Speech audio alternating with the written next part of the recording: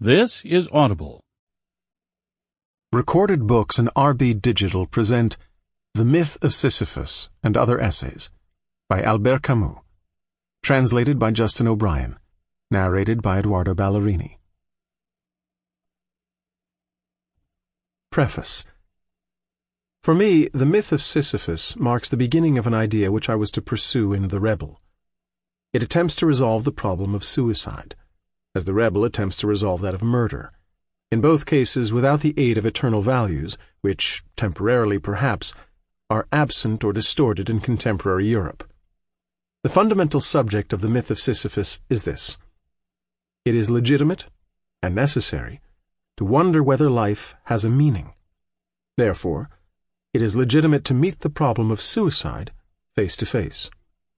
The answer, underlying and appearing through the paradoxes which cover it, is this: even if one does not believe in God, suicide is not legitimate. Written 15 years ago, in 1940, amid the French and European disaster, this book declares that even within the limits of nihilism, it is possible to find the means to proceed beyond nihilism. In all the books I have written since, I have attempted to pursue this direction. Although the myth of Sisyphus poses mortal problems, it sums itself up for me as a lucid invitation to live and to create in the very midst of the desert. It has hence been thought possible to append to this philosophical argument a series of essays, of a kind I have never ceased writing, which are somewhat marginal to my other books. In a more lyrical form, they all illustrate that essential fluctuation from assent to refusal, which, in my view, defines the artist and his difficult calling. The unity of this book, that I should like to be apparent to American readers as it is to me, resides in the reflection, alternately cold and impassioned, in which an artist may indulge as to his reasons for living and for creating. After 15 years, I have progressed beyond several of the positions which are set down here, but I have remained faithful, it seems to me, to the exigency which prompted them. That is why this book is, in a certain sense, the most personal of those I have published in America. More than the others, therefore, it has need of the indulgence and understanding of its readers. Albert Camus, Paris, March 1955.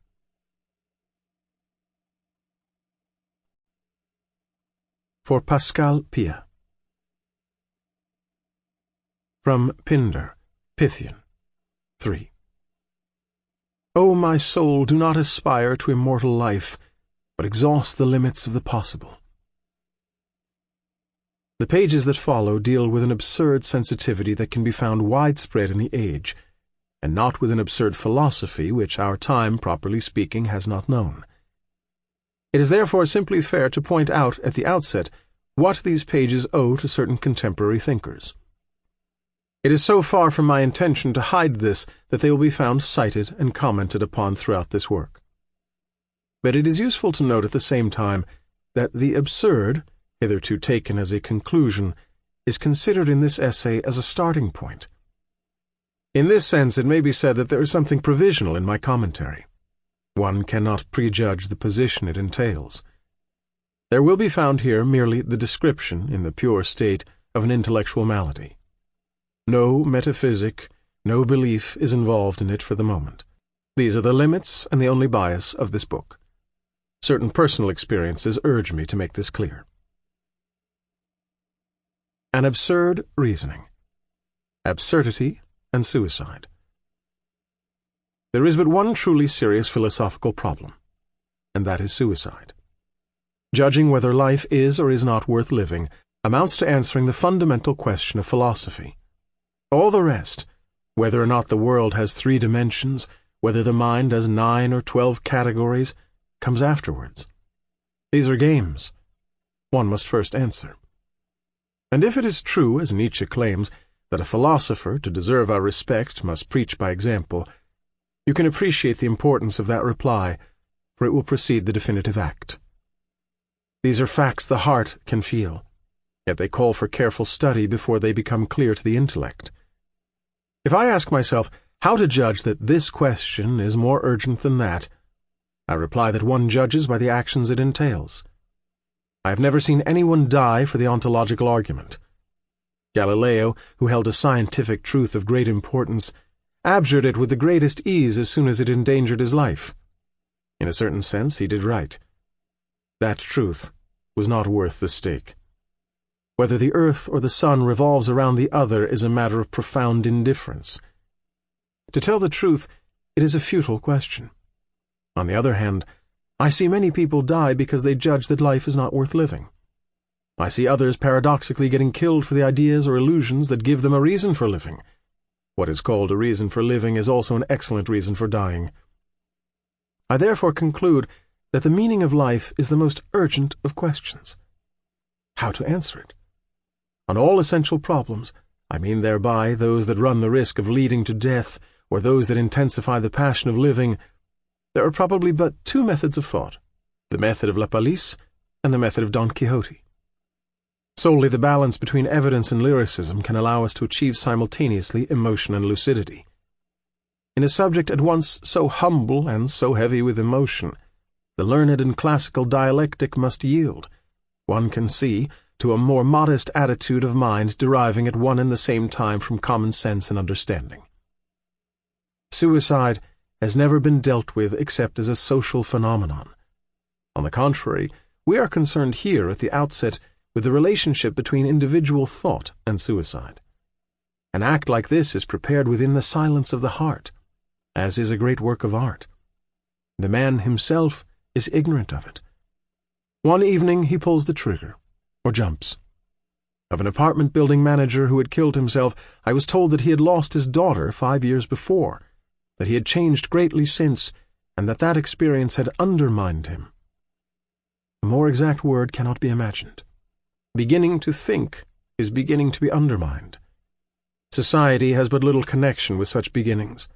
The worm is in man's heart. That is where it must be sought. One must follow and understand this fatal game that leads from lucidity in the face of existence to flight from light. There are many causes for a suicide, and generally the most obvious ones were not the most powerful. Rarely is suicide committed, yet the hypothesis is not excluded, through reflection. What sets off the crisis is almost always unverifiable. Newspapers often speak of personal sorrows, or of incurable illness. These explanations are plausible, but one would have to know whether a friend of the desperate man had not that very day addressed him indifferently. He is the guilty one, for that is enough to precipitate all the rancors and all the boredom still in suspension. But if it is hard to fix the precise instant, the subtle step when the mind opted for death, it is easier to deduce from the act itself the consequences it implies. In a sense, and as in melodrama, killing yourself amounts to confessing. It is confessing that life is too much for you, or that you do not understand it. Let's not go too far in such analogies, however, but rather return to everyday words. It is merely confessing that is not worth the trouble. Living, naturally, is never easy. You continue making the gestures commanded by existence for many reasons, the first of which is habit. Dying voluntarily implies that you have recognized, even instinctively, the ridiculous character of that habit, the absence of any profound reason for living, the insane character of that daily agitation, and the uselessness of suffering. What, then, is that incalculable feeling that deprives the mind of the sleep necessary to life? A world that can be explained even with bad reasons is a familiar world. But on the other hand, in a universe suddenly divested of illusions and lights, man feels an alien, a stranger.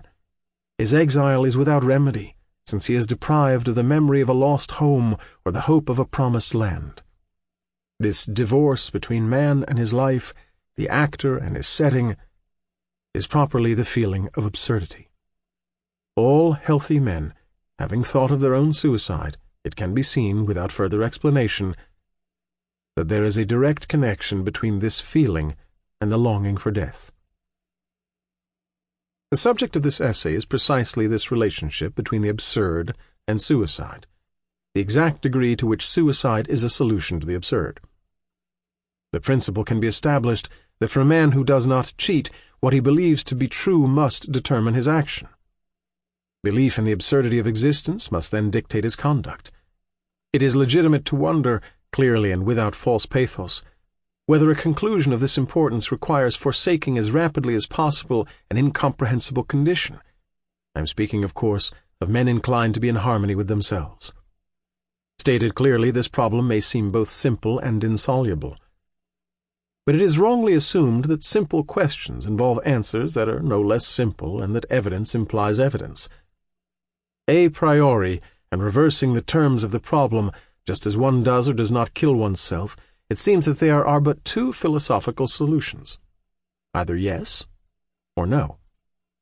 This would be too easy. But allowance must be made for those who, without concluding, continue questioning. Here I am only slightly indulging in irony. This is the majority. I notice also that those who answer no act as if they thought yes. As a matter of fact, if I accept the Nietzschean criterion, they think yes in one way or another.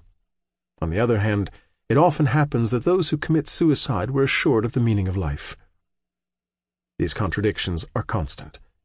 It may even be said that they have never been so keen as on this point, where on the contrary logic seems so desirable. It is a commonplace to compare philosophical theories and the behavior of those who profess them. But it must be said that of the thinkers who refused a meaning to life, none except Kirillov, who belongs to literature, Peregrinos, who was born of legend, and Jules Lequier, who belonged to hypothesis, admitted his logic to the point of refusing that life. Schopenhauer is often cited as a fit subject for laughter because he praised suicide while seated at a well-set table. This is no subject for joking. That way of not taking the tragic seriously is not so grievous, but it helps to judge a man. In the face of such contradictions and obscurities, must we conclude that there is no relationship between the opinion one has about life and the act one commits to leave it? Let us not exaggerate in this direction. In a man's attachment to life, there is something stronger than all the ills in the world. The body's judgment is as good as the mind's, and the body shrinks from annihilation. We get into the habit of living before acquiring the habit of thinking. In that race which daily hastens us toward death, the body maintains its irreparable lead. In short, the essence of that contradiction lies in what I shall call the act of eluding, because it is both less and more than diversion in the Pascalian sense. Eluding is the invariable game. The typical act of eluding, the fatal evasion that constitutes the third theme of this essay, is hope.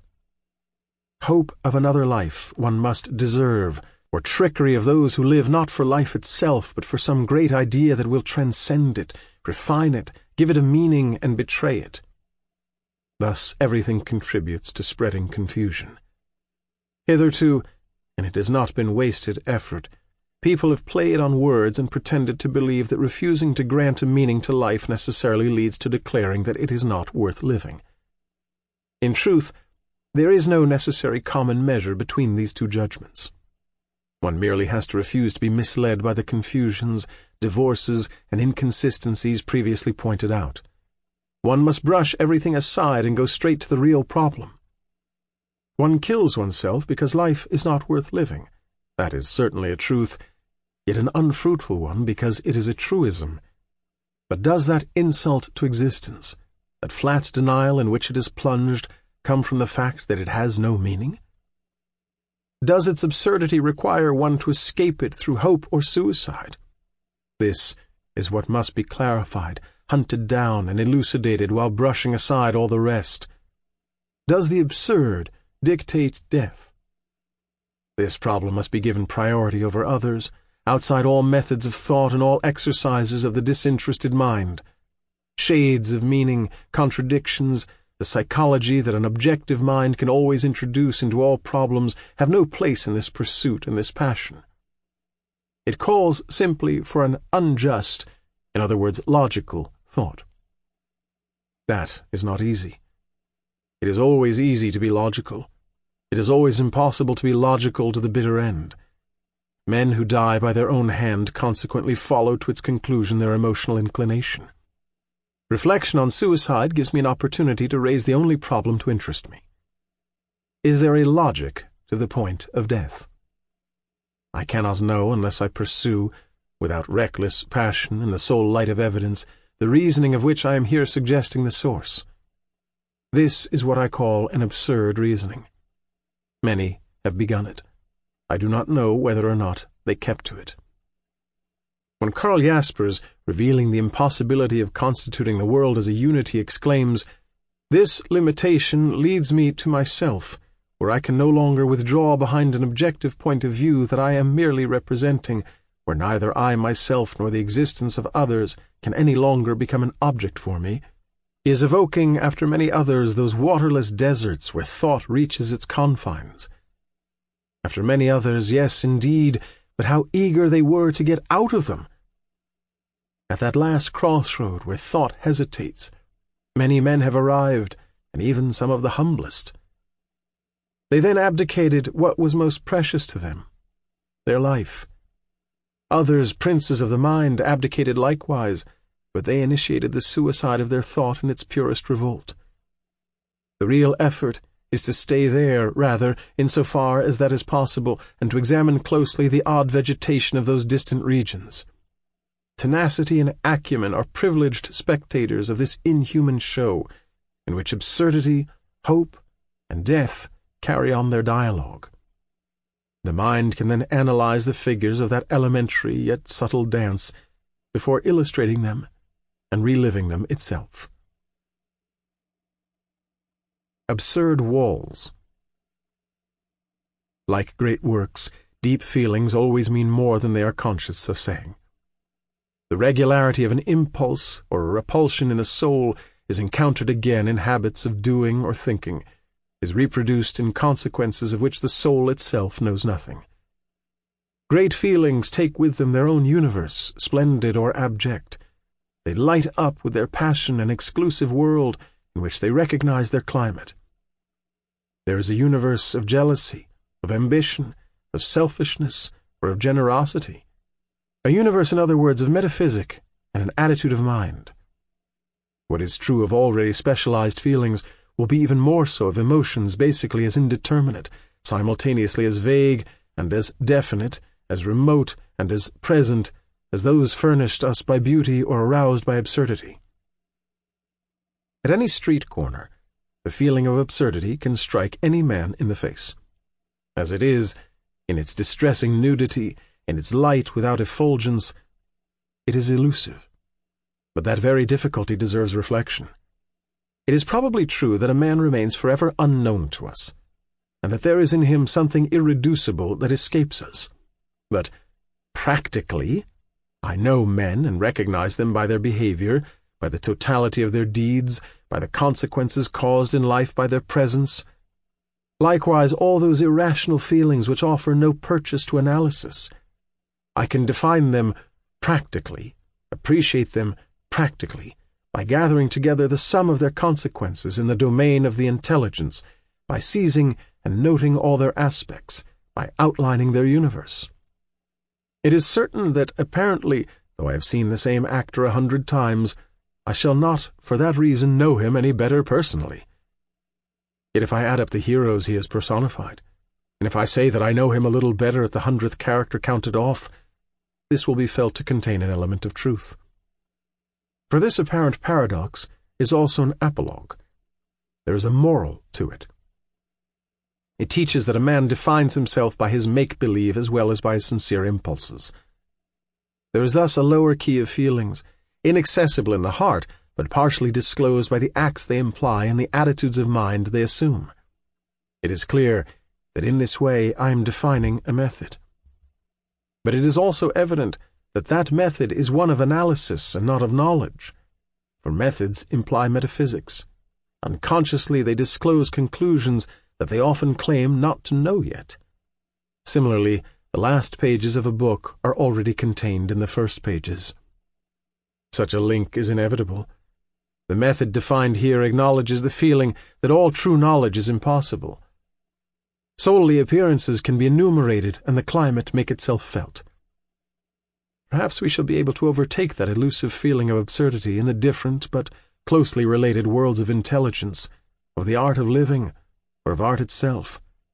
The climate of absurdity is in the beginning. The end is the absurd universe, and that attitude of mind which lights the world with its true colors to bring out the privileged and implacable visage which that attitude has discerned in it. All great deeds, and all great thoughts, have a ridiculous beginning. Great works are often born on a street corner, or in a restaurant's revolving door. So it is with absurdity. The absurd world, more than others, derives its nobility from that abject birth. In certain situations, replying nothing when asked what one is thinking about may be pretense in a man. Those who are loved are well aware of this. But if that reply is sincere, if it symbolizes that odd state of soul in which the void becomes eloquent, in which the chain of daily gestures is broken, in which the heart vainly seeks the link that will connect it again, then it is as if it were the first sign of absurdity. It happens that the stage sets collapse.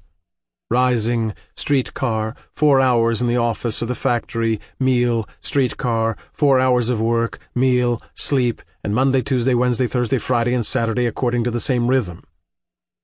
This path is easily followed most of the time. But one day the why arises, and everything begins in that weariness tinged with amazement. Begins. This is important. Weariness comes at the end of the acts of a mechanical life, but at the same time it inaugurates the impulse of consciousness. It awakens consciousness and provokes what follows. What follows is the gradual return into the chain, or it is the definitive awakening. At the end of the awakening comes in time the consequence, suicide or recovery. In itself, weariness has something sickening about it. Here I must conclude that it is good. For everything begins with consciousness, and nothing is worth anything except through it. There is nothing original about these remarks, but they are obvious. That is enough for a while, during a sketchy reconnaissance in the origins of the absurd. Mere anxiety, as Heidegger says, is at the source of everything. Likewise, enduring every day of an unillustrious life, time carries us. But a moment always comes when we have to carry it. We live on the future. Tomorrow, later on, when you've made your way, you will understand when you are old enough. Such irrelevancies are wonderful, for after all it's a matter of dying. Yet a day comes when a man notices or says that he is 30. Thus he asserts his youth. But simultaneously he situates himself in relation to time. He takes his place in it. He admits that he stands at a certain point on a curve that he acknowledges having to travel to its end. He belongs to time, and by the horror that seizes him, he recognizes his worst enemy. Tomorrow. He was longing for tomorrow, whereas everything in him ought to reject it. The revolt of the flesh is the absurd. A step lower and strangeness creeps in. Perceiving that the world is dense, sensing to what a degree a stone is foreign and irreducible to us, with what intensity nature or a landscape can negate us. At the heart of all beauty lies something inhuman, and these hills, the softness of the sky, the outline of these trees at this very minute, lose the illusory meaning with which we had clothed them, henceforth more remote than a lost paradise. The primitive hostility of the world rises up to face us across millennia. For a second, we cease to understand it, because for centuries we have understood in it solely the images and designs that we had attributed to it beforehand, because henceforth we lack the power to make use of that artifice. The world evades us because it becomes itself again. That stage scenery masked by habit becomes again what it is. It withdraws at a distance from us. Just as there are days when under the familiar face of a woman we see as a stranger her we had loved months or years ago, perhaps we shall come even to desire what suddenly leaves us so alone. But the time has not yet come. Just one thing. That denseness and that strangeness of the world is the absurd. Men, too, secrete the inhuman. At certain moments of lucidity, the mechanical aspect of their gestures, their meaningless pantomime, makes silly everything that surrounds them. A man is talking on the telephone behind a glass partition. You cannot hear him, but you see his incomprehensible dumb show. You wonder why he is alive. This discomfort in the face of man's own inhumanity, this incalculable tumble before the image of what we are, this nausea, as a writer of today calls it, is also the absurd. Likewise, the stranger who at certain seconds comes to meet us in a mirror, the familiar and yet alarming brother we encounter in our own photographs, is also the absurd. I come at last to death, and to the attitude we have toward it. On this point everything has been said, and it is only proper to avoid pathos. Yet one will never be sufficiently surprised that everyone lives as if no one knew. This is because in reality there is no experience of death. Properly speaking, nothing has been experienced but what has been lived and made conscious. Here it is barely possible to speak of the experience of others' deaths. It is a substitute, an illusion, and it never quite convinces us. That melancholy convention cannot be persuasive. The horror comes in reality from the mathematical aspect of the event. If time frightens us, this is because it works out the problem, and the solution comes afterward. All the pretty speeches about the soul will have their contrary convincingly proved, at least for a time. From this inert body on which a slap makes no mark, the soul has disappeared. This elementary and definitive aspect of the adventure constitutes the absurd feeling. Under the fatal lighting of that destiny, its uselessness becomes evident. No code of ethics and no effort are justifiable a priori in the face of the cruel mathematics that command our condition. Let me repeat. All this has been said over and over. I am limiting myself here to making a rapid classification and to pointing out these obvious themes. They run through all literatures and all philosophies. Everyday conversation feeds on them. There is no question of reinventing them. But it is essential to be sure of these facts in order to be able to question oneself subsequently on the primordial question. I am interested, let me repeat again, not so much in absurd discoveries as in their consequences. If one is assured of these facts, what is one to conclude? How far is one to go to elude nothing? Is one to die voluntarily, or to hope in spite of everything? Beforehand, it is necessary to take the same rapid inventory on the plane of the intelligence. The mind's first step is to distinguish what is true from what is false. However, as soon as thought reflects on itself, what it first discovers is a contradiction. Useless to strive to be convincing in this case. Over the centuries, no one has furnished a clearer and more elegant demonstration of the business than Aristotle. The often ridiculed consequence of these opinions is that they destroy themselves, for by asserting that all is true, we assert the truth of the contrary assertion, and consequently the falsity of our own thesis, for the contrary assertion does not admit that it can be true. And if one says that all is false, that assertion is itself false. If we declare that solely the assertion opposed to ours is false, or else that solely ours is not false, we are nevertheless forced to admit an infinite number of true or false judgments. For the one who expresses a true assertion proclaims simultaneously that it is true, and so on ad infinitum. This vicious circle is but the first of a series in which the mind that studies itself gets lost in a giddy whirling.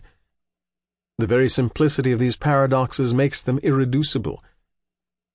Whatever may be the plays on words and the acrobatics of language, to understand is, above all, to unify.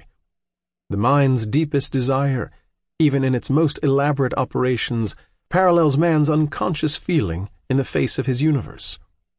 It is an insistence upon familiarity, an appetite for clarity. Understanding the world for a man is reducing it to the human, stamping it with his seal. The cat's universe is not the universe of the anthill. The truism, all thought is anthropomorphic, has no other meaning. Likewise, the mind that aims to understand reality can consider itself satisfied only by reducing it to terms of thought. If man realized that the universe, like him, can love and suffer, he would be reconciled. If thought discovered in the shimmering mirrors of phenomena eternal relations capable of summing them up and summing themselves up in a single principle, then would be seen an intellectual joy of which the myth of the blessed would be but a ridiculous imitation. That nostalgia for unity, that appetite for the absolute, illustrates the essential impulse of the human drama. But the fact of that nostalgia's existence does not imply that it is to be immediately satisfied. For if, bridging the gulf that separates desire from conquest, we assert with Parmenides the reality of the one, whatever it may be, we fall into the ridiculous contradiction of a mind that asserts total unity and proves by its very assertion its own difference and the diversity it claimed to resolve. This other vicious circle is enough to stifle our hopes. These are again truisms. I shall again repeat that they are not interesting in themselves, but in the consequences that can be deduced from them. I know another truism. It tells me that man is mortal. One can nevertheless count the minds that have deduced the extreme conclusions from it. It is essential to consider as a constant point of reference in this essay the regular hiatus between what we fancy we know and what we really know. Practical assent and simulated ignorance, which allows us to live with ideas which, if we truly put them to the test, ought to upset our whole life. Faced with this inextricable contradiction of the mind, we shall fully grasp the divorce separating us from our own creations. So long as the mind keeps silent in the motionless world of its hopes, everything is reflected and arranged in the unity of its nostalgia. But with its first move, this world cracks and tumbles. An infinite number of shimmering fragments is offered to the understanding. We must despair of ever reconstructing the familiar, calm surface which would give us peace of heart. After so many centuries of inquiries, so many abdications among thinkers, we are well aware that this is true for all our knowledge. With the exception of professional rationalists, today people despair of true knowledge. If the only significant history of human thought were to be written, it would have to be the history of its successive regrets and its impotences. Of whom and of what, indeed, can I say, I know that?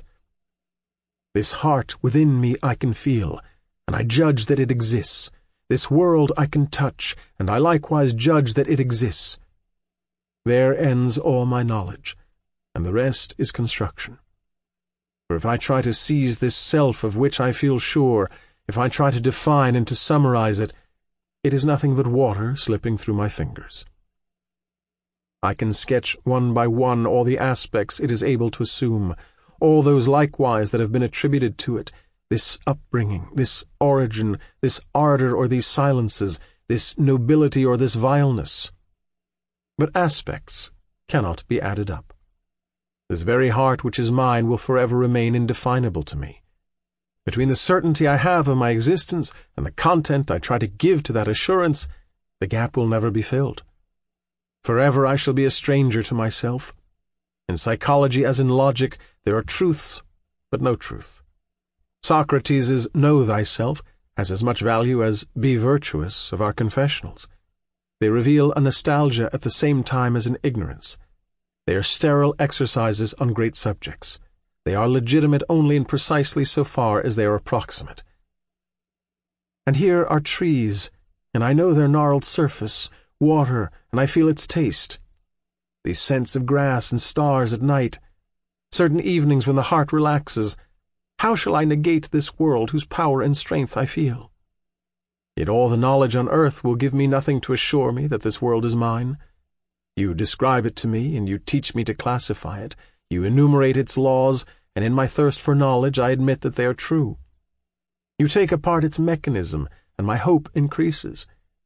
At the final stage you teach me that this wondrous and multicolored universe can be reduced to the atom, and that the atom itself can be reduced to the electron. All this is good, and I wait for you to continue. But you tell me of an invisible planetary system in which electrons gravitate around a nucleus. You explain this world to me with an image. I realize then that you have been reduced to poetry. I shall never know. Have I the time to become indignant? You have already changed theories, so that science that was to teach me everything ends up in a hypothesis, that lucidity founders in metaphor, that uncertainty is resolved in a work of art. What need had I of so many efforts? The soft lines of these hills and the hand of evening on this troubled heart teach me much more. I have returned to my beginning. I realize that if through science I can seize phenomena and enumerate them, I cannot, for all that, apprehend the world. Were I to trace its entire relief with my finger, I should not know any more. And you give me the choice between a description that is sure but that teaches me nothing, and hypotheses that claim to teach me, but that are not sure. A stranger to myself and to the world, armed solely with a thought that negates itself as soon as it asserts, what is this condition in which I can have peace only by refusing to know and to live, in which the appetite for conquest bumps into walls that defy its assaults? To will is to stir up paradoxes. Everything is ordered in such a way as to bring it into being that poisoned peace produced by thoughtlessness, lack of heart, or fatal renunciations. Hence, the intelligence, too, tells me in its way that this world is absurd. Its contrary blind reason may well claim that all is clear. I was waiting for proof and longing for it to be right, but despite so many pretentious centuries, and over the heads of so many eloquent and persuasive men, I know that is false. On this plane, at least, there is no happiness if I cannot know. That universal reason, practical or ethical, that determinism, those categories that explain everything, are enough to make a decent man laugh. They have nothing to do with the mind. They negate its profound truth, which is to be enchained. In this unintelligible and limited universe, man's fate henceforth assumes its meaning. A horde of irrationals has sprung up and surrounds him until his ultimate death. In his recovered and now studied lucidity, the feeling of the absurd becomes clear and definite. I said that the world is absurd, but I was too hasty. This world in itself is not reasonable. That is all that can be said. But what is absurd in the confrontation of this irrational and the wild longing for clarity whose call echoes in the human heart? The absurd depends as much on man as on the world. For the moment it is all that links them together. It binds them one to the other, as only hatred can weld two creatures together. This is all I can discern clearly in this measureless universe where my adventure takes place. Let us pause here. If I hold to be true that absurdity that determines my relationship with life, if I become thoroughly imbued with that sentiment that seizes me in face of the world's scenes, with that lucidity imposed on me by the pursuit of a science, I must sacrifice everything to these certainties, and I must see them squarely to be able to maintain them. Above all, I must adapt my behavior to them, and pursue them in all their consequences. I am speaking here of decency.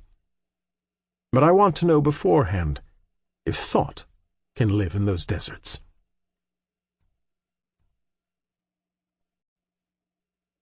I already know that thought has at least entered those deserts. There it found its bread. There it realized that it had previously been feeding on phantoms. It justified some of the most urgent themes of human reflection. From the moment absurdity is recognized, it becomes a passion, the most harrowing of all. But whether or not one can live with one's passions, whether or not one can accept their law, which is to burn the heart they simultaneously exalt, that is the whole question. It is not, however, the one we shall ask just yet. It stands at the center of this experience. There will be time to come back to it. Let us recognize rather those themes and those impulses born of the desert. It will suffice to enumerate them. They, too, are known to all today. There have always been men to defend the rights of the irrational. The tradition of what may be called humiliated thought has never ceased to exist. The criticism of rationalism has been made so often that it seems unnecessary to begin again. Yet our epoch is marked by the rebirth of those paradoxical systems that strive to trip up the reason as if truly it had always forged ahead. But that is not so much a proof of the efficacy of the reason as the intensity of its hopes. On the plane of history, such a constancy of two attitudes illustrates the essential passion of man, torn between his urge toward unity and the clear vision he may have of the walls enclosing him. But never perhaps at any time has the attack on reason been more violent than in ours.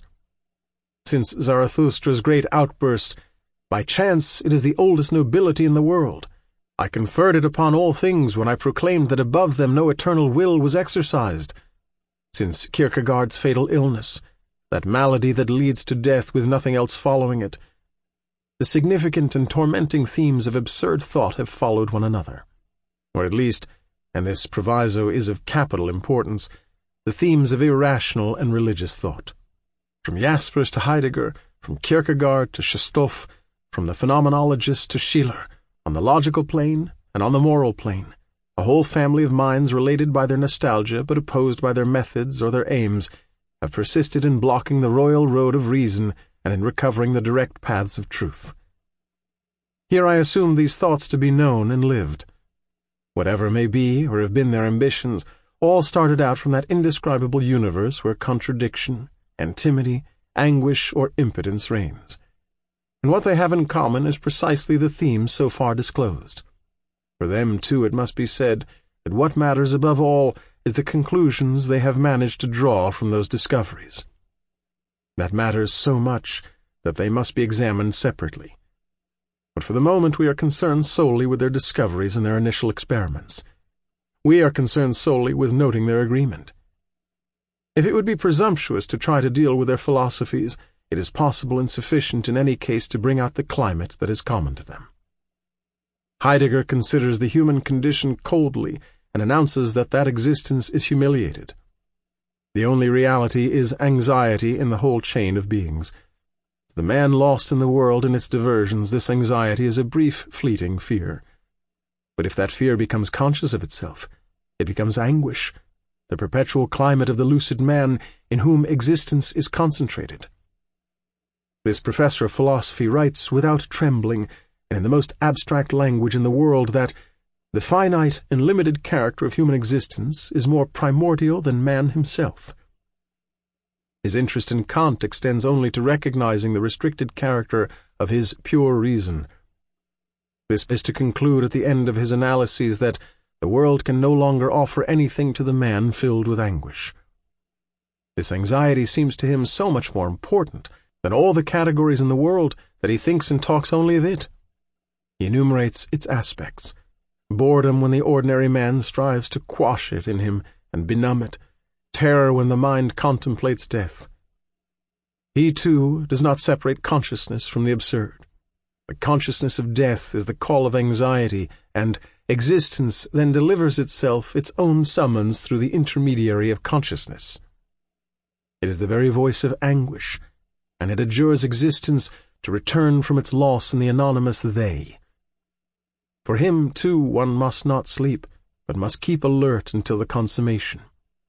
He stands in this absurd world and points out its ephemeral character. He seeks his way amid these ruins. Jaspers despairs of any ontology because he claims that we have lost naivete. He knows that we can achieve nothing that will transcend the fatal game of appearances. He knows that the end of the mind is failure. He tarries over the spiritual adventures revealed by history and pitilessly discloses the flaw in each system, the illusion that saved everything, the preaching that hid nothing. In this ravaged world in which the impossibility of knowledge is established, in which everlasting nothingness seems the only reality and irremediable despair seems the only attitude, he tries to recover the Ariadne's thread that leads to divine secrets. Christoph, for his part, throughout a wonderfully monotonous work, constantly straining toward the same truths, tirelessly demonstrates that the tightest system, the most universal rationalism, always stumbles eventually on the irrational of human thought. None of the ironic facts or ridiculous contradictions that depreciate the reason escapes him. One thing only interests him, and that is the exception, whether in the domain of the heart or of the mind. Through the Dostoevskian experiences of the condemned man, the exacerbated adventures of the Nietzschean mind, Hamlet's imprecations, or the bitter aristocracy of an Ibsen, he tracks down, illuminates, and magnifies the human revolt against the irremediable.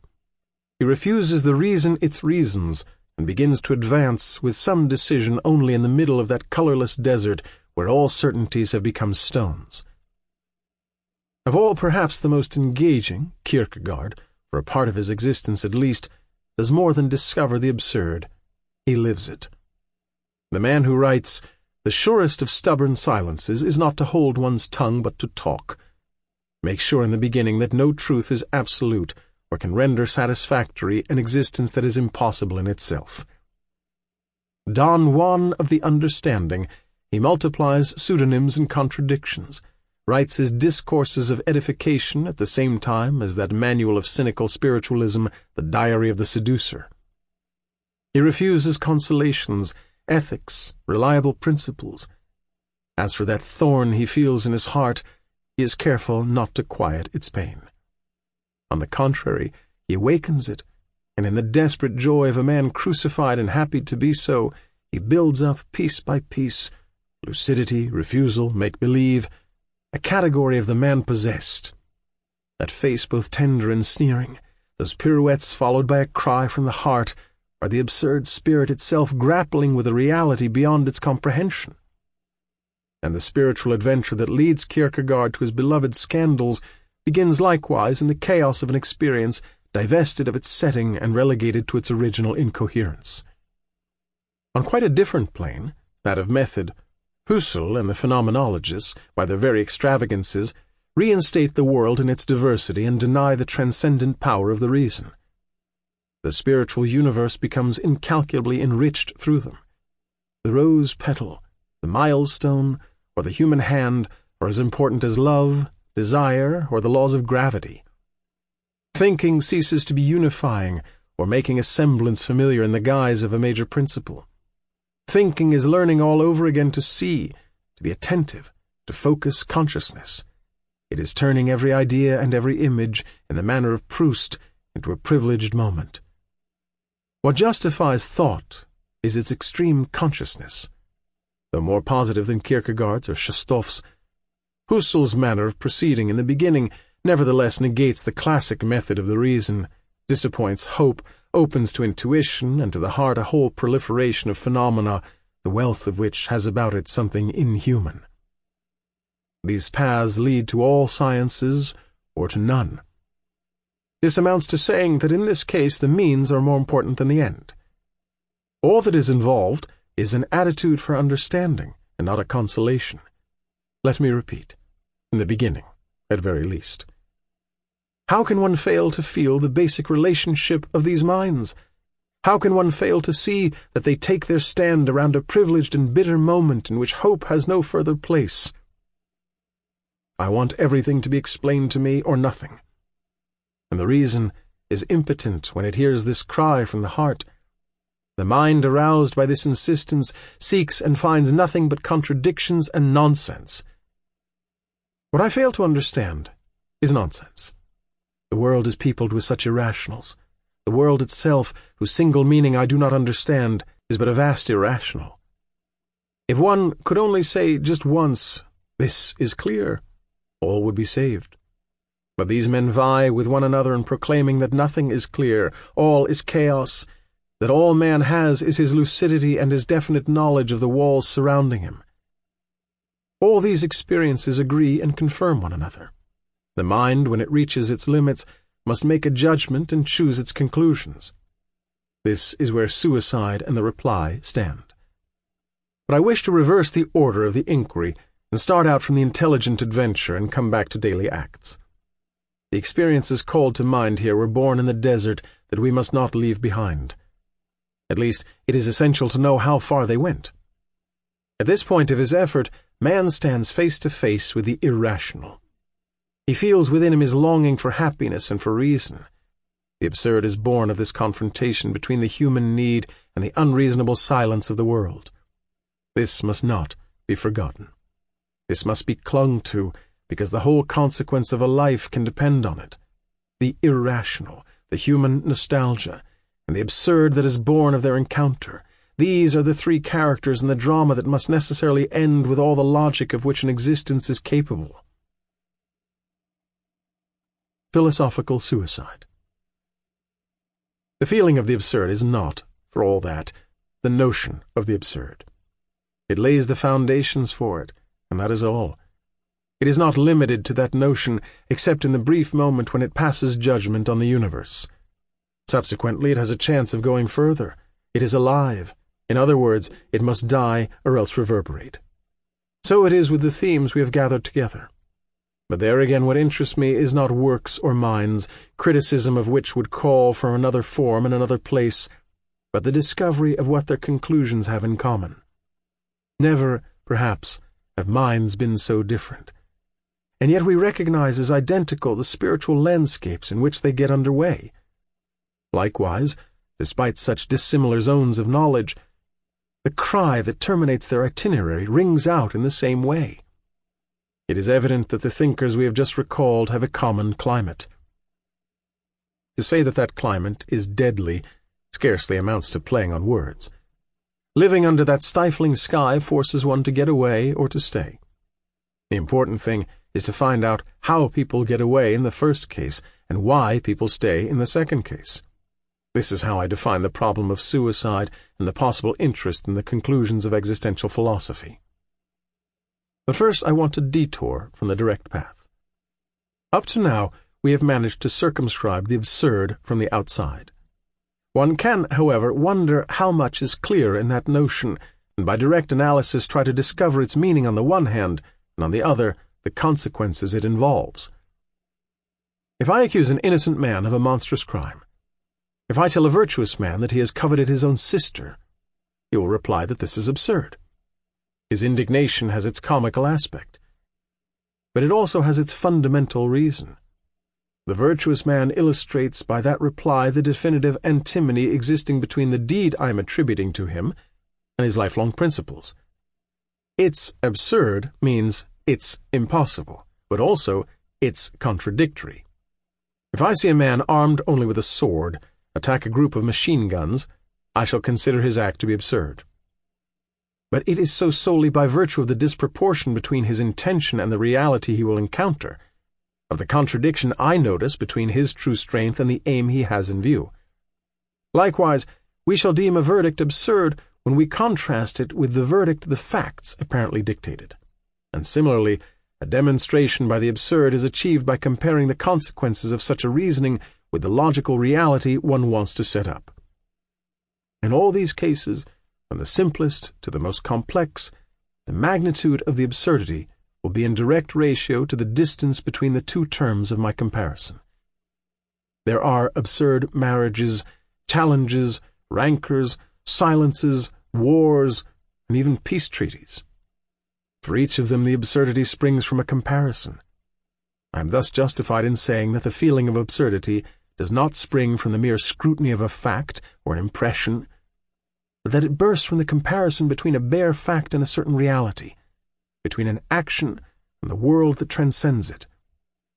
The absurd is essentially a divorce.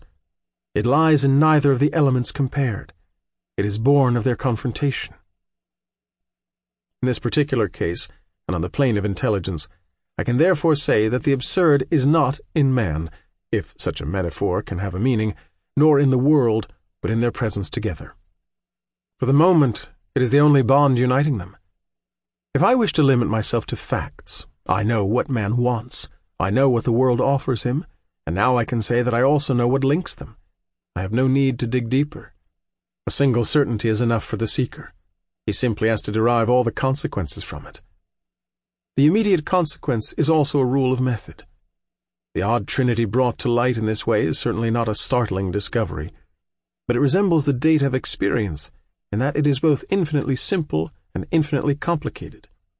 Its first distinguishing feature in this regard is that it cannot be divided. To destroy one of its terms is to destroy the whole. There can be no absurd outside the human mind.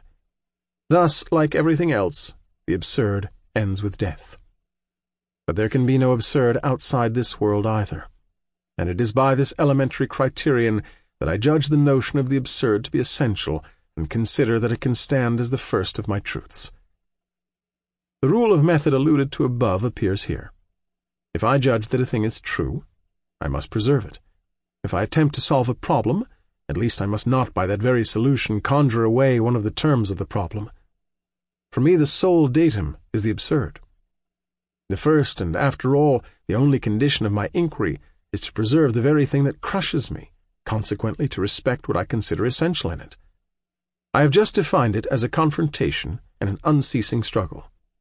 And carrying this absurd logic to its conclusion, I must admit that that struggle implies a total absence of hope, which has nothing to do with despair, a continual rejection, which must not be confused with renunciation, and a conscious dissatisfaction, which must not be compared to immature unrest. Everything that destroys, conjures away, or exercises those requirements, and to begin with consent which overthrows divorce, ruins the absurd and devaluates the attitude that may then be proposed. The absurd has meaning only insofar as it is not agreed to.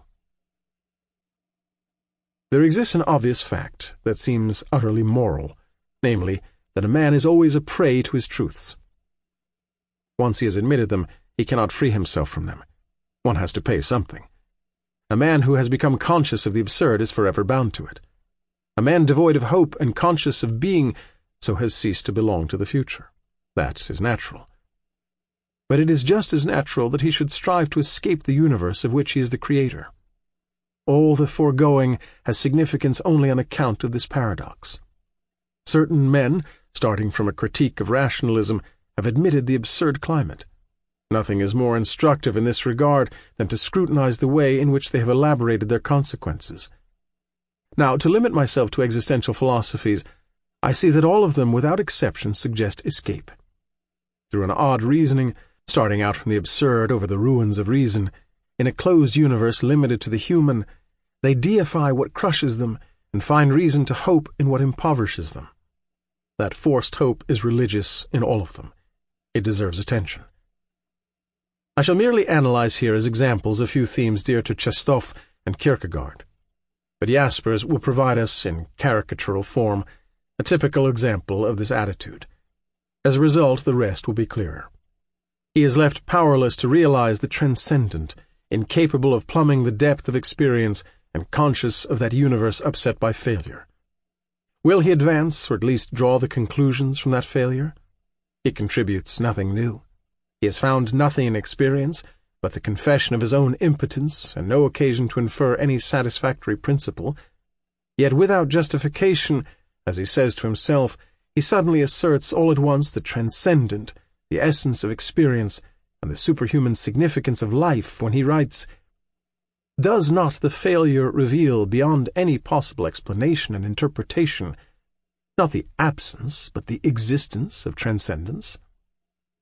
That existence which, suddenly and through a blind act of human confidence, explains everything, he defines as the unthinkable unity of the general and the particular.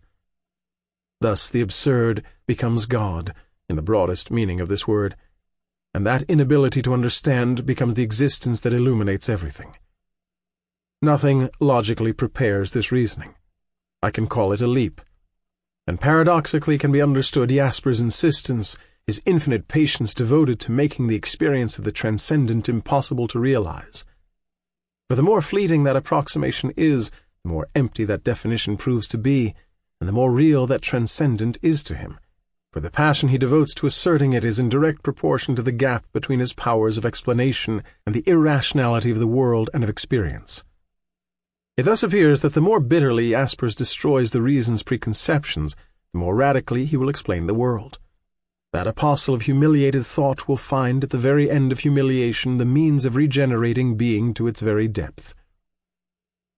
Mystical thought has familiarized us with such devices. They are just as legitimate as any attitude of mind. But for the moment I am acting as if I took a certain problem seriously. Without judging beforehand the general value of this attitude, or its educative power, I mean simply to consider whether it answers the conditions I set myself, whether it is worthy of the conflict that concerns me. Thus, I return to Chestov. A commentator relates a remark of his that deserves interest. "The only true solution," he said, "is precisely where human judgment sees no solution. Otherwise, what need would we have of God? We turn toward God only to obtain the impossible. As for the possible, men suffice." If there is a Chestovian philosophy, I can say that it is altogether summed up in this way. For when at the conclusion of his passionate analyses Chestov discovers the fundamental absurdity of all existence, he does not say, "This is the absurd," but rather, "This is God. We must rely on him, even if he does not correspond to any of our rational categories." So that confusion may not be possible, the Russian philosopher even hints that this God is perhaps full of hatred and hateful, incomprehensible and contradictory. But the more hideous is his face, the more he asserts his power. His greatness is his incoherence. His proof is his inhumanity. One must spring into him and by this leap free oneself from rational illusions. Thus for Shestov, acceptance of the absurd is contemporaneous with the absurd itself. Being aware of it amounts to accepting it, and the whole logical effort of his thought is to bring it out so that at the same time the tremendous hope it involves may burst forth. Let me repeat that this attitude is legitimate. But I am persisting here in considering a single problem in all its consequences. I do not have to examine the emotion of a thought or of an act of faith. I have a whole lifetime to do that. I know that the rationalist finds Shestov's attitude annoying, but I also feel that Shestov is right rather than the rationalist, and I merely want to know if he remains faithful to the commandments of the absurd. Now, if it is admitted that the absurd is the contrary of hope, it is seen that existential thought for Shestov presupposes the absurd but proves it only to dispel it. Such subtlety of thought is a conjurer's emotional trick. When Shestov elsewhere sets his absurd in opposition to current morality and reason, he calls it truth and redemption. Hence there is basically in that definition of the absurd an approbation that Shestov grants it. If it is admitted that all the power of that notion lies in the way it runs counter to our elementary hopes, if it is felt that to remain the absurd requires not to be consented to, then it can be clearly seen that it has lost its true aspect, its human and relative character, in order to enter an eternity that is both incomprehensible and satisfying. If there is an absurd, it is in man's universe. The moment the notion transforms itself into eternity's springboard, it ceases to be linked to human lucidity. The absurd is no longer that evidence that man ascertains without consenting to it. The struggle is eluded. Man integrates the absurd, and in that communion causes to disappear its essential character, which is opposition, laceration, and divorce. This leap is an escape. Shestov was so fond of quoting Hamlet's remark, "The time is out of joint," writes it down with a sort of savage hope that seems to belong to him in particular. For it is not in this sense that Hamlet says it, or Shakespeare writes it. The intoxication of the irrational and the vocation of rapture turn a lucid mind away from the absurd. To Shestov, reason is useless, but there is something beyond reason. To an absurd mind, reason is useless, and there is nothing beyond reason. This leap can at least enlighten us a little more as to the true nature of the absurd. We know that it is worthless except in an equilibrium, that it is above all in the comparison and not in the terms of that comparison. But it so happens that Shestov puts all the emphasis on one of the terms and destroys the equilibrium. Our appetite for understanding, our nostalgia for the absolute, are explicable only insofar precisely as we can understand and explain many things. It is useless to negate the reason absolutely. It has its order in which it is efficacious. It is properly that of human experience. Whence we wanted to make everything clear. If we cannot do so, if the absurd is born on that occasion, it is born precisely at the very meeting point of that efficacious but limited reason with the ever-resurgent irrational. Now, when Shestov rises up against a Hegelian proposition such as the motion of the solar system takes place in conformity with immutable laws, and those laws are its reason, when he devotes all his passion to upsetting Spinoza's rationalism, he concludes, in effect, in favor of the vanity of all reason. Whence, by a natural and illegitimate reversal, to the preeminence of the irrational. But the transition is not evident, for here may intervene the notion of limit and the notion of level. The laws of nature may be operative up to a certain limit, beyond which they turn against themselves to give birth to the absurd. Or else, they may justify themselves on the level of description without for that reason being true on the level of explanation. Everything is sacrificed here to the irrational, and the demand for clarity being conjured away, the absurd disappears with one of the terms of its comparison. The absurd man, on the other hand, does not undertake such a leveling process. He recognizes the struggle, does not absolutely scorn reason, and admits the irrational. Thus he again embraces in a single glance all the data of experience, and he is little inclined to leap before knowing. He knows simply that in that alert awareness there is no further place for hope. What is perceptible in Leo Shestov will be perhaps even more so in Kierkegaard. To be sure, it is hard to outline clear propositions in so elusive a writer, but despite apparently opposed writings, beyond the pseudonyms, the tricks, and the smiles, can be felt throughout that work, as it were, the presentiment, at the same time as the apprehension, of a truth which eventually bursts forth in the last works. Kierkegaard likewise takes the leap. His childhood having been so frightened by Christianity, he ultimately returns to its harshest aspect. For him, too, antimony and paradox become criteria of the religious. Thus the very thing that led to despair of the meaning and depth of this life now gives it its truth and its clarity. Christianity is the scandal, and what Kierkegaard calls for quite plainly is the third sacrifice required by Ignatius Loyola, the one in which God most rejoices, the sacrifice of the intellect. This effect of the leap is odd, but must not surprise us any longer. He makes of the absurd the criterion of the other world, whereas it is simply a residue of the experience of this world. In his failure, says Kierkegaard, the believer finds his triumph. It is not for me to wonder to what stirring preaching this attitude is linked. I merely have to wonder if the spectacle of the absurd and its own character justifies it. On this point, I know that it is not so. Upon considering again the content of the absurd, one understands better the method that inspired Kierkegaard. Between the irrational of the world and the insurgent nostalgia of the absurd, he does not maintain the equilibrium. He does not respect the relationship that constitutes, properly speaking, the feeling of absurdity.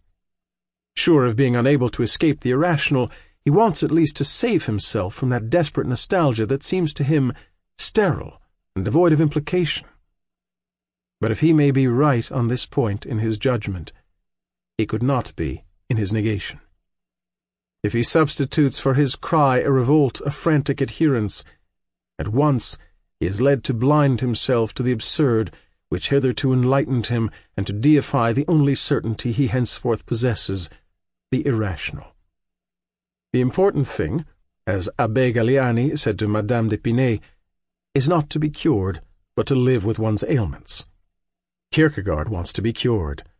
To be cured is his frenzied wish, and it runs throughout his whole journal. The entire effort of his intelligence is to escape the antimony of the human condition. And all the more desperate effort, since he intermittently perceives its vanity when he speaks of himself as if neither fear of God nor piety were capable of bringing him to peace. Thus it is that, through a strained subterfuge, he gives the irrational the appearance and God the attributes of the absurd. Unjust, incoherent, and incomprehensible. Intelligence alone in him strives to stifle the underlying demands of the human heart. Since nothing is proved, everything can be proved. Indeed, Kierkegaard himself shows us the path taken. I do not want to suggest anything here, but how can one fail to read in his works the signs of an almost intentional mutilation of the soul to balance the mutilation accepted in regard to the absurd? It is the leitmotif of the journal. What I lacked was the animal which also belongs to human destiny. But give me a body then. And further on, oh, especially in my early youth, what should I not have given to be a man, even for 6 months? What I lack, basically, is a body and the physical conditions of existence. Elsewhere, the same man nevertheless adopts the great cry of hope that has come down through many centuries and quickened so many hearts, except that of the absurd man. But for the Christian, death is certainly not the end of everything, and it implies infinitely more hope than life implies for us, even when that life is overflowing with health and vigor. Reconciliation through scandal is still reconciliation. It allows one, perhaps, as can be seen, to derive hope of its contrary, which is death. But even if fellow feeling inclines one toward that attitude, still it must be said that excess justifies nothing. That transcends, as the saying goes, the human scale, therefore it must be superhuman. But this therefore is superfluous. There is no logical certainty here. There is no experimental probability either. All I can say is that, in fact, that transcends my scale. If I do not draw negation from it, at least I do not want to found anything on the incomprehensible. I want to know whether I can live with what I know, and with that alone. I am told again that here the intelligence must sacrifice its pride and the reason bow down. But if I recognize the limits of the reason, I do not therefore negate it, recognizing its relative powers. I merely want to remain in this middle path where the intelligence can remain clear. If that is its pride, I see no sufficient reason for giving it up. Nothing more profound, for example, than Kierkegaard's view according to which despair is not a fact but a state, the very state of sin. For sin is what alienates from God. The absurd, which is the metaphysical state of the conscious man, does not lead to God. Perhaps this notion will become clearer if I risk this shocking statement. The absurd is sin without God. It is a matter of living in that state of the absurd. I know on what it is founded, this mind and this world straining against each other without being able to embrace each other. I ask for the rule of life of that state, and what I am offered neglects its basis, negates one of the terms of the painful opposition, demands of me a resignation. I ask what is involved in the condition I recognize as mine. I know it implies obscurity and ignorance, and I am assured that this ignorance explains everything, and that this darkness is my light. But there is no reply here to my intent, and this stirring lyricism cannot hide the paradox from me. One must therefore turn away.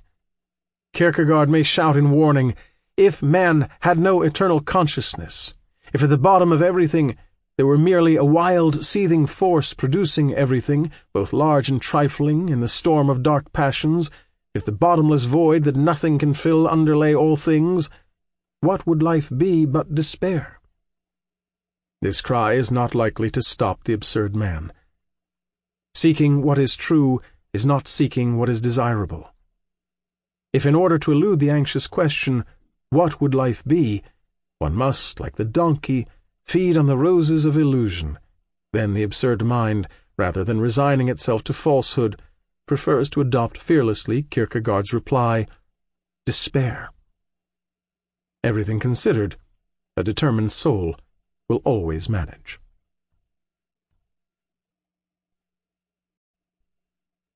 I'm taking the liberty at this point of calling the existential attitude philosophical suicide. But this does not imply a judgment. It is a convenient way of indicating the movement by which a thought negates itself and tends to transcend itself in its very negation. For the existentials, negation is their God. To be precise, that God is maintained only through the negation of human reason. But, like suicides, gods change with men. There are many ways of leaping, the essential being to leap. Those redeeming negations, those ultimate contradictions which negate the obstacles that has not yet been leaped over, may spring just as well. This is the paradox at which this reasoning aims, from a certain religious inspiration, as from the rational order. They always lay claim to the eternal, and it is solely in this that they take the leap.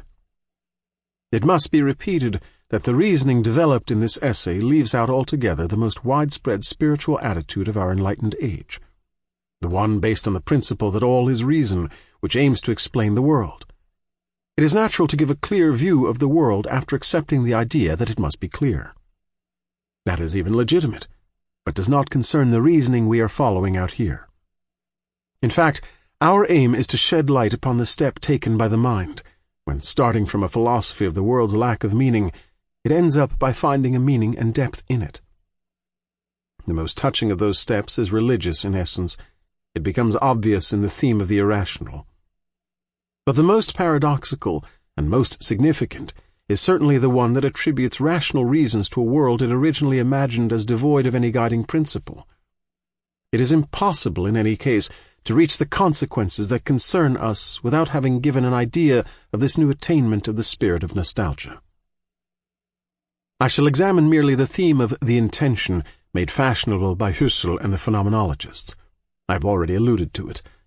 Originally, Husserl's method negates the classic procedure of the reason. Let me repeat.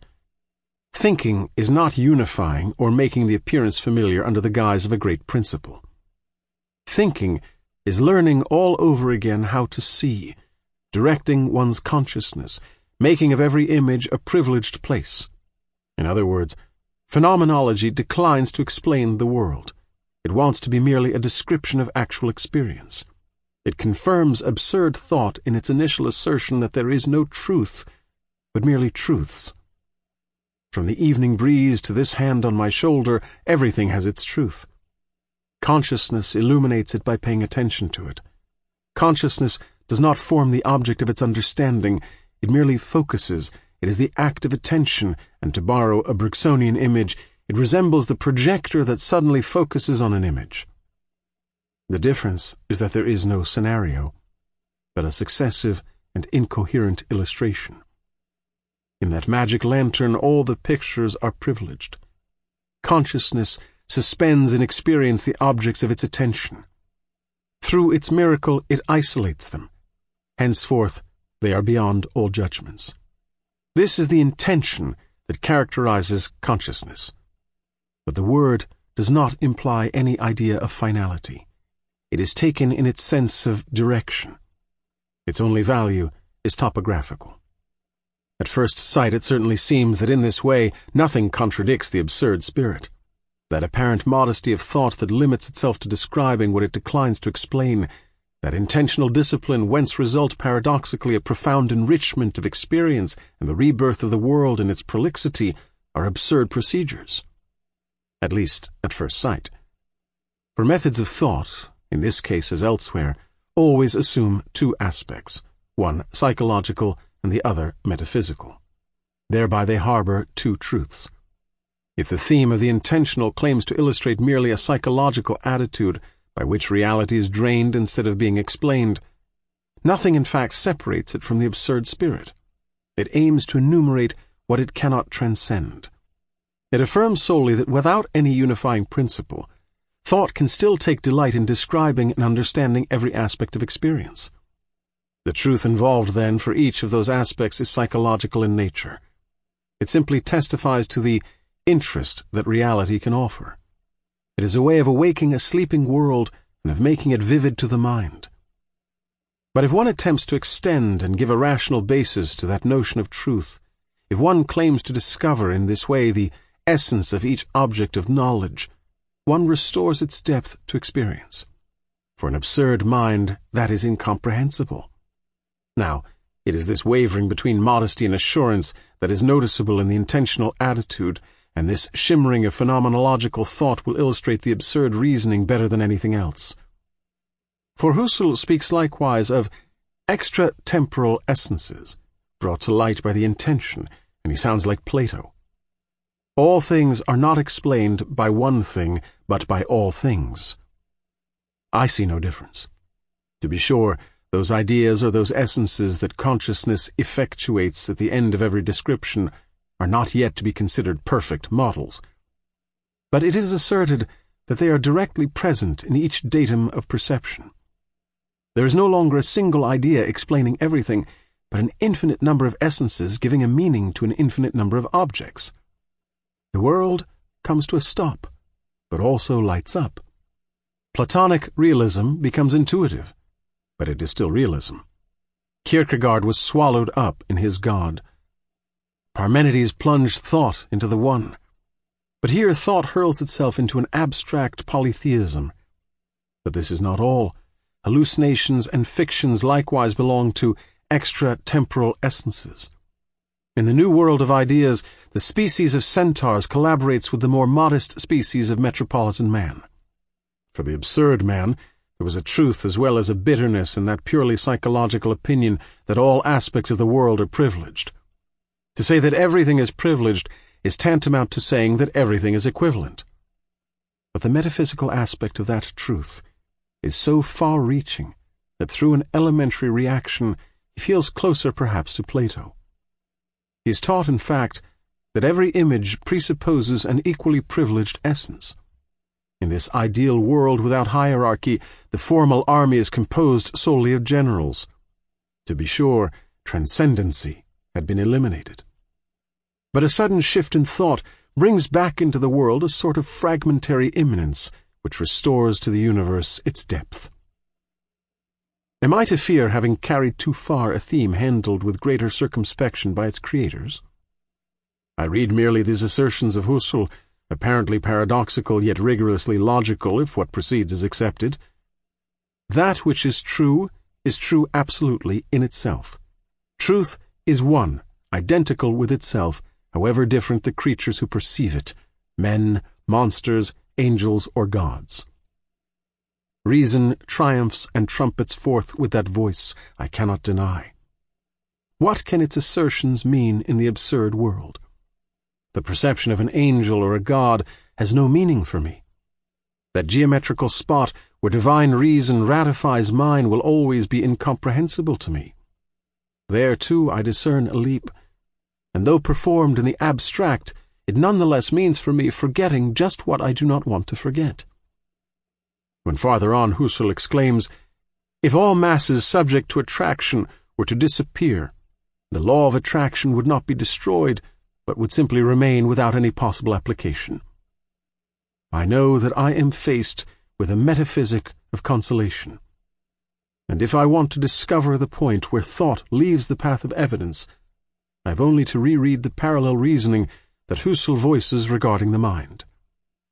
If we could contemplate clearly the exact laws of psychic processes, they would be seen to be likewise eternal and invariable, like the basic laws of theoretical natural science.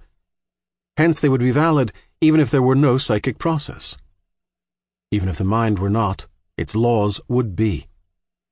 I see, then, that of a psychological truth, Husserl aims to make a rational rule. After having denied the integrating power of human reason, he leaps by this expedient to eternal reason. Husserl's theme of the concrete universe cannot then surprise me. If I am told that all essences are not formal, but that some are material, that the first are the object of logic and the second of science, this is merely a question of definition. The abstract, I am told, indicates but a part, without consistency in itself, of a concrete universal. But the wavering already noted allows me to throw light on the confusion of these terms. For that may mean that the concrete object of my attention, this sky, the reflection of that water on this coat, alone preserve the prestige of the real that my interest isolates in the world. And I shall not deny it. But that may mean also that this coat itself is universal, has its particular and sufficient essence, belongs to the world of forms. I then realize that merely the order of the procession has been changed. This world has ceased to have its reflection in a higher universe, but the heaven of forms is figured in the host of images of this earth. This changes nothing for me. Rather than encountering here a taste for the concrete, the meaning of the human condition, I find an intellectualism sufficiently unbridled to generalize the concrete itself. It is futile to be amazed by the apparent paradox that leads thought to its own negation by the opposite paths of humiliated reason and triumphal reason. From the abstract God of Husserl to the dazzling God of Kierkegaard, the distance is not so great. Reason and the irrational lead to the same preaching. In truth, the way matters but little. The will to arrive suffices. The abstract philosopher and the religious philosopher start out from the same disorder and support each other in the same anxiety. But the essential is to explain. Nostalgia is stronger here than knowledge. It is significant that the thought of the epoch is at once one of the most deeply imbued with a philosophy of the non-significance of the world and one of the most divided in its conclusions. It is constantly oscillating between extreme rationalization of reality, which tends to break up that thought into standard reasons, and its extreme irrationalization, which tends to deify it. But this divorce is only apparent. It is a matter of reconciliation, and in both cases the leap suffices. It is always wrongly thought that the notion of reason is a one-way notion. To tell the truth, however rigorous it may be in its ambition, This concept is nonetheless just as unstable as others. Reason bears a quite human aspect, but it also is able to turn toward the divine. Since Plotinus, who was the first to reconcile it with the eternal climate, it has learned to turn away from the most cherished of its principles, which is contradiction, in order to integrate into it the strangest, the quite magic one of participation. It is an instrument of thought, and not thought itself. Above all, a man's thought is his nostalgia. Just as reason was able to soothe the melancholy of Plotinus, it provides modern anguish the means of calming itself in the familiar setting of the eternal. The absurd mind has less luck. For it, the world is neither so rational nor so irrational. It is unreasonable, and only that. With Husserl, the reason eventually has no limits at all. The absurd, on the contrary, establishes its limits since it is powerless to calm its anguish. Kierkegaard independently asserts that a single limit is enough to negate that anguish. But the absurd does not go so far. For it, that limit is directed solely at the reason's ambitions. The theme of the irrational, as it is conceived by the existentials, is reason becoming confused and escaping by negating itself. The absurd is lucid reason noting its limits. Only at the end of this difficult path does the absurd man recognize his true motives. Upon comparing his inner exigence and what is then offered him, he suddenly feels he is going to turn away. In the universe of Husserl, the world becomes clear, and that longing for familiarity that man's heart harbors becomes useless. In Kierkegaard's apocalypse, that desire for clarity must be given up if it wants to be satisfied. Sin is not so much knowing. If it were, everybody would be innocent, as wanting to know. Indeed, it is the only sin of which the absurd man can feel that it constitutes both his guilt and his innocence. He has offered a solution in which all the past contradictions have become merely polemical games. But this is not the way he experienced them.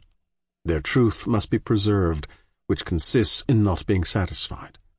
He does not want preaching. My reasoning wants to be faithful to the evidence that aroused it. That evidence is the absurd. It is that divorce between the mind that desires and the world that disappoints, my nostalgia for unity, this fragmented universe, and the contradiction that binds them together. Kierkegaard suppresses my nostalgia, and Husserl gathers together that universe. That is not what I was expecting. It was a matter of living and thinking with those dislocations, of knowing whether one had to accept or refuse. There can be no question of masking the evidence, of suppressing the absurd by denying one of the terms of its equation. It is essential to know whether one can live with it, or whether, on the other hand, logic commands one to die of it.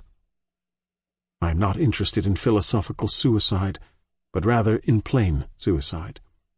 I merely wish to purge it of its emotional content and know its logic and its integrity. Any other position implies for the absurd mind deceit and the mind's retreat before what the mind itself has brought to light. Husserl claims to obey the desire to escape the inveterate habit of living and thinking in certain well-known and convenient conditions of existence. But the final leap restores in him the eternal and its comfort. The leap does not represent an extreme danger as Kierkegaard would like it to do. The danger, on the contrary, lies in the subtle instant that precedes the leap. Being able to remain on that dizzying crest, that is integrity, and the rest is subterfuge. I know also that never has helplessness inspired such striking harmonies as those of Kierkegaard. But if helplessness has its place in the indifferent landscapes of history, it has none in a reasoning whose exigence is now known. Absurd freedom. Now the main thing is done. I hold certain facts from which I cannot separate.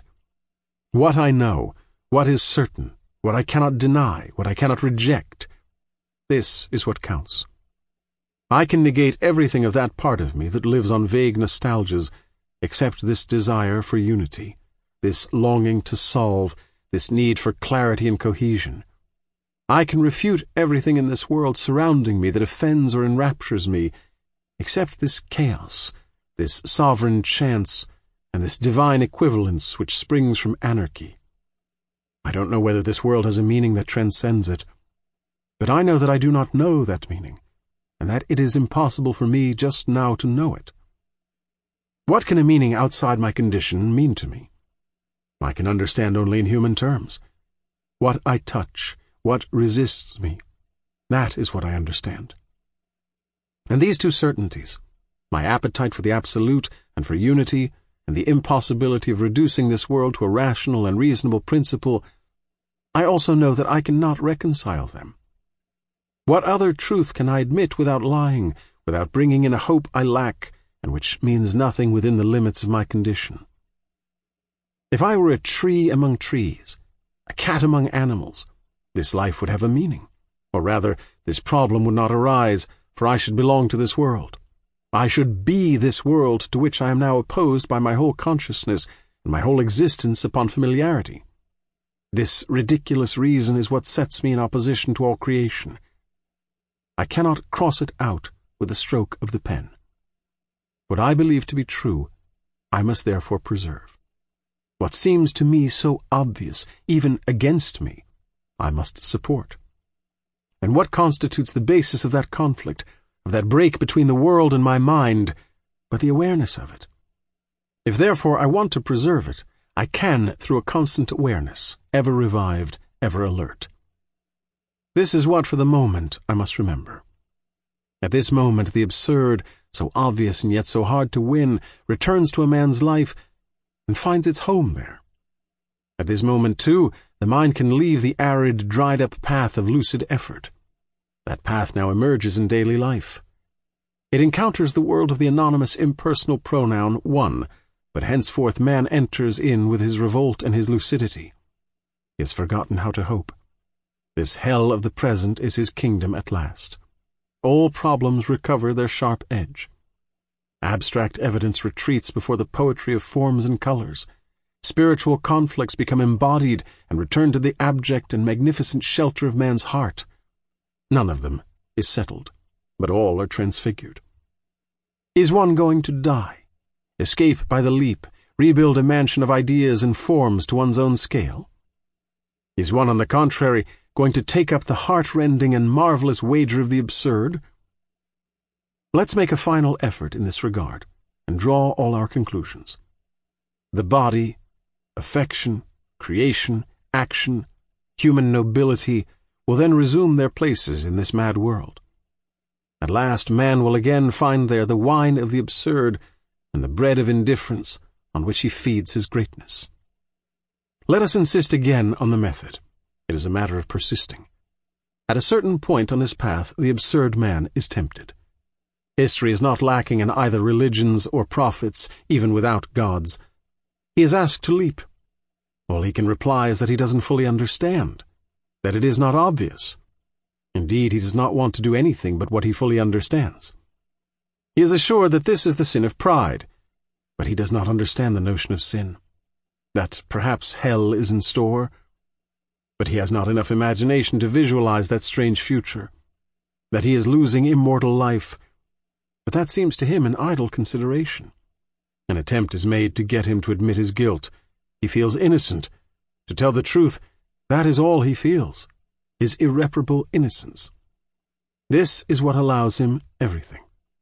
Hence, what he demands of himself is to live solely with what he knows, to accommodate himself to what is, and to bring in nothing that is not certain. He is told that nothing is.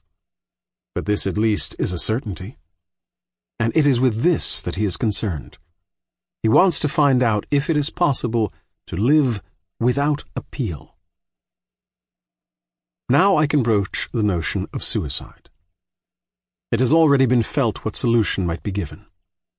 At this point the problem is reversed. It was previously a question of finding out whether or not life had to have a meaning to be lived.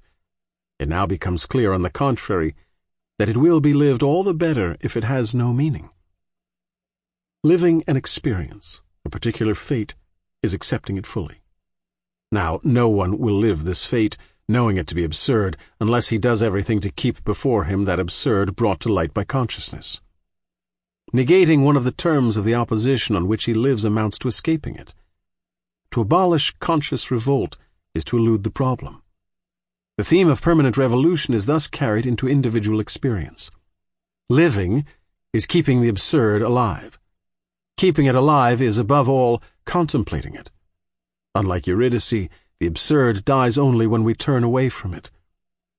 One of the only coherent philosophical positions is thus revolt. It is a constant confrontation between man and his own obscurity. It is an insistence upon an impossible transparency. It challenges the world anew every second. Just as danger provided man the unique opportunity of seizing awareness, so metaphysical revolt extends awareness to the whole of experience. It is that constant presence of man in his own eyes. It is not aspiration, for it is devoid of hope. That revolt is the certainty of a crushing fate, without the resignation that ought to accompany it. This is where it is seen to what a degree absurd experience is remote from suicide.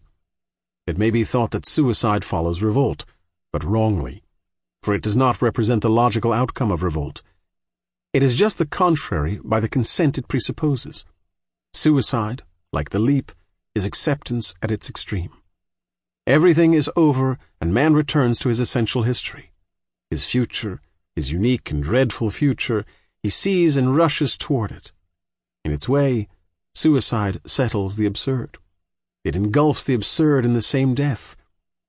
But I know that in order to keep alive, the absurd cannot be settled. It escapes suicide to the extent that it is simultaneously awareness and rejection of death.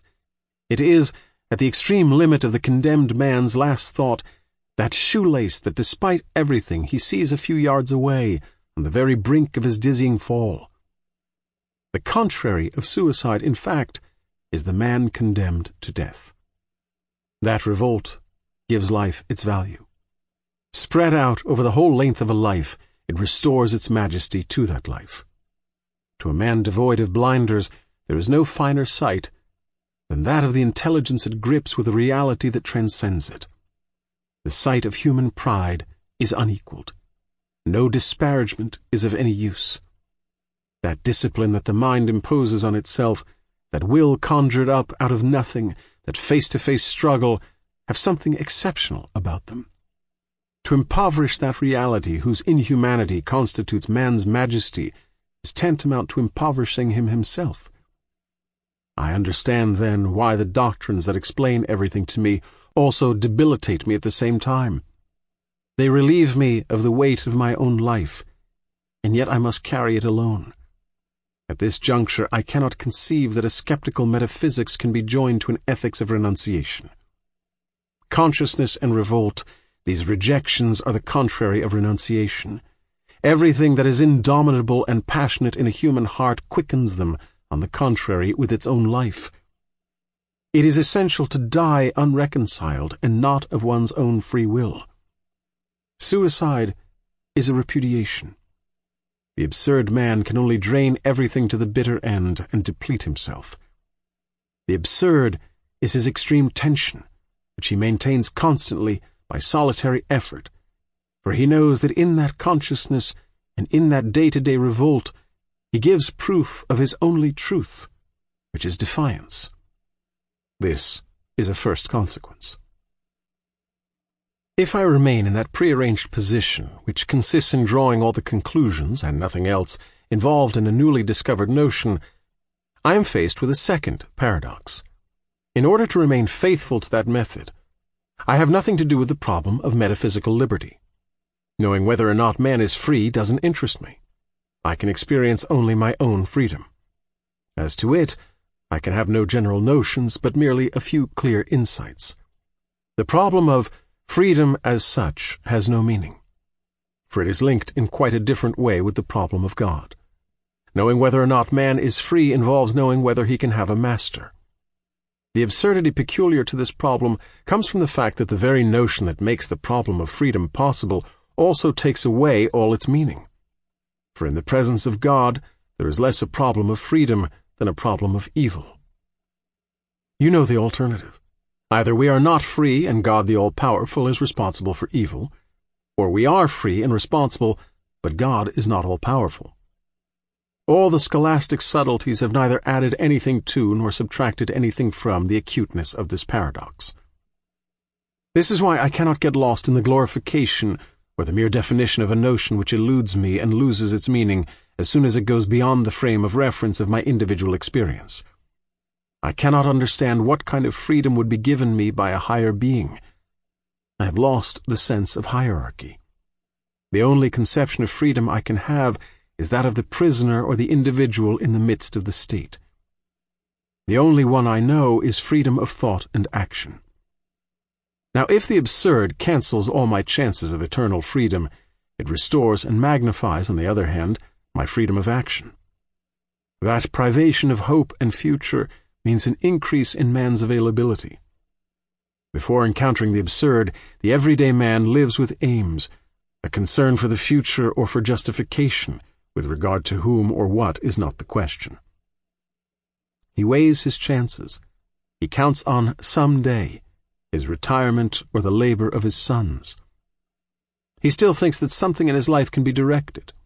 In truth, he acts as if he were free, even if all the facts make a point of contradicting that liberty.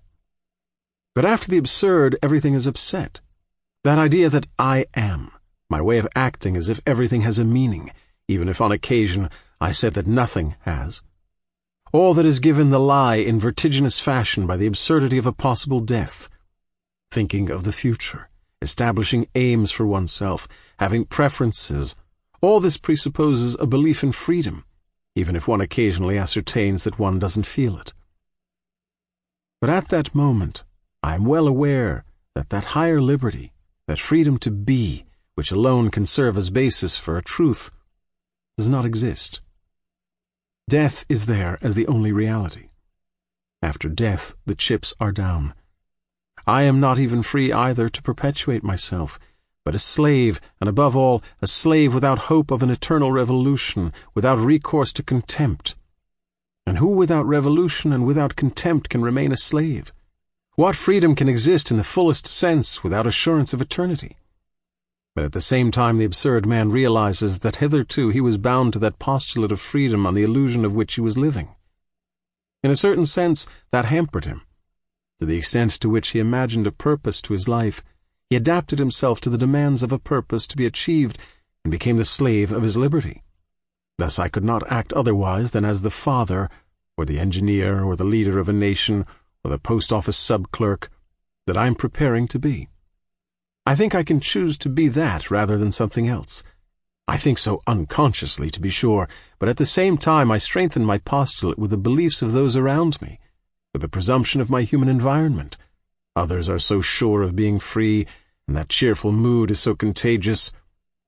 However far one may remain from any presumption, moral or social, one is partly influenced by them, and even, for the best among them, there are good and bad presumptions, one adapts one's life to them. Thus the absurd man realizes that he was not really free. To speak clearly, to the extent to which I hope, to which I worry about a truth that might be individual to me, about a way of being or creating, to the extent to which I arrange my life and prove thereby that I accept its having a meaning, I create for myself barriers between which I confine my life. I do like so many bureaucrats of the mind and heart who only fill me with disgust, and whose only vice, I now see clearly, is to take man's freedom seriously. The absurd enlightens me on this point. There is no future. Henceforth, this is the reason for my inner freedom. I shall use two comparisons here. Mystics, to begin with, find freedom in giving themselves. By losing themselves in their God, by accepting his rules, they become secretly free. In spontaneously accepted slavery, they recover a deeper independence. But what does that freedom mean? It may be said above all that they feel free with regard to themselves, and not so much free as liberated. Likewise, completely turned toward death, taken here as the most obvious absurdity, the absurd man feels released from everything outside that passionate attention crystallizing in him. He enjoys a freedom with regard to common rules. It can be seen at this point that the initial themes of existential philosophy keep their entire value. The return to consciousness, the escape from everyday sleep, represent the first steps of absurd freedom. but it is existential preaching that is alluded to, and with it that spiritual leap which basically escapes consciousness. In the same way, this is my second comparison, the slaves of antiquity did not belong to themselves, but they knew that freedom which consists in not feeling responsible. Death, too, has patrician hands, which, while crushing, also liberate. Losing oneself in that bottomless certainty, feeling henceforth sufficiently remote from one's own life to increase it and take a broad view of it, this involves the principle of a liberation. Such new independence has a definite time limit, like any freedom of action. It does not write a check on eternity, but it takes the place of the illusions of freedom, which all stopped with death. The divine availability of the condemned man before whom the prison doors open in a certain early dawn, that unbelievable disinterestedness with regard to everything except for the pure flame of life. It is clear that death and the absurd are here the principles of the only reasonable freedom, that which a human heart can experience and live. This is a second consequence. The absurd man thus catches sight of a burning and frigid, transparent and limited universe in which nothing is possible, but everything is given, and beyond which all is collapse and nothingness. He can then decide to accept such a universe and draw from it his strength, his refusal to hope, and the unyielding evidence of a life without consolation. But what does life mean in such a universe? Nothing else for the moment but indifference to the future and a desire to use up everything that is given. Belief in the meaning of life always implies a scale of values, a choice, our preferences. Belief in the absurd, according to our definitions, teaches the contrary. But this is worth examining. Knowing whether or not one can live without appeal is all that interests me. I do not want to get out of my depth.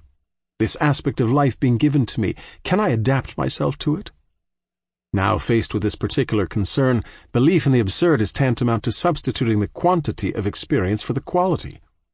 If I convince myself that this life has no other aspect than that of the absurd, if I feel that its whole equilibrium depends on that perpetual opposition between my conscious revolt and the darkness in which it struggles, if I admit that my freedom has no meaning except in relation to its limited fate, then I must say that what counts is not the best living, but the most living. It is not up to me to wonder if this is vulgar or revolting, elegant or deplorable. Once and for all, value judgments are discarded here in favor of factual judgments. I have merely to draw the conclusions from what I can see and to risk nothing that is hypothetical. Supposing that living in this way were not honorable, then true propriety would command me to be dishonorable. The most living in the broadest sense, that rule means nothing. It calls for definition. It seems to begin with the fact that the notion of quantity has not been sufficiently explored, for it can account for a large share of human experience. A man's rule of conduct and his scale of values have no meaning except through the quantity and variety of experiences he has been in a position to accumulate. Now the conditions of modern life impose on the majority of men the same quantity of experiences, and consequently the same profound experience. To be sure, there must also be taken into consideration the individual's spontaneous contribution, the given element in him. But I cannot judge of that, and let me repeat that my rule here is to get along with the immediate evidence. I see, then, that the individual character of a common code of ethics lies not so much in the ideal importance of its basic principles as in the norm of an experience that it is possible to measure. To stretch a point somewhat, the Greeks had the code of their leisure just as we have the code of our 8-hour day. But already many men among the most tragic cause us to foresee that a longer experience changes this table of values. They make us imagine that adventurer of the everyday who through mere quantity of experiences would break all records. I am purposely using this sports expression, and would thus win his own code of ethics. Yet let's avoid romanticism, and just ask ourselves what such an attitude may mean to a man with his mind made up to take his bet and to observe strictly what he takes to be the rules of the game. Breaking all the records is first and foremost being faced with the world as often as possible. How can that be done without contradictions and without playing on words? For on the one hand, the absurd teaches that all experiences are unimportant, and on the other it urges toward the greatest quantity of experiences. How then can one fail to do as so many of these men I was speaking of earlier, choose the form of life that brings us the most possible of that human matter, thereby introducing a scale of values that on the other hand one claims to reject? But again, it is the absurd and its contradictory life that teaches us. For the mistake is thinking that that quantity of experiences depends on the circumstances of our life when it depends solely on us. Here we have to be oversimple. To two men living the same number of years, the world always provides the same sum of experiences. It is up to us to be conscious of them. Being aware of one's life, one's revolt, one's freedom, and to the maximum is living, and to the maximum. Where lucidity dominates, the scale of values becomes useless. Let's be even more simple. Let us say that the sole obstacle, the sole deficiency to be made good is constituted by premature death. Thus it is that no depth, no emotion, no passion, and no sacrifice could render equal in the eyes of the absurd man, even if he wished it so, a conscious life of 40 years and a lucidity spread over 60 years. Madness and death are his irreparables. Man does not choose. The absurd and the extra life it involves therefore do not depend on man's will, but on its contrary, which is death. Weighing words carefully, it is altogether a question of luck. One just has to be able to consent to this. There will never be any substitute for 20 years of life and experience. By what is an odd inconsistency in such an alert race, the Greeks claimed that those who died young were beloved of the gods. And that is true only if you are willing to believe that entering the ridiculous world of the gods is forever losing the purest of joys, which is feeling, and feeling on this earth. The present and the succession of presents before a constantly conscious soul is the ideal of the absurd man. But the word ideal rings false in this connection. It is not even his vocation, but merely the third consequence of his reasoning. Having started from an anguished awareness of the inhuman, the meditation on the absurd returns at the end of its itinerary to the very heart of the passionate flames of human revolt. Thus I draw from the absurd 3 consequences, which are my revolt, my freedom, and my passion. By the mere activity of consciousness, I transform into a rule of life what was an invitation to death, and I refuse suicide. I know, to be sure, the dull resonance that vibrates throughout these days. Yet I have but a word to say, that it is necessary. When Nietzsche writes, it clearly seems that the chief thing in heaven and on earth is to obey at length and in a single direction. In the long run, there results something for which it is worth the trouble of living on this earth, as for example virtue, art, music, the dance, reason, the mind, something that transfigures, something delicate, mad, or divine. He elucidates the rule of a really distinguished code of ethics. But he also points the way of the absurd man. Obeying the flame is both the easiest and the hardest thing to do. However, it is good for man to judge himself occasionally. He is alone in being able to do so. Prayer, says Alain, is when night descends over thought. But the mind must meet the night, reply the mystics and the existentials. Yes, indeed, but not that night that is born under closed eyelids and through the mere will of man, dark, impenetrable night that the mind calls up in order to plunge into it. If it must encounter a night, let it be rather that of despair, which remains lucid, polar night, vigil of the mind, whence will arise perhaps that white and virginal brightness which outlines every object in the light of the intelligence. At that degree, equivalence encounters passionate understanding. Then it is no longer even a question of judging the existential leap. It resumes its place amid the age-old fresco of human attitudes. For the spectator, if he is conscious, that leap is still absurd. Insofar as it thinks it solves the paradox, it reinstates it intact. On this score it is stirring. On this score, everything resumes its place, and the absurd world is reborn in all its splendor and diversity. But it is bad to stop. hard to be satisfied with a single way of seeing, to go without contradiction, perhaps the most subtle of all spiritual forces. The preceding merely defines a way of thinking, but the point is to live.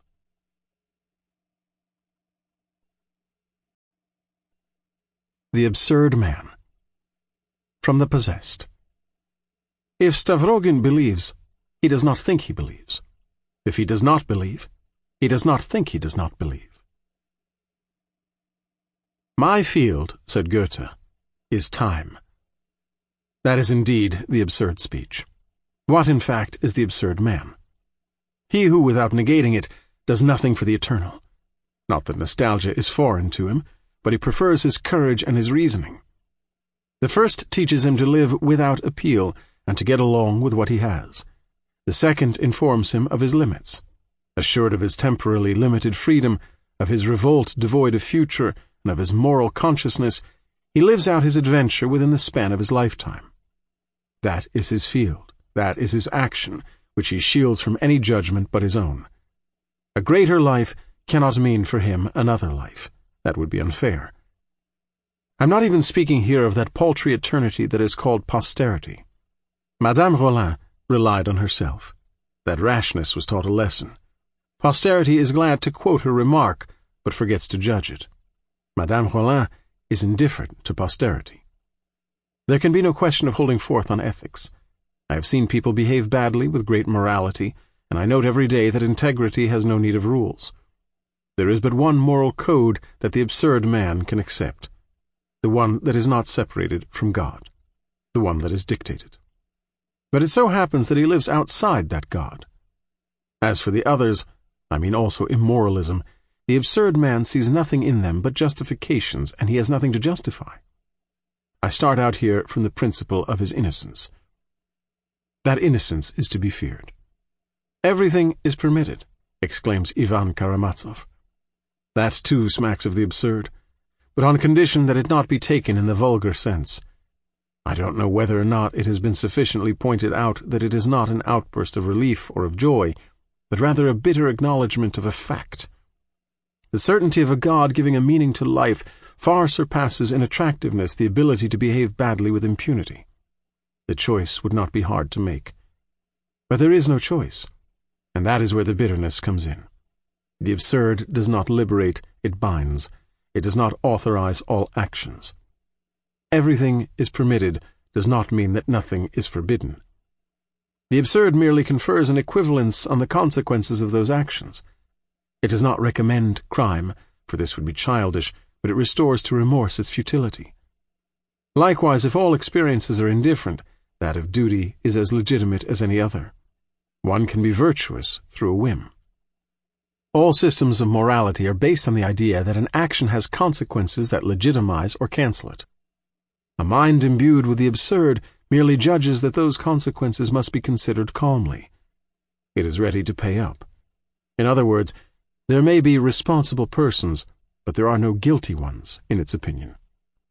At very most, such a mind will consent to use past experience as a basis for its future actions. Time will prolong time, and life will serve life. In this field that is both limited and bulging with possibilities, everything in himself, except his lucidity, seems unforeseeable to him. What rule, then, could emanate from that unreasonable order? The only truth that might seem instructive to him is not formal. It comes to life and unfolds in men. The absurd mind cannot so much expect ethical rules at the beginning of its reasoning as, rather, illustrations and the breadth of human lives. The few following images are of this type. They prolong the absurd reasoning by giving it a specific attitude and their warmth. Do I need to develop the idea that an example is not necessarily an example to be followed, even less so, if possible, in the absurd world, and that these illustrations are not therefore models? Besides the fact that a certain vocation is required for this, one becomes ridiculous, with all due allowance, when drawing from Rousseau the conclusion that one must walk on all fours, and from Nietzsche that one must maltreat one's mother. It is essential to be absurd, writes a modern author. It is not essential to be a dupe. the attitudes of which I shall treat can assume their whole meaning only through consideration of their contraries. A sub-clerk in the post office is the equal of a conqueror if consciousness is common to them. All experiences are indifferent in this regard. There are some that do either a service or a disservice to man. They do him a service if he is conscious. Otherwise, that has no importance. A man's failures imply judgment, not of circumstances, but of himself. I am choosing solely men who aim only to expend themselves, or whom I see to be expending themselves. That has no further implications. For the moment I want to speak only of a world in which thoughts, like lives, are devoid of future. Everything that makes man work and get excited utilizes hope. The sole thought that is not mendacious is therefore a sterile thought. In the absurd world, the value of a notion or of a life is measured by its sterility. Don Juanism. If it were sufficient to love, things would be too easy. The more one loves, the stronger the absurd grows. It is not through lack of love that Don Juan goes from woman to woman. It is ridiculous to represent him as a mystic in quest of total love. But it is indeed because he loves them with the same passion, and each time with his whole self, that he must repeat his gift and his profound quest, whence each woman hopes to give him what no one has ever given him. Each time they are utterly wrong, and merely manage to make him feel the need of that repetition. At last, exclaims one of them, I have given you love. Can we be surprised that Don Juan laughs at this? At last, no, he says, but once more. Why should it be essential to love rarely in order to love much? Is Don Juan melancholy? This is not likely. I shall barely have recourse to the legend. That laugh, the conquering insolence, that playfulness and love of the theatre are all clear and joyous. Every healthy creature tends to multiply itself. So it is with Don Juan. But furthermore, melancholy people have two reasons for being so. They don't know, or they hope. Don Juan knows and does not hope. He reminds one of those artists who know their limits, never go beyond them, and in that precarious interval in which they take their spiritual stand, enjoy all the wonderful ease of masters. And that is indeed genius. The intelligence that knows its frontiers. Up to the frontier of physical death, Don Juan is ignorant of melancholy. The moment he knows, his laugh bursts forth and makes one forgive everything. He was melancholy at the time when he hoped. Today, on the mouth of that woman, he recognizes the bitter and comforting taste of the only knowledge. Bitter? Barely. That necessary imperfection that makes happiness perceptible. It is quite false to try to see in Don Juan a man brought up on Ecclesiastes, for nothing is vanity to him except the hope of another life. He proves this because he gambles that other life against heaven itself. Longing for desire killed by satisfaction, that commonplace of the impotent man, does not belong to him. That is all right for Faust, who believed in God enough to sell himself to the devil. For Don Juan the thing is simpler. Molina's burlador ever replies to the threats of hell, "What a long respite you give me!" What comes after death is futile, and what a long succession of days for whoever knows how to be alive. Faust craved worldly goods. The poor man had only to stretch out his hand. It already amounted to selling his soul when he was unable to gladden it. As for satiety, Don Juan insists upon it, on the contrary. If he leaves a woman, it is not absolutely because he has ceased to desire her. A beautiful woman is always desirable. But he desires another, and no, this is not the same thing. This life gratifies his every wish, and nothing is worse than losing it. This madman is a great wise man. But men who live on hope do not thrive in this universe where kindness yields to generosity, affection to virile silence, and communion to solitary courage. And all hasten to say, he was a weakling, an idealist, or a saint. One has to disparage the greatness that insults. People are sufficiently annoyed, or that smile of complicity that debases what it admires, by Don Juan's speeches, and by that same remark that he uses on all women. But to anyone who seeks quantity in his joys, the only thing that matters is efficacy. What is the use of complicating the passwords that have stood the test? No one, Neither the woman nor the man listens to them, but rather to the voice that pronounces them. They are the rule, the convention, and the courtesy. After they are spoken, the most important still remains to be done. Don Juan is already getting ready for it. Why should he give himself a problem in morality?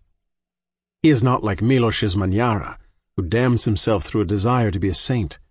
Hell for him is a thing to be provoked. He has but one reply to divine wrath, and that is human honor. "I have honor," he says to the commander, "and I am keeping my promise because I am a knight." But it would be just as great an error to make an immoralist of him. In this regard, he is like everyone else. He has the moral code of his likes and dislikes.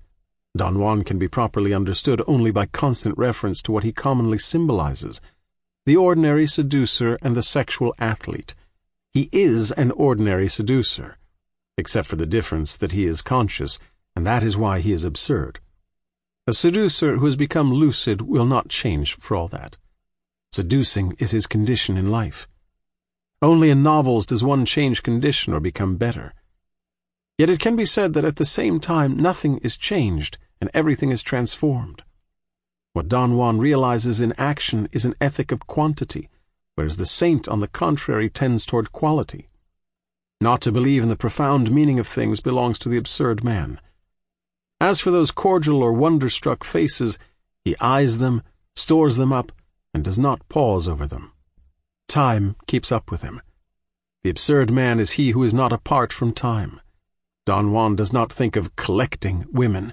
He exhausts their number, and with them his chances of life. Collecting amounts to being capable of living off one's past. But he rejects regret, that other form of hope. He is incapable of looking at portraits. Is he selfish for all that? In his way, probably. But here, too, it is essential to understand one another. There are those who are made for living, and those who are made for loving. At least Don Juan would be inclined to say so, but he would do so in a very few words such as he is capable of choosing. For the love we are speaking of here is clothed in illusions of the eternal. As all the specialists in passion teach us, there is no eternal love but what is thwarted. There is scarcely any passion without struggle. Such a love culminates only in the ultimate contradiction of death. One must be Vater or nothing. There, too, there are several ways of committing suicide, one of which is the total gift and forgetfulness of self. Don Juan, as well as anyone else, knows that this can be stirring. But he is one of the very few who know that this is not the important thing. He knows just as well that those who turn away from all personal life through a great love enrich themselves, perhaps, but certainly impoverish those their love has chosen. A mother or a passionate wife necessarily has a closed heart, for it is turned away from the world. A single emotion, a single creature, a single face, but all is devoured. Quite a different love disturbs Don Juan, and this one is liberating. It brings with it all the faces in the world, and its tremor comes from the fact that it knows itself to be mortal. Don Juan has chosen to be nothing. For him it is a matter of seeing clearly. We call love what binds us to certain creatures only by reference to a collective way of seeing for which books and legends are responsible. But of love, I know only that mixture of desire, affection, and intelligence that binds me to this or that creature. That compound is not the same for another person. I do not have the right to cover all these experiences with the same name. This exempts one from conducting them with the same gestures. The absurd man multiplies here again what he cannot unify. Thus he discovers a new way of being, which liberates him at least as much as it liberates those who approach him. There is no noble love but that which recognizes itself to be both short-lived and exceptional. All those deaths and all those rebirths gathered together, as in a sheaf, make up for Don Juan the flowering of his life. It is his way of giving and of vivifying. I let it be decided whether or not one can speak of selfishness. I think at this point of all those who absolutely insist that Don Juan be punished, not only in another life, but even in this one. I think of all those tales, legends, and laughs about the aged Don Juan. But Don Juan is already ready. To a conscious man, old age and what it portends are not a surprise.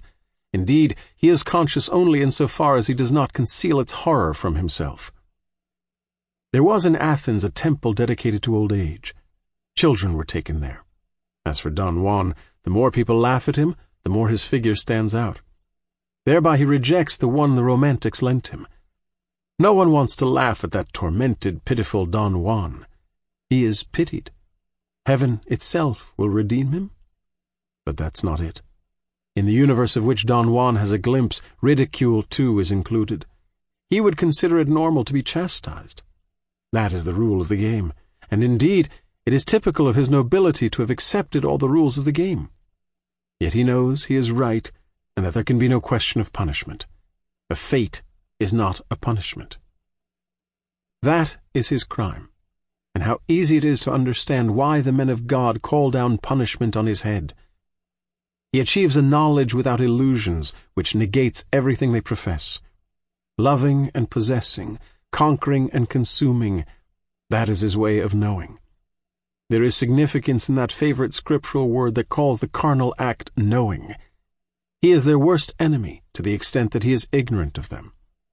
A chronicler relates that the true burlador died assassinated by Franciscans who wanted to put an end to the excesses and blasphemies of Don Juan, whose birth assured him impunity. Then they proclaimed that heaven had struck him down. No one has proved that strange end, nor has anyone proved the contrary. But without wondering if it is probable, I can say that it is logical. I want merely to single out at this point the word birth and to play on words. It was the fact of living that assured his innocence. It was from death alone that he derived a guilt now become legendary. What else does that stone commander signify? That cold statue set in motion to punish the blood and courage that dared to think.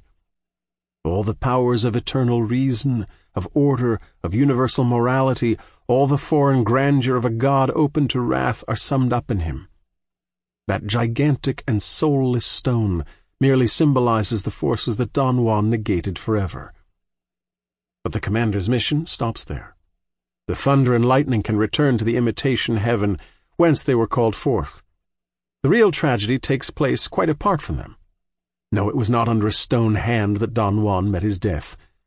I am inclined to believe in the legendary bravado, in that mad laughter of the healthy man provoking a non-existent god. But above all, I believe that on that evening when Don Juan was waiting at Anna's, the commander didn't come, and that after midnight the blasphemer must have felt the dreadful bitterness of those who have been right. I accept even more readily the account of his life that has him eventually burying himself in a monastery. Not that the edifying aspect of the story can be considered probable. What refuge can he go ask of God? But this symbolizes rather the logical outcome of a life completely imbued with the absurd, the grim ending of an existence turned toward short-lived joys. At this point, sensual pleasure winds up in asceticism. It is essential to realize that they may be, as it were, the two aspects of the same destitution. What more ghastly image can be called up than that of a man betrayed by his body, who simply because he did not die in time lives out the comedy while awaiting the end, face to face with that God he does not adore, serving him as he served life, kneeling before a void and arms outstretched toward a heaven without eloquence that he knows to be also without depth.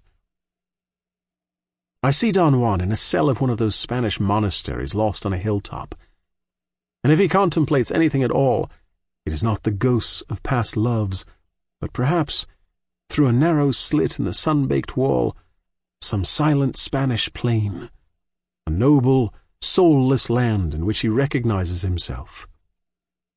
Yes, it is on this melancholy and radiant image that the curtain must be rung down. The ultimate end, awaited but never desired, the ultimate end is negligible. Drama. The play's the thing, says Hamlet, wherein I'll catch the conscience of the king.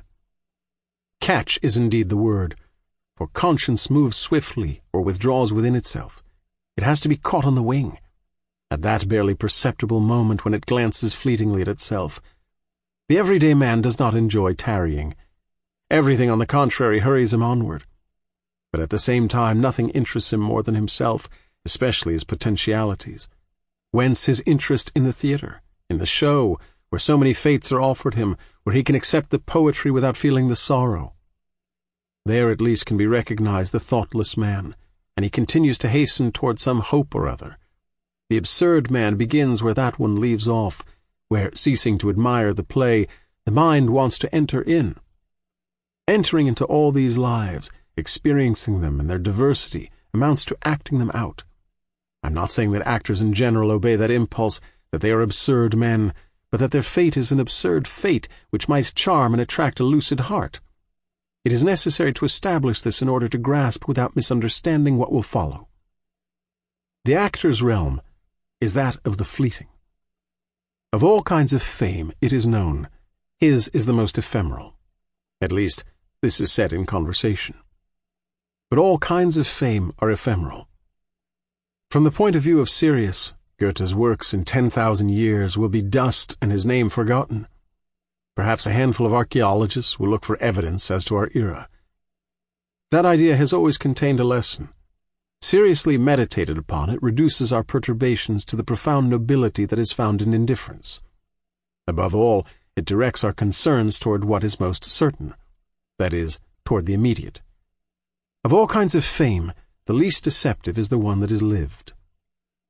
Hence the actor has chosen multiple fame, the fame that is hallowed and tested. From the fact that everything is to die some day, he draws the best conclusion. An actor succeeds or does not succeed. A writer has some hope even if he is not appreciated.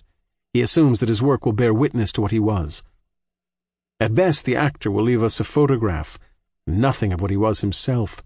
His gestures and his silences, his gasping or his panting with love will come down to us. For him, not to be known is not to act. Not acting is dying 100 times with all the creatures he would have brought to life or resuscitated. Why should we be surprised to find a fleeting fame built upon the most ephemeral of creations? The actor has 3 hours to be Iago, or Alceste, Phaedra, or Gloucester. In that short space of time he makes them come to life and die on 50 square yards of boards. Never has the absurd been so well illustrated, or at such length. What more revelatory epitome can be imagined than those marvelous lives, those exceptional and total destinies unfolding for a few hours within a stage set? Off the stage, Sigismondo ceases to count. 2 hours later, he is seen dining out. Then it is perhaps that life is a dream. But after Sigismondo comes another. The hero suffering from uncertainty takes the place of the man roaring for his revenge. By thus sweeping over centuries and minds, by miming man as he can be and as he is, the actor has much in common with that other absurd individual, the traveler. Like him, he drains something and is constantly on the move. He is a traveler in time, and for the best, the hunted traveler pursued by souls. If ever the ethics of quantity could find sustenance, it is indeed on that strange stage. To what degree the actor benefits from the characters is hard to say, but that is not the important thing. It is merely a matter of knowing how far he identifies himself with those irreplaceable lives. It often happens that he carries them with him, that they somewhat overflow the time and place in which they were born. They accompany the actor, who cannot very readily separate himself from what he has been. Occasionally, when reaching for his glass, he resumes Hamlet's gesture of raising his cup. No, the distance separating him from the creatures into whom he infuses life is not so great. He abundantly illustrates every month or every day that so suggestive truth that there is no frontier between what a man wants to be and what he is. Always concerned with better representing, he demonstrates to what a degree appearing creates being. For that is his art, to simulate absolutely, to project himself as deeply as possible into lives that are not his own. At the end of his effort, his vocation becomes clear: to apply himself wholeheartedly to being nothing or to being several. The narrower the limits allotted him for creating his character, the more necessary his talent. He will die in 3 hours under the mask he has assumed today. Within 3 hours, he must experience and express a whole exceptional life. That is called losing oneself to find oneself. In those 3 hours, he travels the whole course of the dead-end path that the man in the audience takes a lifetime to cover. A mime of the ephemeral, the actor trains and perfects himself only in appearances. The theatrical convention is that the heart expresses itself and communicates itself only through gestures and in the body, or through the voice, which is as much of the soul as of the body. The rule of that art insists that everything be magnified and translated into flesh. If it were essential on the stage to love as people really love, to employ that irreplaceable voice of the heart, to look as people contemplate in life, our speech would be in code. But here silences must make themselves heard. Love speaks up louder, and immobility itself becomes spectacular. The body is king. Not everyone can be theatrical, and this unjustly maligned word covers a whole aesthetic and a whole ethic. Half a man's life is spent in implying, in turning away, and in keeping silent. Here the actor is the intruder. He breaks the spell chaining that soul, and at last the passions can rush onto their stage. They speak in every gesture. They live only through shouts and cries. Thus the actor creates his characters for display. He outlines or sculptures them, and slips into their imaginary form, transfusing his blood into their phantoms. I am, of course, speaking of great drama, the kind that gives the actor an opportunity to fulfill his wholly physical fate. Take Shakespeare, for instance. In that impulsive drama, the physical passions lead the dance. They explain everything. Without them, all would collapse. Never would King Lear keep the appointment set by madness without the brutal gesture that exiles Cordelia and condemns Edgar. It is just that the unfolding of that tragedy should thenceforth be dominated by madness. Souls are given over to the demons and their saraband. No fewer than 4 madmen, one by trade, another by intention, and the last 2 through suffering. 4 disordered bodies, 4 unutterable aspects of a single condition. The very scale of the human body is inadequate.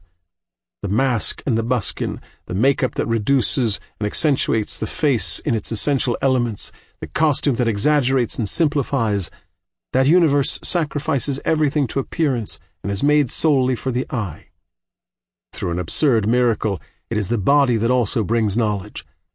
I should never really understand Iago unless I played his part. It is not enough to hear him, for I grasp him only at the moment when I see him.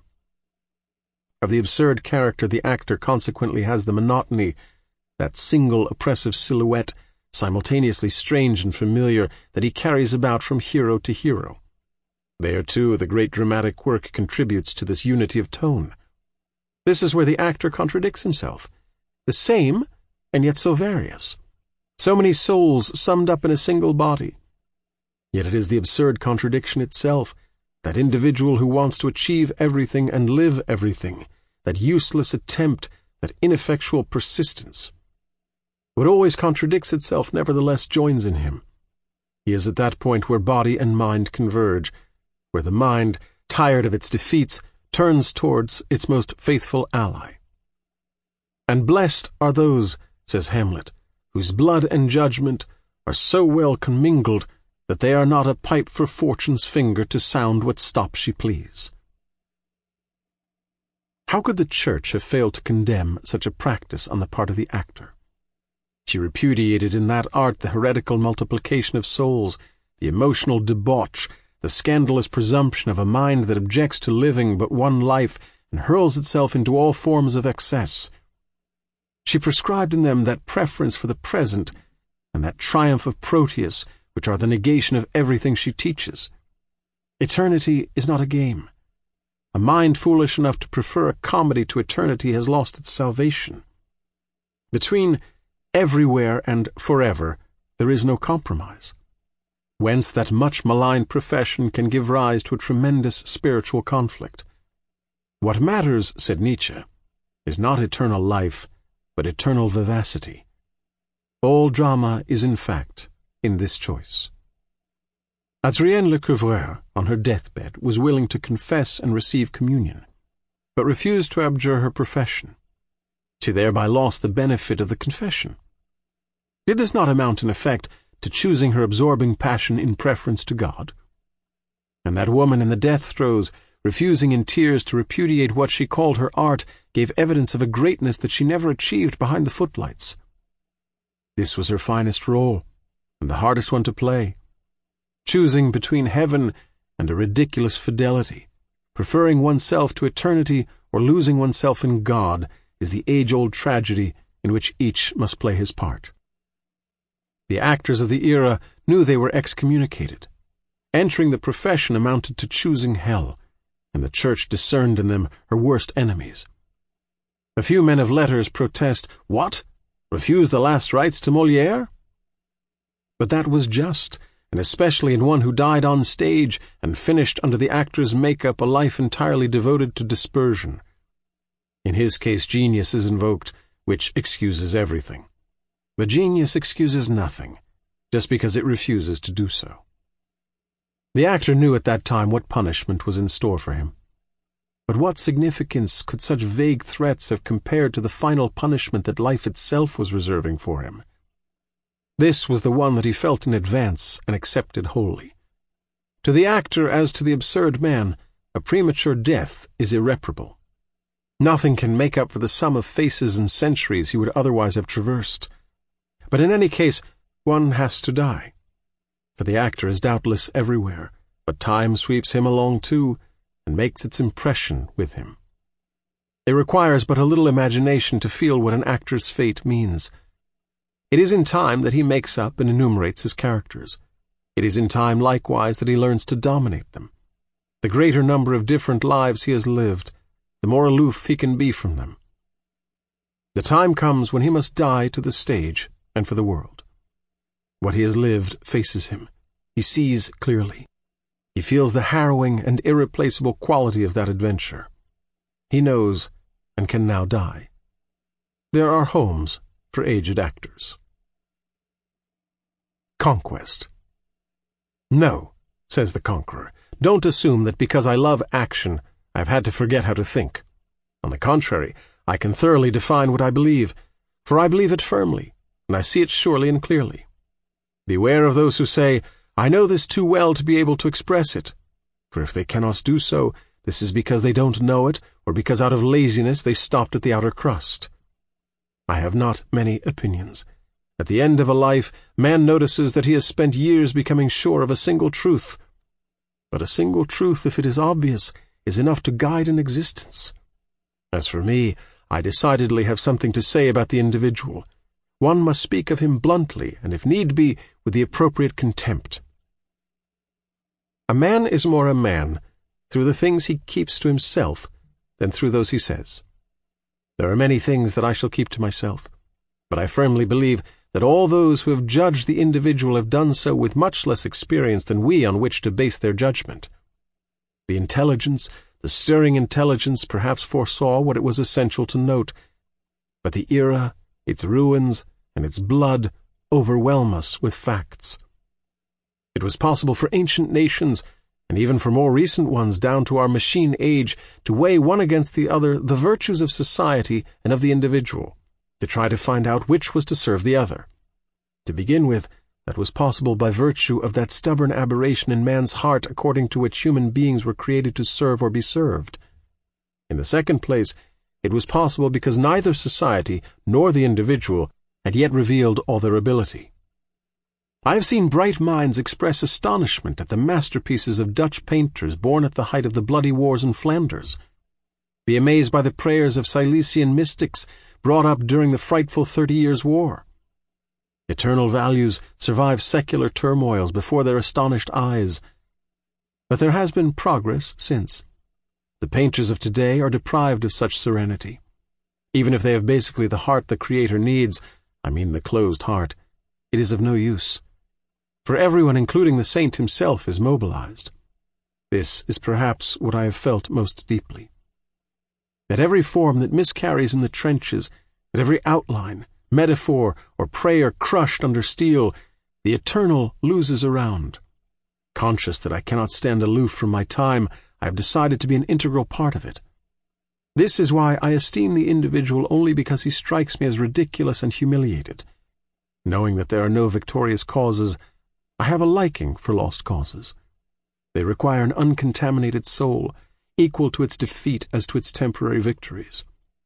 For anyone who feels bound up with this world's fate, the clash of civilizations has something agonizing about it.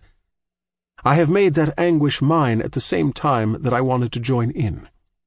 Between history and the eternal, I have chosen history, because I like certainties. Of it at least I am certain, and how can I deny this force crushing me? There always comes a time when one must choose between contemplation and action. This is called becoming a man. Such wrenches are dreadful. But for a proud heart there can be no compromise. There is God or time, that cross or this sword. This world has a higher meaning that transcends its worries, for nothing is true but those worries. One must live with time and die with it, or else elude it for a greater life. I know that one can compromise and live in the world while believing in the eternal. That is called accepting. But I loathe this term, and want all or nothing. If I choose action, don't think that contemplation is like an unknown country to me.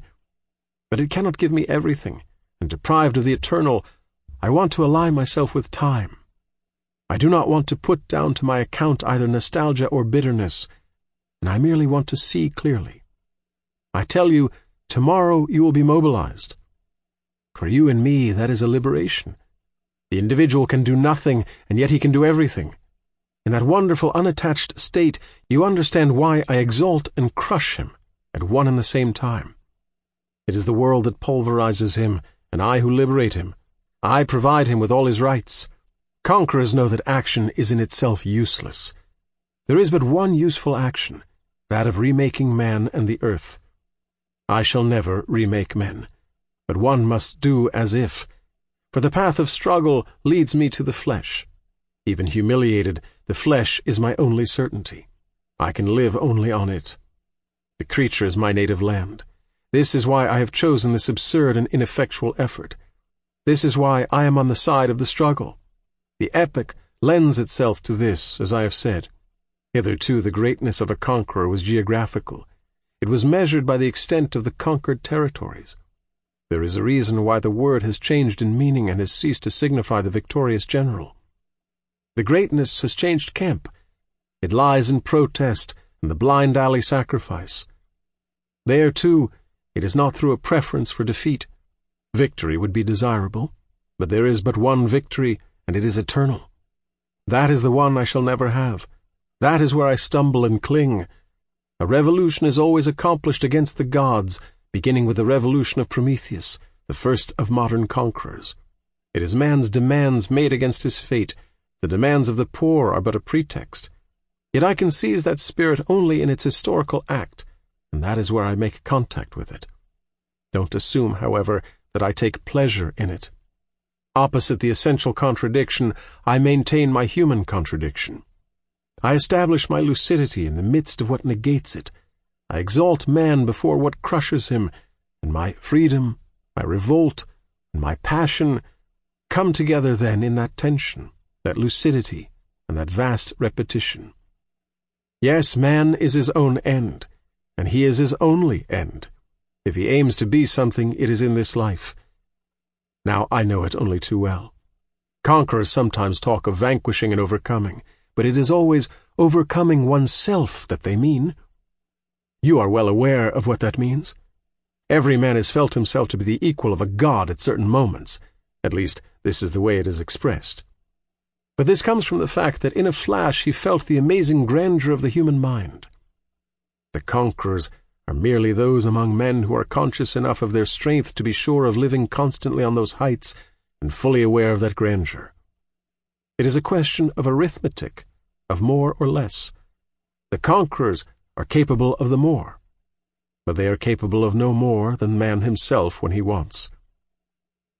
This is why they never leave the human crucible, plunging into the seething soul of revolutions. There they find the creature mutilated, but they also encounter there the only values they like and admire, man and his silence. This is both their destitution and their wealth. There is but one luxury for them, that of human relations. How can one fail to realize that in this vulnerable universe everything that is human and solely human assumes a more vivid meaning. Taut faces, threatened fraternity, such strong and chaste friendship among men, these are the true riches, because they are transitory. In their midst the mind is most aware of its powers and limitations, that is to say, its efficacity. Some have spoken of genius, but genius is easy to say. I prefer the intelligence. It must be said that it can be magnificent then. It lights up this desert and dominates it. It knows its obligations and illustrates them. It will die at the same time as this body. But knowing this constitutes its freedom. We are not ignorant of the fact that all churches are against us. A heart so keyed up eludes the eternal, and all churches, divine or political, lay claim to the eternal. Happiness and courage, retribution or justice are secondary ends for them. It is a doctrine they bring, and one must subscribe to it. But I have no concern with ideas or with the eternal. The truths that come within my scope can be touched with the hand. I cannot separate from them. This is why you cannot base anything on me. Nothing of the conqueror lasts, not even his doctrines. At the end of all that, despite everything, is death. We know also that it ends everything. This is why those cemeteries all over Europe, which obsess some among us, are hideous. People beautify only what they love, and death repels us and tires our patience. It, too, is to be conquered. The last Carrara, a prisoner in Padua, emptied by the plague and besieged by the Venetians, ran screaming through the halls of his deserted palace. He was calling on the devil and asking him for death. This was a way of overcoming it, and it is likewise a mark of courage characteristic of the Occident to have made so ugly the places where death thinks itself honored. In the rebel's universe, death exalts injustice.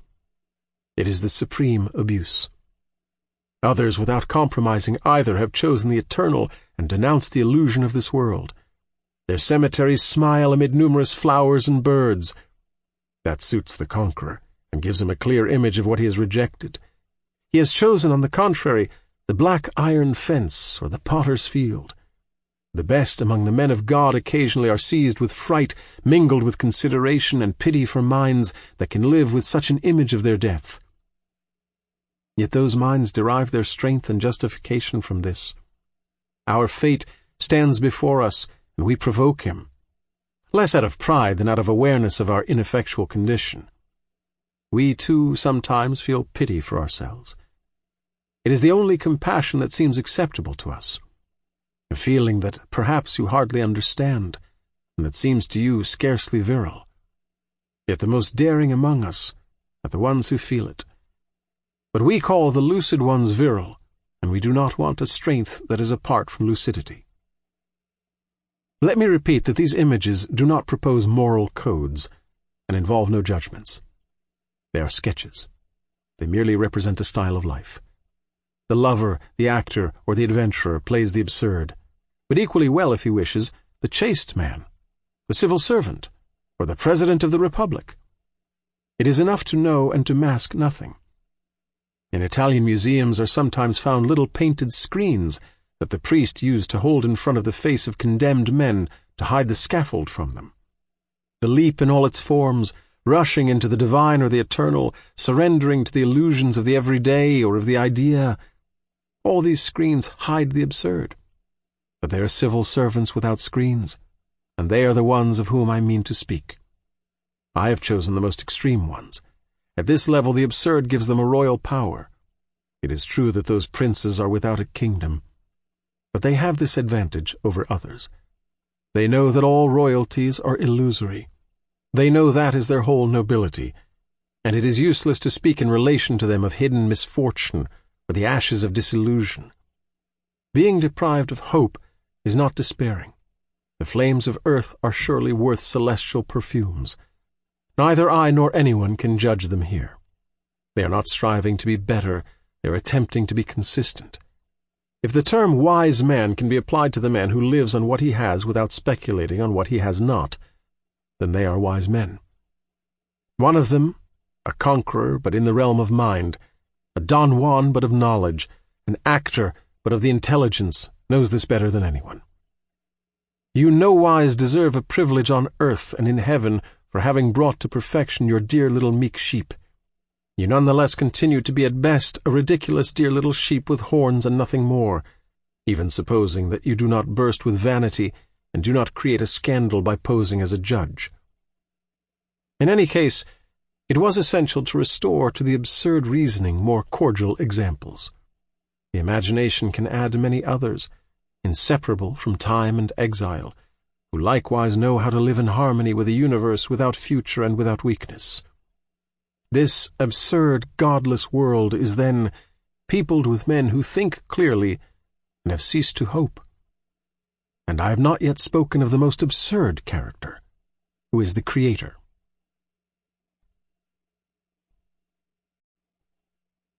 Absurd creation, philosophy and fiction.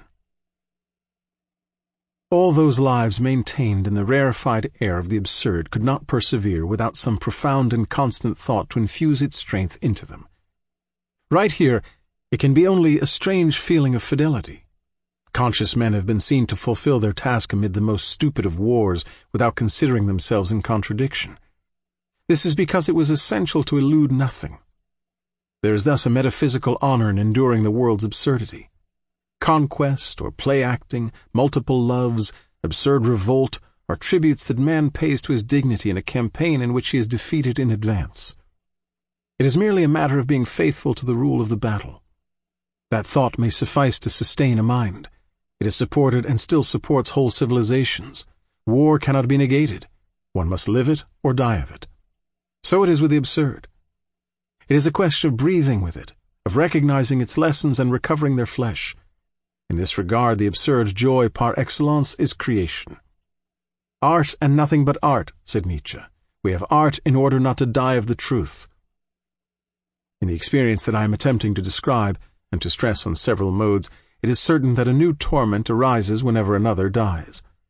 The childish chasing after forgetfulness, the appeal of satisfaction, are now devoid of echo.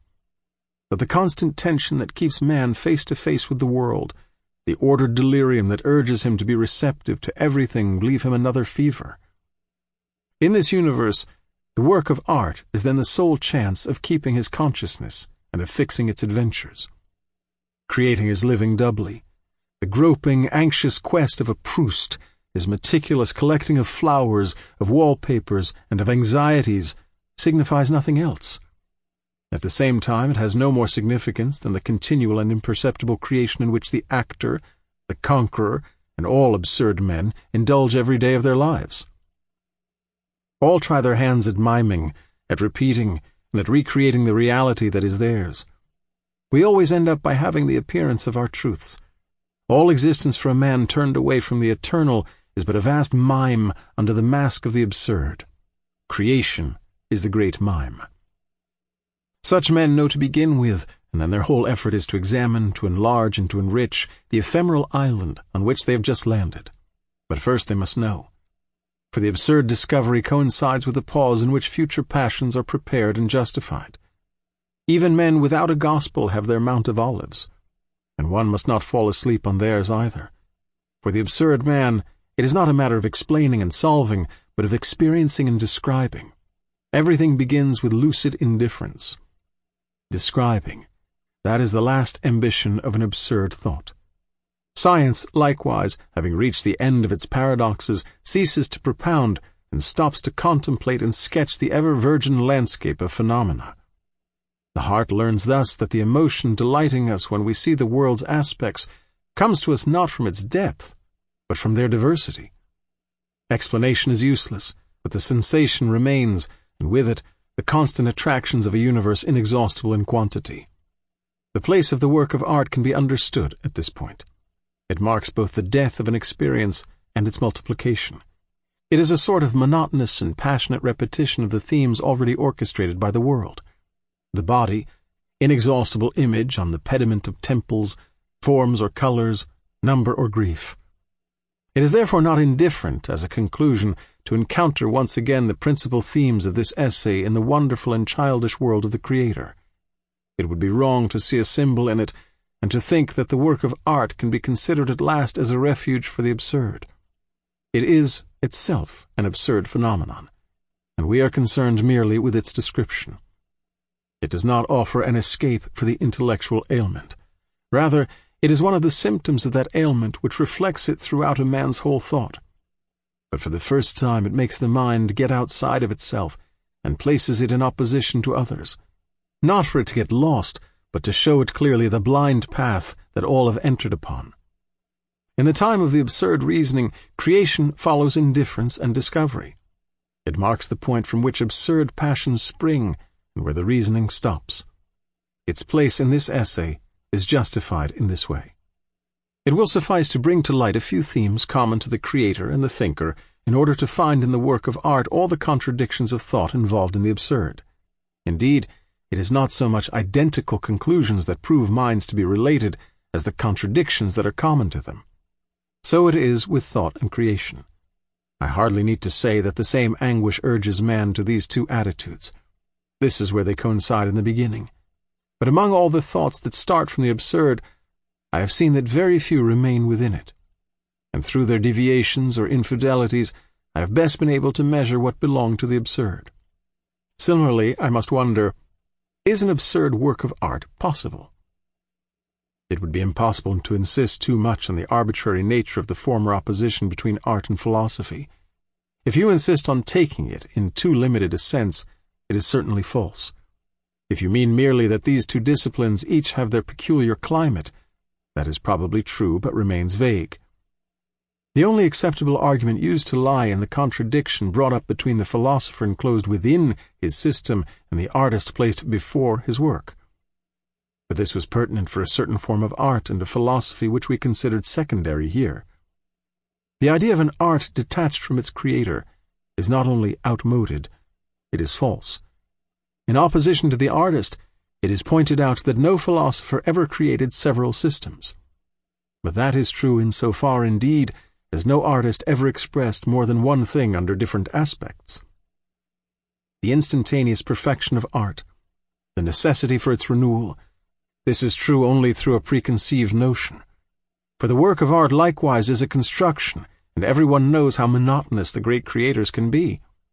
For the same reason as the thinker, the artist commits himself and becomes himself in his work. That osmosis raises the most important of aesthetic problems.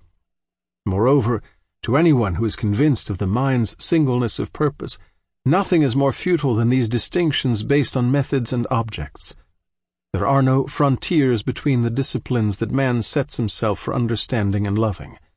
They interlock, and the same anxiety merges them. It is necessary to state this to begin with. For an absurd work of art to be possible, thought in its most lucid form must be involved in it. But at the same time, thought must not be apparent except as the regulating intelligence. This paradox can be explained according to the absurd. The work of art is born of the intelligence's refusal to reason the concrete. It marks the triumph of the carnal. It is lucid thought that provokes it, but in that very act, that thought repudiates itself. It will not yield to the temptation of adding to what is described a deeper meaning that it knows to be illegitimate. The work of art embodies a drama of the intelligence, but it proves this only indirectly. The absurd work requires an artist conscious of these limitations and an art in which the concrete signifies nothing more than itself. It cannot be the end, the meaning, and the consolation of a life. Creating or not creating changes nothing. The absurd creator does not prize his work. He could repudiate it. He does sometimes repudiate it. And Abyssinia suffices for this, as in the case of Rimbaud. At the same time, a rule of aesthetics can be seen in this. The true work of art is always on the human scale. It is essentially the one that says less. There is a certain relationship between the global experience of the artist and the work that reflects that experience, between Wilhelm Meister and Goethe's maturity. That relationship is bad when the work aims to give the whole experience in the lace paper of an explanatory literature. That relationship is good when the work is but a piece cut out of experience, a facet of the diamond in which the inner luster is epitomized without being limited. In the first case there is overloading and pretension to the eternal. In the second, a fecund work because of a whole implied experience, the wealth of which is suspected. The problem for the absurd artist is to acquire this savoir-vivre, which transcends savoir-faire. And in the end, the great artist under this climate is above all a great living being, it being understood that living in this case is just as much experiencing as reflecting.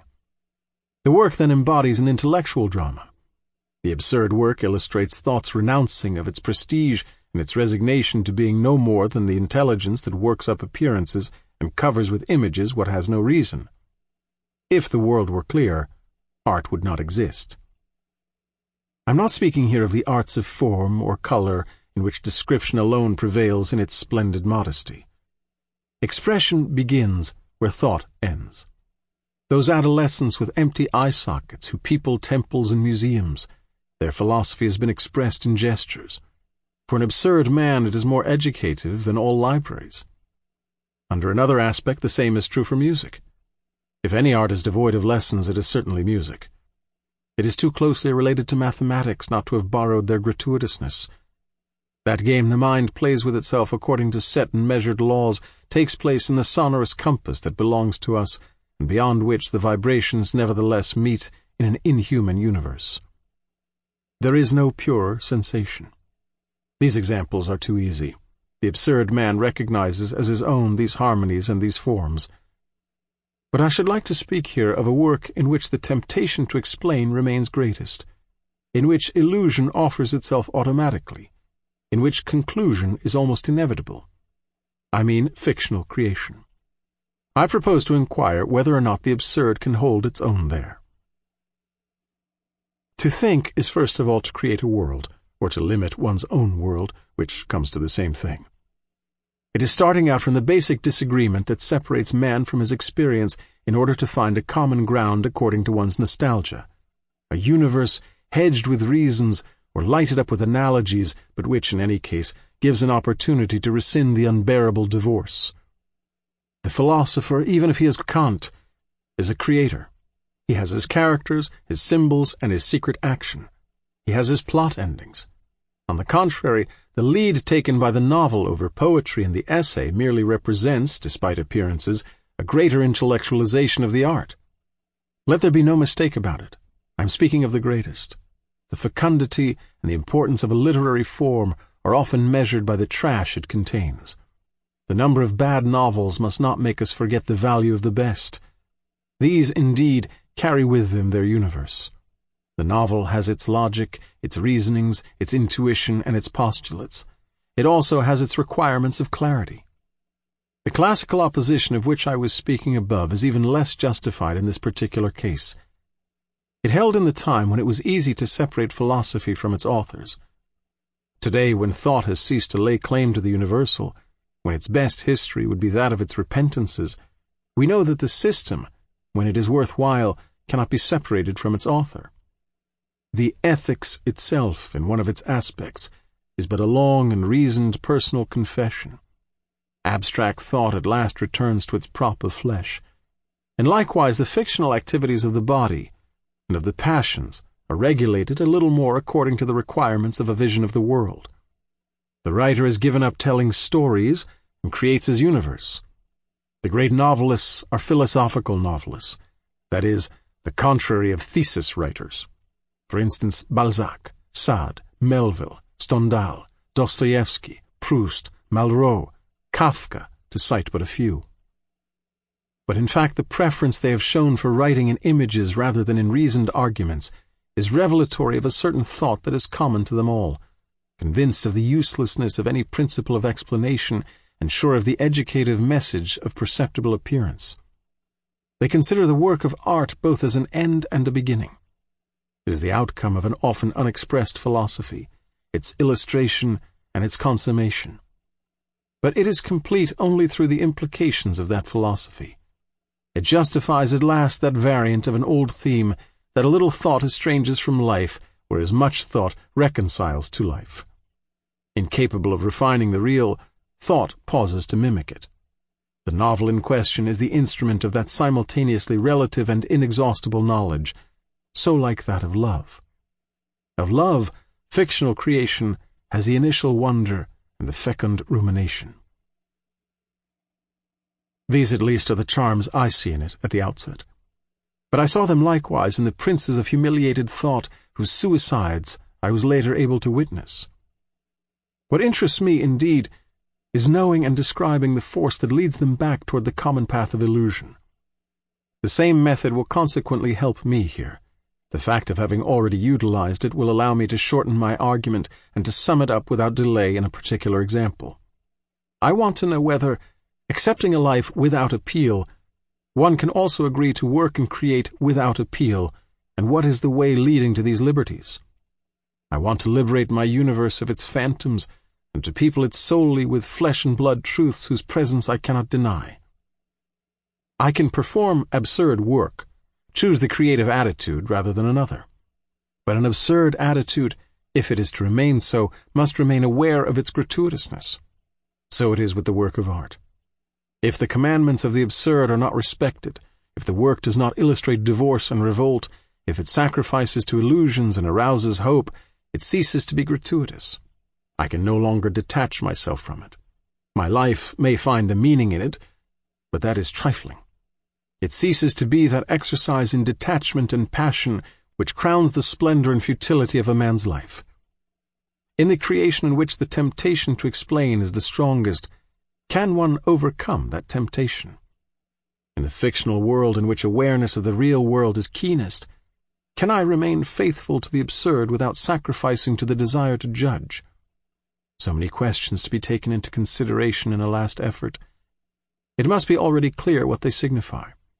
They are the last scruples of an awareness that fears to forsake its initial and difficult lesson in favor of a final illusion. What holds for creation, looked upon as one of the possible attitudes for the man conscious of the absurd, holds for all the styles of life open to him.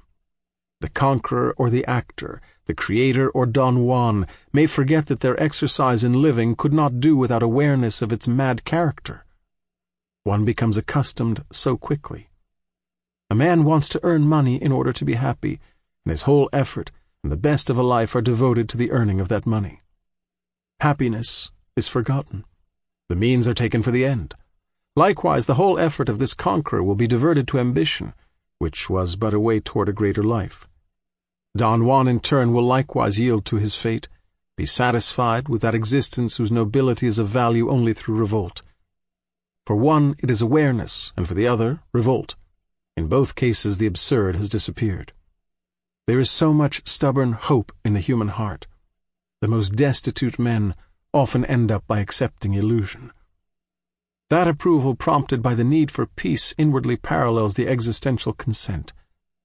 There are thus gods of light and idols of mud, but it is essential to find the middle path leading to the faces of man.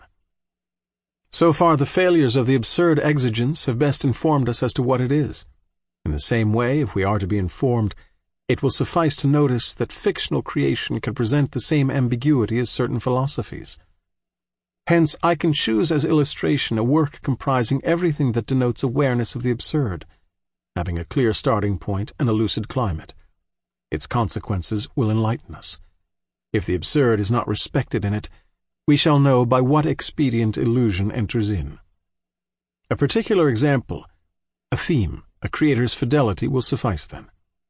This involves the same analysis that has already been made at greater length.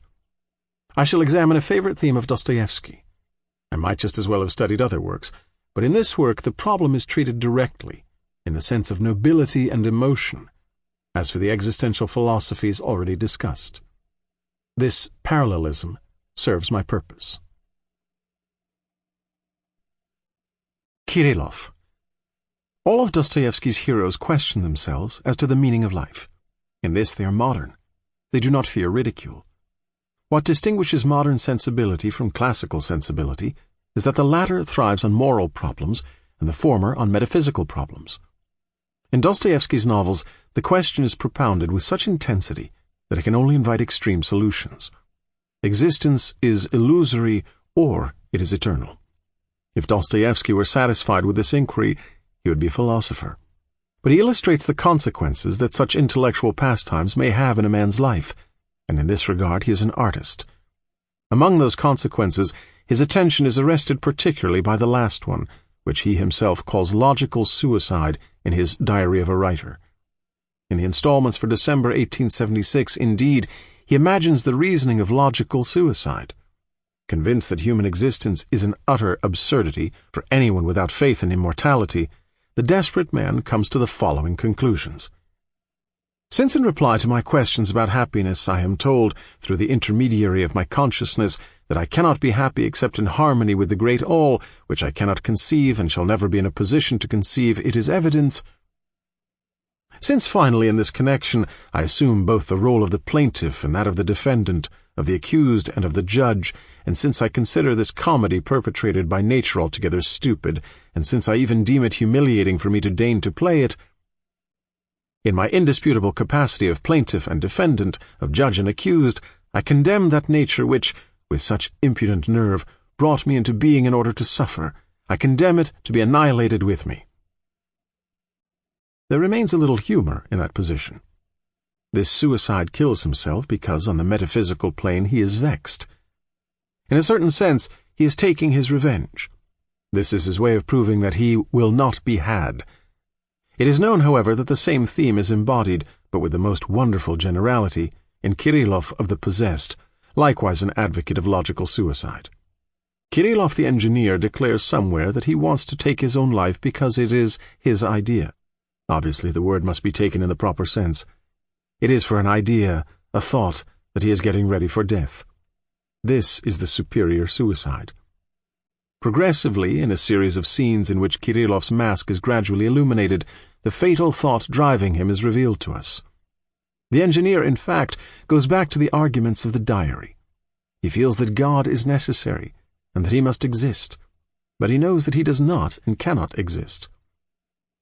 "Why do you not realize," he exclaims, "that this is sufficient reason for killing oneself?" That attitude involves likewise for him some of the absurd consequences. Through indifference he accepts letting his suicide be used to the advantage of a cause he despises. "I decided last night that I didn't care." And finally, he prepares his deed with a mixed feeling of revolt and freedom. "I shall kill myself in order to assert my insubordination, my new and dreadful liberty." It is no longer a question of revenge, but of revolt. Kirillov is consequently an absurd character, yet with this essential reservation. He kills himself. But he himself explains this contradiction, and in such a way that at the same time he reveals the absurd secret in all its purity. In truth, he adds to his fatal logic an extraordinary ambition which gives the character its full perspective. He wants to kill himself to become God. The reasoning is classic in its clarity. If God does not exist, Kirillov is God. If God does not exist, Kirillov must kill himself. Kirillov must therefore kill himself to become God. That logic is absurd, but it is what is needed. The interesting thing, however, is to give a meaning to that divinity brought to earth. That amounts to clarifying the premise, if God does not exist, I am God, which still remains rather obscure. It is important to note at the outset that the man who flaunts that mad claim is indeed of this world. He performs his gymnastics every morning to preserve his health. He is stirred by the joy of Shatov recovering his wife. On a sheet of paper to be found after his death, he wants to draw a face sticking out his tongue at them. He is childish and irascible, passionate, methodical, and sensitive. Of the Superman he has nothing but the logic and the obsession, whereas of man he has the whole catalogue. Yet it is he who speaks calmly of his divinity. He is not mad, or else Dostoevsky is.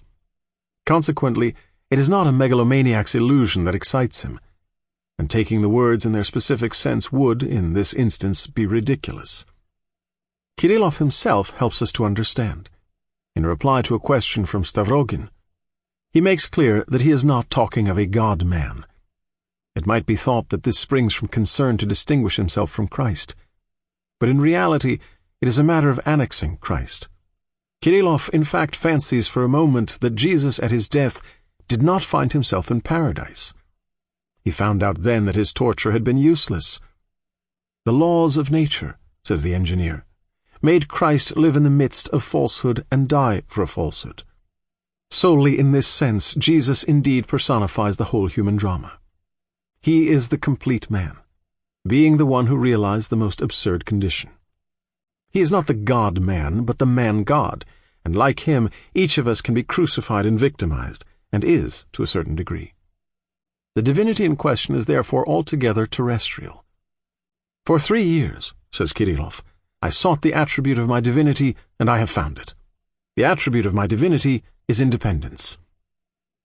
Now can be seen the meaning of Kirillov's premise. If God does not exist, I am God. To become God is merely to be free on this earth, not to serve an immortal being. Above all, of course, it is drawing all the inferences from that painful independence. If God exists, all depends on him, and we can do nothing against his will. If he does not exist, everything depends on us. For Kirillov, as for Nietzsche, to kill God is to become God oneself. It is to realize on this earth the eternal life of which the Gospel speaks. But if this metaphysical crime is enough for man's fulfillment, why add suicide? Why kill oneself and leave this world after having won freedom? That is contradictory. Kirillov is well aware of this, for he adds, if you feel that, you are a czar, and far from killing yourself, you will live covered with glory. But men in general do not know it. They do not feel that. As in the time of Prometheus, they entertain blind hopes. They need to be shown the way, and cannot do without preaching. Consequently, Kirillov must kill himself out of love for humanity. He must show his brothers a royal and difficult path on which he will be the first. It is a pedagogical suicide. Kirillov sacrifices himself, then. But if he is crucified, he will not be victimized. He remains the man-God, convinced of a death without future, imbued with evangelical melancholy. I, he says, am unhappy because I am obliged to assert my freedom. But once he is dead and men are at last enlightened, this earth will be peopled with czars and lighted up with human glory. Kirillov's pistol shot will be the signal for the last revolution. Thus it is not despair that urges him to death, but love of his neighbor for his own sake. Before terminating in blood an indescribable spiritual adventure, Kirillov makes a remark as old as human suffering. All is well. This theme of suicide in Dostoevsky, then, is indeed an absurd theme. Let us merely note before going on that Kirillov reappears in other characters who themselves set in motion additional absurd themes. Stavrogin and Ivan Karamazov try out the absurd truths in practical life. They are the ones liberated by Kirillov's death. They try their skill at being czars. Stavrogin leads an ironic life, and it is well known in what regard. He arouses hatred around him. And yet the key to the character is found in his farewell letter. I have not been able to detest anything. He is a czar in indifference. Ivan is likewise by refusing to surrender the royal powers of the mind. To those who, like his brother, prove by their lives that it is essential to humiliate oneself in order to believe, he might reply that the condition is shameful. His key word is, everything is permitted, with the appropriate shade of melancholy. Of course, like Nietzsche, the most famous of God's assassins, he ends in madness. But this is a risk worth running, and faced with such tragic ends, the essential impulse of the absurd mind is to ask, what does that prove? Thus the novels, like the diary, propound the absurd question. They establish logic unto death, exaltation, dreadful freedom, the glory of the czars become human. All is well, everything is permitted, and nothing is hateful. These are absurd judgments. But what an amazing creation in which those creatures of fire and ice seem so familiar to us. The passionate world of indifference that rumbles in their hearts does not seem at all monstrous to us. We recognize in it our everyday anxieties, and probably no one so much as Dostoevsky has managed to give the absurd world such familiar and tormenting charms. Yet what is his conclusion? 2 quotations will show the complete metaphysical reversal that leads the writer to other revelations. The argument of the one who commits logical suicide having provoked protests from the critics, Dostoevsky in the following installments of the diary amplifies his position and concludes thus.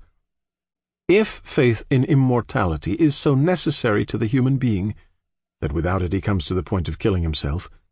It must therefore be the normal state of humanity.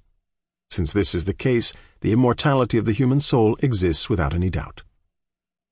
Then again, in the last pages of his last novel, at the conclusion of that gigantic combat with God, some children ask Alyosha, "Karamazov, is it true what religion says, that we shall rise from the dead, that we shall see one another again?" And Alyosha answers, "Certainly, we shall see one another again. We shall joyfully tell one another everything that has happened." Thus Kirillov, Stavrogin, and Ivan are defeated. The brothers Karamazov replies to the possessed, and it is indeed a conclusion. Alyosha's case is not ambiguous, as is that of Prince Mishkin. Ill, the latter lives in a perpetual present, tinged with smiles and indifference, and that blissful state might be the eternal life of which the prince speaks. On the contrary, Alyosha clearly says, "We shall meet again." There is no longer any question of suicide and of madness. What is the use for anyone who is sure of immortality and of its joys? Man exchanges his divinity for happiness. We shall joyfully tell one another everything that has happened. Thus again, Kirillov's pistol rang out somewhere in Russia, but the world continued to cherish its blind hopes. Men did not understand that. Consequently, it is not an absurd novelist addressing us, but an existential novelist. Here, too, the leap is touching and gives its nobility to the art that inspires it. It is a stirring acquiescence, riddled with doubts, uncertain and ardent. Speaking of the brothers Karamazov, Dostoevsky wrote, "The chief question that will be pursued throughout this book is the very one from which I have suffered consciously or unconsciously all life long, the existence of God." It is hard to believe that a novel sufficed to transform into joyful certainty the suffering of a lifetime. One commentator correctly pointed out that Dostoevsky is on Ivan's side, and that the affirmative chapters took 3 months of effort, whereas what he called the blasphemies were written in 3 weeks in a state of excitement. There is not one of his characters who does not have that thorn in the flesh, who does not aggravate it or seek a remedy for it in sensation or immortality. In any case, let us remain with this doubt. Here is a work which, in a chiaroscuro more gripping than the light of day, permits us to seize man's struggle against his hopes. Having reached the end, the creator makes his choice against his characters. That contradiction thus allows us to make a distinction. It is not an absurd work that is involved here, but a work that propounds the absurd problem. Dostoevsky's reply is humiliation, shame, according to Stavrogin. An absurd work, on the contrary, does not provide a reply. That is the whole difference. Let us note this carefully in conclusion. What contradicts the absurd in that work is not its Christian character, but rather its announcing a future life. It is possible to be Christian and absurd. There are examples of Christians who do not believe in a future life. In regard to the work of art, it should therefore be possible to define one of the directions of the absurd analysis that could have been anticipated in the preceding pages.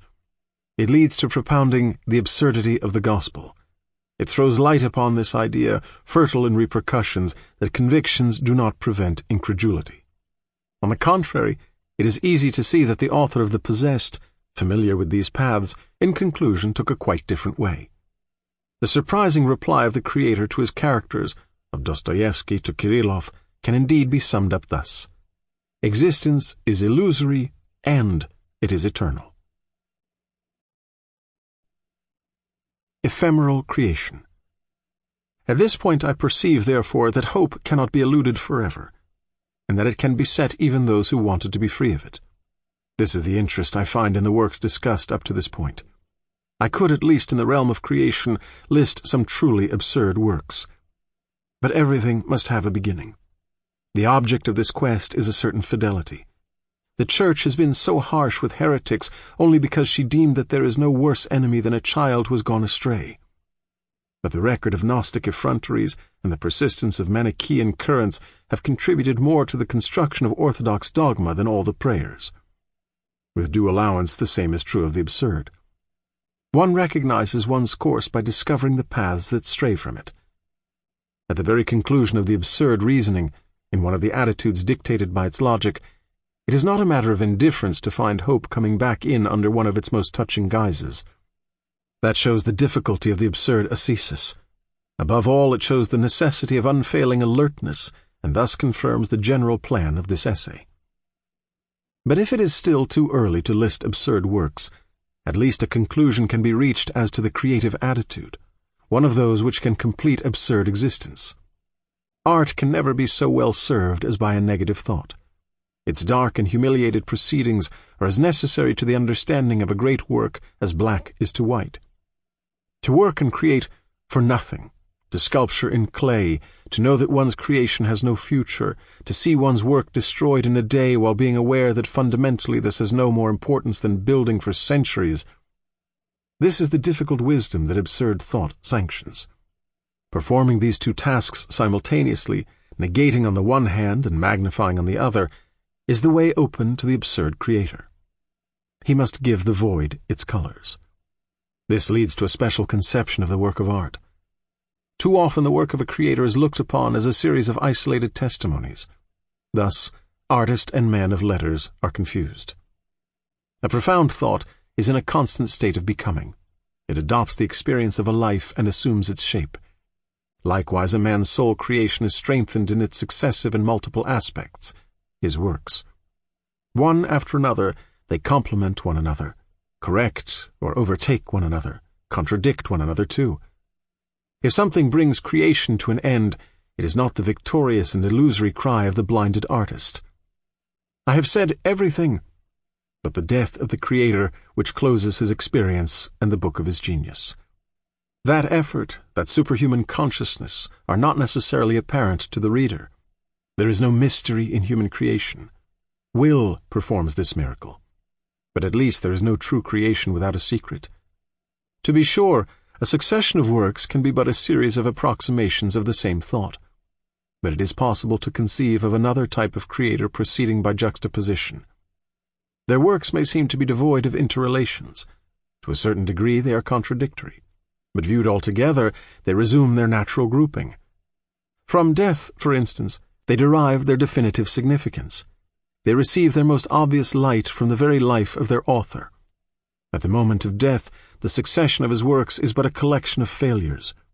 But if those failures all have the same resonance, the creator has managed to repeat the image of his own condition, to make the air echo with the sterile secret he possesses. The effort to dominate is considerable here. But human intelligence is up to much more. It will merely indicate clearly the voluntary aspect of creation. Elsewhere I have brought out the fact that human will had no other purpose than to maintain awareness. But that could not do without discipline. Of all the schools of patience and lucidity, creation is the most effective. It is also the staggering evidence of man's soul dignity, the dogged revolt against his condition, perseverance in an effort considered sterile. It calls for a daily effort, self-mastery, a precise estimate of the limits of truth, measure, and strength. It constitutes an ascesis. All that for nothing, in order to repeat and mark time. But perhaps the great work of art has less importance in itself than in the ordeal it demands of a man and the opportunity it provides him of overcoming his phantoms and approaching a little closer to his naked reality. Let there be no mistake in aesthetics. It is not patient inquiry, the unceasing sterile illustration of a thesis that I am calling for here. Quite the contrary, if I have made myself clearly understood.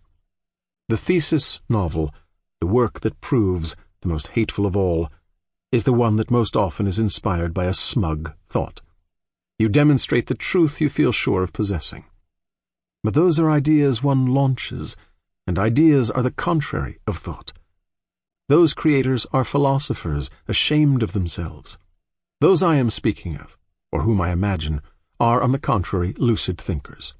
At a certain point where thought turns back on itself, they raise up the images of their works like the obvious symbols of a limited, mortal, and rebellious thought.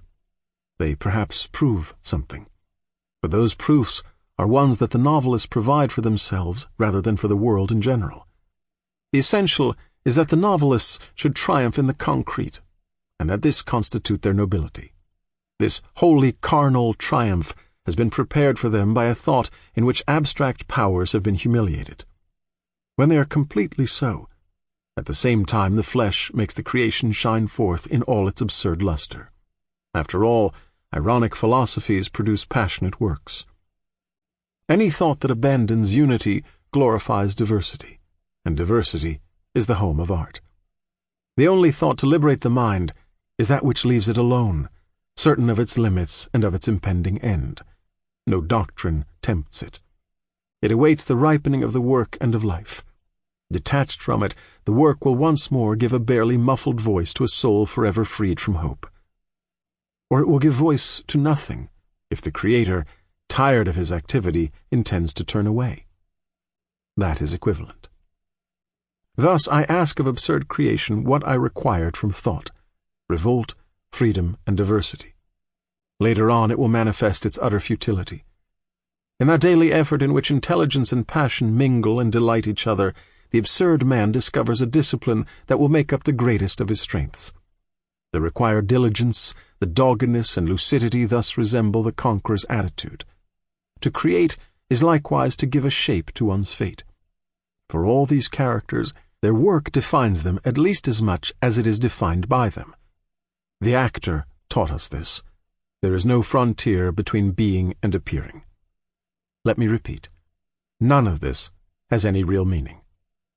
On the way to that liberty there is still a progress to be made. The final effort for these related minds, creator or conqueror, is to manage to free themselves also from their undertakings. Succeed in granting that the very work, whether it be conquest, love, or creation, may well not be.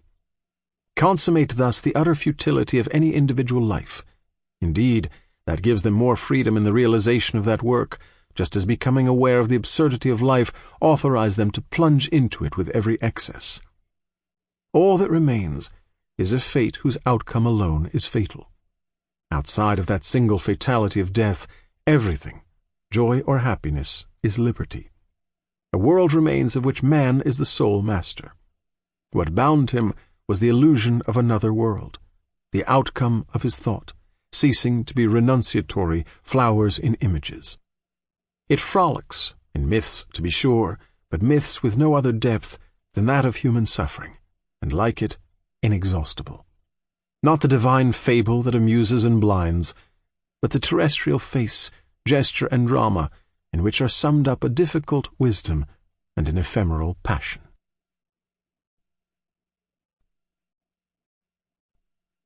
The myth of Sisyphus. The gods had condemned Sisyphus to ceaselessly rolling a rock to the top of a mountain, whence the stone would fall back of its own weight. They had thought with some reason that there is no more dreadful punishment than futile and hopeless labor. If one believes Homer, Sisyphus was the wisest and most prudent of mortals. According to another tradition, however, he was disposed to practice the profession of highwayman. I see no contradiction in this. Opinions differ as to the reasons why he became the futile laborer of the underworld. To begin with, he is accused of a certain levity in regard to the gods. He stole their secrets. Aegina, the daughter of Aesopus, was carried off by Jupiter. The father was shocked by that disappearance and complained to Sisyphus. He, who knew of the abduction, offered to tell about it on condition that Aesopus would give water to the citadel of Corinth. To the celestial thunderbolts he preferred the benediction of water. He was punished for this in the underworld. Homer tells us also that Sisyphus had put death in chains. Pluto could not endure the sight of his deserted, silent empire. He dispatched the god of war, who liberated death from the hands of her conqueror. It is also said that Sisyphus, being near to death, rashly wanted to test his wife's love. He ordered her to cast his unburied body into the middle of the public square. Sisyphus woke up in the underworld, and there, annoyed by an obedience so contrary to human love, he obtained from Pluto permission to return to earth in order to chastise his wife. But when he had seen again the face of this world, enjoyed water and sun, warm stones and the sea, he no longer wanted to go back to the infernal darkness. Recalls, signs of anger, warnings were of no avail. Many years more he lived facing the curve of the gulf, the sparkling sea, and the smiles of earth. A decree of the gods was necessary. Mercury came and seized the impudent man by the collar, and snatching him from his joys, led him forcibly back to the underworld, where his rock was ready for him. You've already grasped that Sisyphus is the absurd hero. He is as much through his passions as through his torture. His scorn of the gods, his hatred of death, and his passion for life won him that unspeakable penalty in which the whole being is exerted toward accomplishing nothing. This is the price that must be paid for the passions of this earth. Nothing is told us about Sisyphus in the underworld. Myths are made for the imagination to breathe life into them. As for this myth, one sees merely the whole effort of a body straining to raise the huge stone, to roll it and push it up a slope 100 times over. One sees the face screwed up, the cheek tight against the stone, the shoulder bracing the clay-covered mass, the foot wedging it, the fresh start with arms outstretched, the wholly human security of 2 earth-clotted hands. At the very end of his long effort, measured by skyless space and time without depth, the purpose is achieved. Then Sisyphus watches the stone rush down in a few moments toward that lower world, whence he will have to push it up again toward the summit. He goes back down to the plain. It is during that return, that pause, that Sisyphus interests me.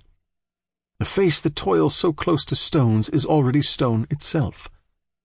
I see that man going back down with a heavy yet measured step toward the torment of which he will never know the end. That hour, like a breathing space which returns as surely as his suffering, that is the hour of consciousness. At each of those moments, when he leaves the heights and gradually sinks toward the lairs of the gods, he is superior to his fate. He is stronger than his rock. If this myth is tragic, that is because its hero is conscious. Where would his torture be, indeed, if at every step the hope of succeeding upheld him? The workman of today works every day in his life at the same tasks, and this fate is no less absurd. But it is tragic only at the rare moments when it becomes conscious. Sisyphus, proletarian of the gods, powerless and rebellious, knows the whole extent of his wretched condition. It is what he thinks of during his descent. The lucidity that was to constitute his torture at the same time crowns his victory. There is no fate that cannot be surmounted by scorn. If the descent is thus sometimes performed in sorrow, it can also take place in joy. This word is not too much. Again I fancy Sisyphus returning toward his rock, and the sorrow was in the beginning. When the images of earth cling too tightly to memory, when the call of happiness becomes too insistent, it happens that melancholy rises in man's heart. This is the rock's victory. This is the rock itself. The boundless grief is too heavy to bear. These are our nights of Gethsemane. But crushing truths perish from being acknowledged. Thus Oedipus at the outset obeys fate without knowing it. But from the moment he knows, his tragedy begins. Yet at the same moment, blind and desperate, he realizes that the only bond linking him to the world is the cool hand of a girl. Then a tremendous remark rings out, "Despite so many ordeals, my advanced age and the nobility of my soul make me conclude that all is well." Sophocles' Oedipus, like Dostoevsky's Kirillov, thus gives the recipe for the absurd victory. Ancient wisdom confirms modern heroism. One does not discover the absurd without being tempted to write a manual of happiness. What? By such narrow ways? There is but one world, however. Happiness and the absurd are 2 sons of the same earth. They are inseparable. It would be a mistake to say that happiness necessarily springs from the absurd discovery. It happens as well that the feeling of the absurd springs from happiness. "I conclude that all is well," says Oedipus, and that remark is sacred. It echoes in the wild and limited universe of man. It teaches that all is not, has not been, exhausted. It drives out of this world a god who would come into it with dissatisfaction and a preference for futile sufferings. It makes of fate a human matter, which must be settled among men. All Sisyphus's silent joy is contained therein. His fate belongs to him. His rock is his thing. Likewise, the absurd man, when he contemplates his torment, silences all the idols. In the universe suddenly restored to its silence, the myriad wondering little voices of the earth rise up. Unconscious, secret calls, invitations from all the faces, they are the necessary reverse and price of victory. There is no sun without shadow, and it is essential to know the night. The absurd man says yes, and his effort will henceforth be unceasing. If there is a personal fate, there is no higher destiny, or at least there is but one which he concludes is inevitable and despicable. For the rest, he knows himself to be the master of his days. At that subtle moment when man glances backward over his life, Sisyphus returning toward his rock, in that slight pivoting, he contemplates that series of unrelated actions which becomes his fate, created by him, combined under his memory's eye, and soon sealed by his death. Thus convinced of the wholly human origin of all that is human, a blind man eager to see who knows that the night has no end, he is still on the go. The rock is still rolling. I leave Sisyphus at the foot of the mountain. One always finds one's burden again. But Sisyphus teaches the higher fidelity that negates the gods and raises rocks. He too concludes that all is well. This universe henceforth without a master seems to him neither sterile nor futile. Each atom of that stone, each mineral flake of that night-filled mountain, in itself forms a world. The struggle itself towards the heights is enough to fill a man's heart. One must imagine Sisyphus happy.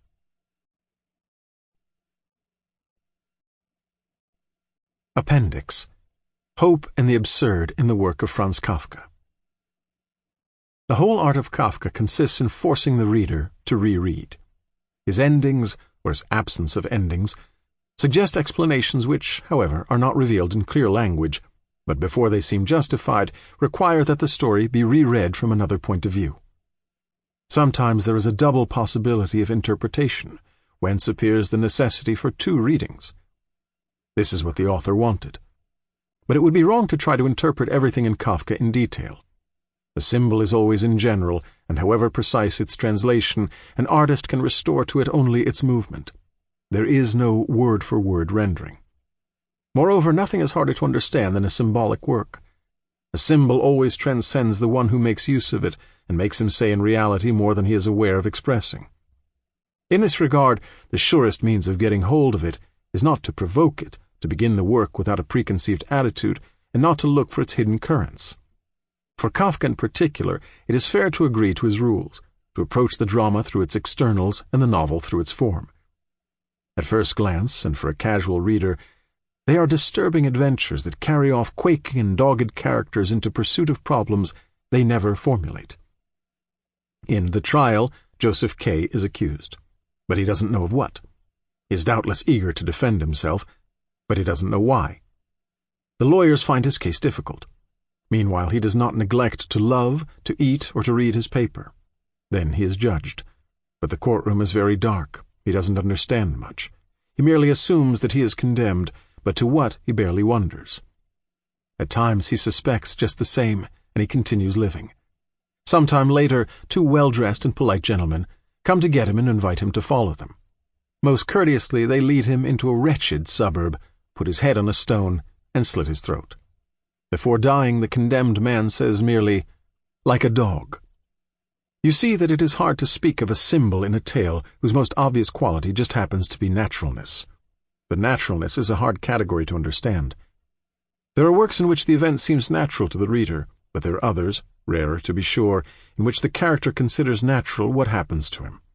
By an odd but obvious paradox, the more extraordinary the character's adventures are, the more noticeable will be the naturalness of the story.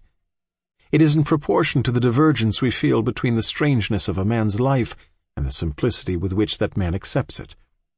It seems that this naturalness is Kafka's, and precisely one is well aware what The Trial means. People have spoken of an image of the human condition, to be sure. Yet it is both simpler and more complex. I mean that the significance of the novel is more particular and more personal to Kafka. To a certain degree, he is the one who does the talking, even though it is me he confesses. He lives, and he is condemned.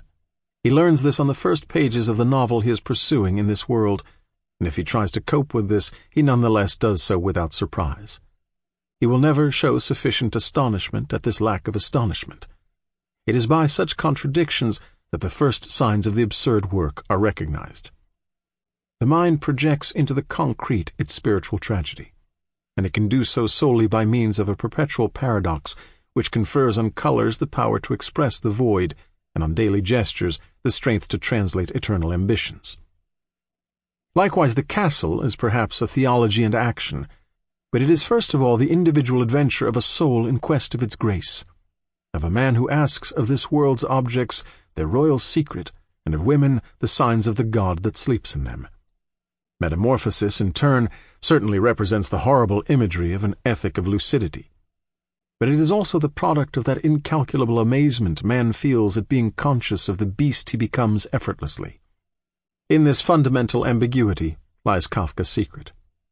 These perpetual oscillations between the natural and the extraordinary, the individual and the universal, the tragic and the everyday, the absurd and the logical, are found throughout his work and give it both its resonance and its meaning. These are the paradoxes that must be enumerated, the contradictions that must be strengthened in order to understand the absurd work. A symbol, indeed, assumes two planes, two worlds of ideas and sensations, and a dictionary of correspondences between them. This lexicon is the hardest thing to draw up. But awaking to the two worlds brought face to face is tantamount to getting on the trail of their secret relationships. In Kafka, these two worlds are that of everyday life on the one hand, and on the other that of supernatural anxiety. It seems that we are witnessing here an interminable exploitation of Nietzsche's remark, "Great problems are in the street." There is in the human condition, and this is a commonplace of all literatures, a basic absurdity as well as an implacable nobility. The two coincide, as is natural. Both of them are represented, let me repeat, in the ridiculous divorce separating our spiritual excesses and the ephemeral joys of the body. The absurd thing is that it should be the soul of this body which it transcends so inordinately. Whoever would like to represent this absurdity must give it life in a series of parallel contrasts. Thus it is that Kafka expresses tragedy by the everyday and the absurd by the logical. An actor lends more force to a tragic character the more careful he is not to exaggerate it. If he is moderate, the horror he inspires will be immoderate. In this regard, Greek tragedy is rich in lessons. In a tragic work, fate always makes itself felt better in the guise of logic and naturalness. Oedipus's fate is announced in advance. It is decided supernaturally that he will commit the murder and the incest. The drama's whole effort is to show the logical system which, from deduction to deduction, will crown the hero's misfortune, merely to announce to us that uncommon fate is scarcely horrible, because it is improbable. But if its necessity is demonstrated to us in the framework of everyday life, society, state, familiar emotion, then the horror is hallowed. In that revolt that shakes man and makes him say, "That is not possible," there is an element of desperate certainty that that can be. This is the whole secret of Greek tragedy, or at least one of its aspects, for there is another which, by a reverse method, would help us to understand Kafka better. The human heart has a tiresome tendency to label as fate only what crushes it. But happiness, likewise, in its way, is without reason, since it is inevitable. Modern man, however, takes the credit for him himself, when he doesn't fail to recognize it. Much could be said, on the contrary, about the privileged fates of Greek tragedy and those favored in legend who, like Ulysses, in the midst of the worst adventures, are saved from themselves. It was not so easy to return to Ithaca. What must be remembered in any case is that secret complicity that joins the logical and the everyday to the tragic. That is why Samsa, the hero of Metamorphosis, is a traveling salesman. This is why the only thing that disturbs him in the strange adventure that makes a vermin of him is that his boss will be angry at his absence. Legs and feelers grow out on him, his spine arches up, white spots appear on his belly, and I shall not say that this does not astonish him, for the effect would be spoiled, but it causes him a slight annoyance. The whole art of Kafka is in that distinction. In his central work, The Castle, the details of everyday life stand out, and yet in that strange novel in which nothing concludes and everything begins over again, it is the essential adventure of a soul in quest of its grace that is represented. That translation of the problem into action, that coincidence of the general and the particular, are recognized likewise in the little artifices that belong to every great creator. In The Trial, the hero might have been named Schmidt, or Franz Kafka, but he is named Joseph K. He is not Kafka, and yet he is Kafka. He is an average European. He is like everybody else, but he is also the entity K, who is the X of this flesh and blood equation. Likewise, if Kafka wants to express the absurd, he will make use of consistency. You know the story of the crazy man who was fishing in a bathtub. A doctor with ideas as to psychiatric treatments asked him if they were biting, to which he received the harsh reply, "Of course not, you fool, since this is a bathtub." That story belongs to the Baroque type, but in it can be grasped quite clearly to what a degree the absurd effect is linked to an excess of logic. Kafka's world is in truth an indescribable universe in which man allows himself the tormenting luxury of fishing in a bathtub, knowing that nothing will come of it. Consequently, I recognize here a work that is absurd in its principles. As for The Trial, for instance, I can indeed say that it is a complete success. Flesh wins out. Nothing is lacking, neither the unexpressed revolt, but it is what is writing, nor lucid and mute despair, but it is what is creating, nor that amazing freedom of manner which the characters of the novel exemplify until their ultimate death. Yet this world is not so closed as it seems. Into this universe devoid of progress, Kafka is going to introduce hope in a strange form. In this regard, The Trial and The Castle do not follow the same direction. They complement each other. The barely perceptible progression from one to the other represents a tremendous conquest in the realm of evasion. The Trial propounds a problem which The Castle, to a certain degree, solves. The first describes according to a quasi-scientific method and without concluding. The second, to a certain degree, explains. The Trial diagnoses, and The Castle imagines a treatment. But the remedy proposed here does not cure. It merely brings the malady back into normal life. It helps to accept it. In a certain sense, let us think of Kierkegaard, it makes people cherish it. The land surveyor K cannot imagine another anxiety than the one that is tormenting him.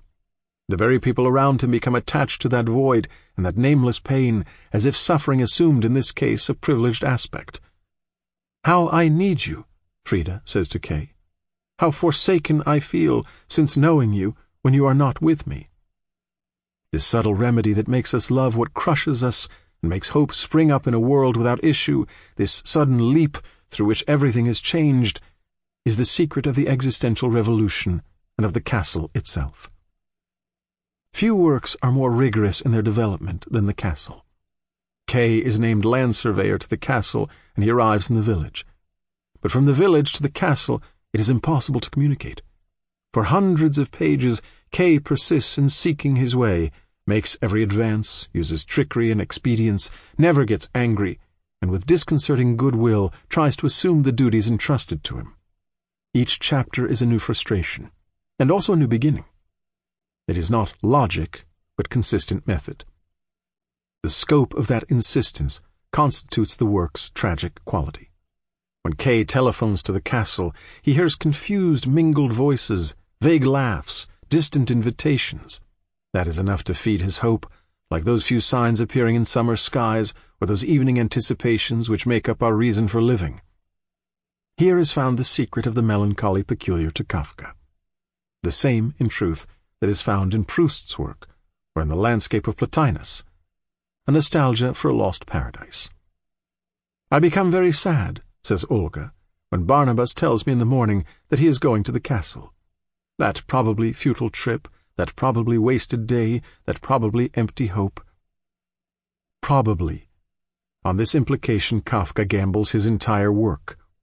But nothing avails. The quest of the eternal here is meticulous.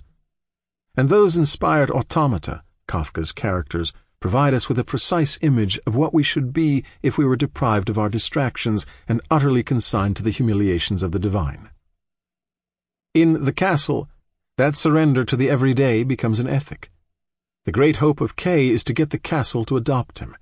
Unable to achieve this alone, his whole effort is to deserve this favor by becoming an inhabitant of the village, by losing the status of foreigner that everyone makes him feel. What he wants is an occupation, a home, the life of a healthy, normal man. He can't stand his madness any longer. He wants to be reasonable. He wants to cast off the peculiar curse that makes him a stranger to the village. The episode of Frida is significant in this regard. If he takes as his mistress this woman who was known one of the castle's officials, this is because of her past. He derives from her something that transcends him, while being aware of what makes her forever unworthy of the castle. This makes one think of Kierkegaard's strange love for Regina Olsen. In certain men, the fire of eternity consuming them is great enough for them to burn in it the very heart of those closest to them. The fatal mistake that consists in giving to God what is not God's is likewise the subject of this episode of the castle. But for Kafka, it seems that this is not a mistake. It is a doctrine and a leap. There is nothing that is not God's. Even more significant is the fact that the land surveyor breaks with Frida in order to go toward the Barnabas sisters. For the Barnabas family is the only one in the village that is utterly forsaken by the castle and by the village itself. Amalia, the elder sister, has rejected the shameful propositions made her by one of the castle's officials. The immoral curse that followed has forever cast her out from the love of God. Being incapable of losing one's honor for God amounts to making oneself unworthy of His grace. You recognize a theme familiar to existential philosophy: truth contrary to morality. At this point things are far-reaching. For the path pursued by Kafka's hero, from Frida to the Barnabas sisters, is the very one that leads from trusting love to the deification of the absurd. Here again Kafka's thought runs parallel to Kierkegaard. It is not surprising that the Barnabas story is placed at the end of the book. The land surveyor's last attempt is to recapture God through what negates Him, to recognize Him not according to our categories of goodness and beauty, but behind the empty and hideous aspects of His indifference, of His injustice, and of His hatred. That stranger who asks the castle to adopt him is at the end of his voyage a little more exiled because this time he is unfaithful to himself, forsaking morality, logic, and intellectual truths in order to try to enter, endowed solely with his mad hope, the desert of divine grace. The word hope used here is not ridiculous. On the contrary, the more tragic the condition described by Kafka, the firmer and more aggressive that hope becomes. The more truly absurd the trial is, the more moving and illegitimate the impassioned leap of the castle seems. But we find here again in a pure state the paradox of existential thought, as it is expressed, for instance, by Kierkegaard. Earthly hope must be killed. Only then can one be saved by true hope, which can be translated, one has to have written the trial to undertake the castle. Most of those who have spoken of Kafka have indeed defined his work as a desperate cry with no recourse left to man. But this calls for review. There is hope and hope. To me, the optimistic work of Henri Bordeaux seems peculiarly discouraging. This is because it has nothing for the discriminating. Malraux's thought, on the other hand, is always bracing. But in these two cases, neither the same hope nor the same despair is at issue. I see merely that the absurd work itself may lead to the infidelity I want to avoid. The work, which was but an ineffectual repetition of a sterile condition, a lucid glorification of the ephemeral, becomes here a cradle of illusions. It explains, it gives a shape to hope. The creator can no longer divorce himself from it. It is not the tragic game it was to be. It gives a meaning to the author's life. It is strange in any case that works of related inspiration, like those of Kafka, Kierkegaard, or Chestov, those, in short, of existential novelists and philosophers completely oriented toward the absurd and its consequences, should in the long run lead to that tremendous cry of hope. They embrace the God that consumes them. It is through humility that hope enters in. For the absurd of this existence assures them a little more of supernatural reality. If the course of this life leads to God, there is an outcome after all, and the perseverance, the insistence with which Kierkegaard, Chestov, and Kafka's heroes repeat their itineraries are special warrant of the uplifting power of that certainty. Kafka refuses his God moral nobility, evidence, virtue, coherence, but only the better to fall into his arms. The absurd is recognized, accepted, and man is resigned to it, but from then on, we know that it has ceased to be the absurd. Within the limits of the human condition, what greater hope than the hope that allows an escape from that condition? As I see once more, existential thought in this regard, and contrary to current opinion, is steeped in a vast hope. The very hope which at the time of early Christianity and the spreading of the good news inflamed the ancient world.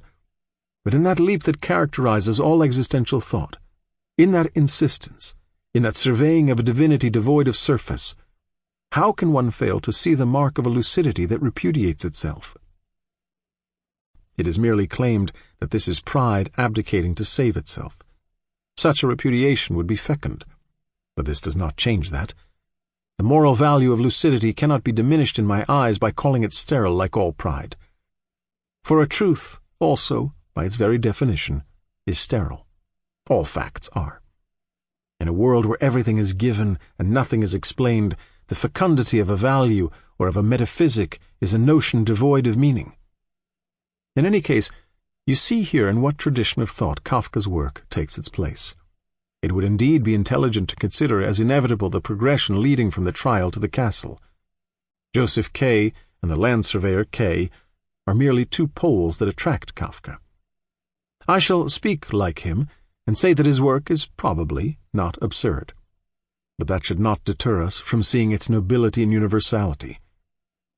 They come from the fact that he managed to represent so fully the everyday passage from hope to grief and from desperate wisdom to intentional blindness. His work is universal. A really absurd work is not universal, to the extent to which it represents the emotionally moving face of man fleeing humanity, deriving from his contradictions reasons for believing, reasons for hoping from his fecund despairs, and calling life his terrifying apprenticeship in death. It is universal because its inspiration is religious. As in all religions, man is freed of the weight of his own life. But if I know that, if I can even admire it, I also know that I am not seeking what is universal, but what is true. The two may well not coincide. This particular view will be better understood if I say that truly hopeless thought just happens to be defined by the opposite criteria, and that the tragic work might be the work that, after all future hope is exiled, describes the life of a happy man. The more exciting life is, the more absurd is the idea of losing it. This is perhaps the secret of that proud aridity felt in Nietzsche's work.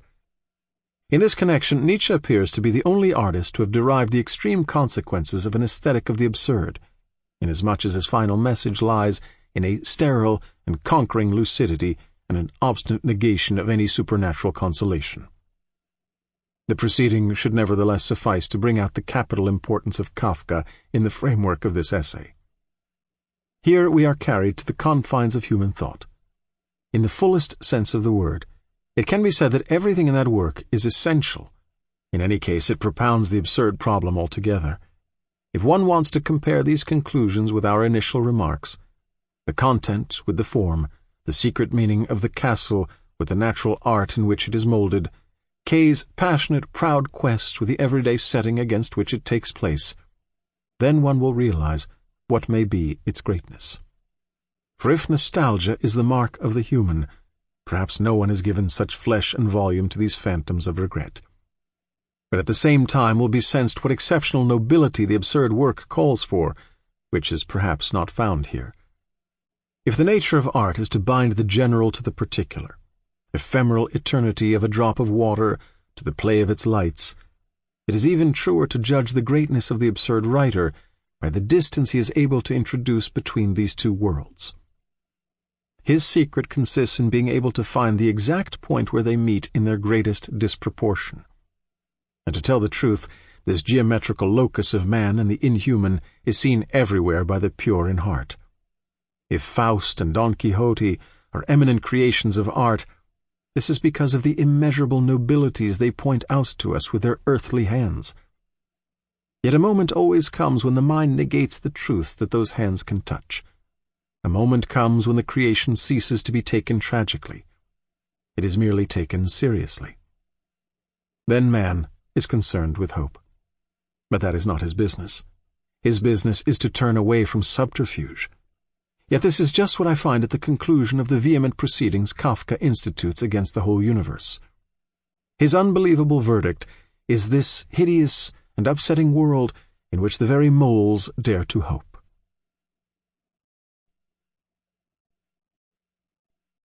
Summer in Algiers.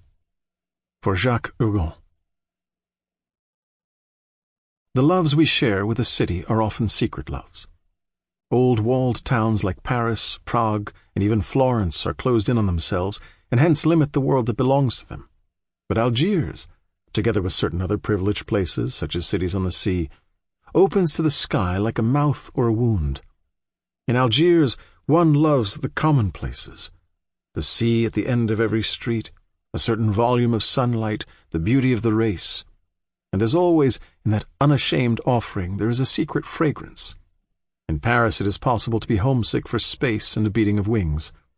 Here at least man is gratified in every wish, and sure of his desires, can at least measure his possessions. Probably one has to live in Algiers for some time in order to realize how paralyzing an excess of nature's bounty can be. There is nothing here for whoever would learn, educate himself, or better himself. This country has no lessons to teach. It neither promises nor affords glimpses. It is satisfied to give, but in abundance. It is completely accessible to the eyes, and you know it the moment you enjoy it. Its pleasures are without remedy, and its joys without hope. Above all, it requires clairvoyant souls, that is, without solace. It insists upon one's performing an act of lucidity as one performs an act of faith. Strange country that gives the man it nourishes both his splendor and his misery. It is not surprising that the sensual riches granted to a sensitive man of these regions should coincide with the most extreme destitution. No truth fails to carry with it its bitterness. How can one be surprised, then, if I never feel more affection for the face of this country than amid its poorest men? During their entire youth, men find here a life in proportion to their beauty, and later on, the downhill slope and obscurity. They wagered on the flesh, but knowing they were to lose. In Algiers, whoever is young and alive finds sanctuary and occasion for triumphs everywhere. In the bay, the sun, the red and white games on the seaward terraces, the flowers and sports stadiums, the cool-legged girls. But for whoever has lost his youth, there is nothing to cling to and nowhere where melancholy can escape itself. Elsewhere, Italian terraces, European cloisters, or the profile of the Provençal hills, all places where man can flee his humanity and gently liberate himself from himself. But everything here calls for solitude and the blood of young men. Goethe on his deathbed calls for light, and this is a historic remark. At Belcourt and Bab el Oued, old men seated in the depths of cafes listen to the bragging of young men with plastered hair. Summer betrays these beginnings and ends to us in Algiers. During those months the city is deserted. But the poor remain, and the sky. We join the former as they go down toward the harbor and man's treasures. Warmth of the water and the brown bodies of women. In the evening, sated with such wealth, they return to the oilcloth and kerosene lamp that constitute the whole setting of their life. In Algiers, no one says, "Go for a swim," but rather, "Indulge in a swim." The implications are clear. People swim in the harbor and go to rest on the buoys. Anyone who passes near a buoy where a pretty girl already is sunning herself shouts to his friends, "I tell you it's a seagull!" These are healthy amusements. They must obviously constitute the ideal of these youths, since most of them continue the same life in the winter, undressing every day at noon for a frugal lunch in the sun. Not that they have read the boring sermons of the nudists, those Protestants of the flesh. Theirs a theory of the body quite as tiresome as that of the mind. But they are simply comfortable in the sunlight. The importance of this custom for our epoch can never be overestimated. For the first time in 2,000 years, the body has appeared naked on beaches. For 20 centuries, men have striven to give decency to Greek insolence and naivete, to diminish the flesh and complicate dress. Today, despite that history, young men running on Mediterranean beaches repeat the gestures of the athletes of Delos. And living thus among bodies and through one's body, one becomes aware that it has its connotations, its life, and, to risk nonsense, a psychology of its own. The body's evolution, like that of the mind, has its history, its vicissitudes, its progress, and its deficiency. With this distinction, however, color. When you frequent the beach in summer, you become aware of a simultaneous progression of all skins, from white to golden to tanned, ending up in a tobacco color which marks the extreme limit of the effort of transformation of which the body is capable. Above the harbor stands the set of white cubes of the Kasbah. When you're at water level, against the sharp white background of the Arab town, the bodies describe a copper-colored frieze. And as the month of August progresses and the sun grows, the white of the houses becomes more blinding and skins take on a darker warmth. How can one fail to participate, then, in that dialogue of stone and flesh in tune with the sun and seasons?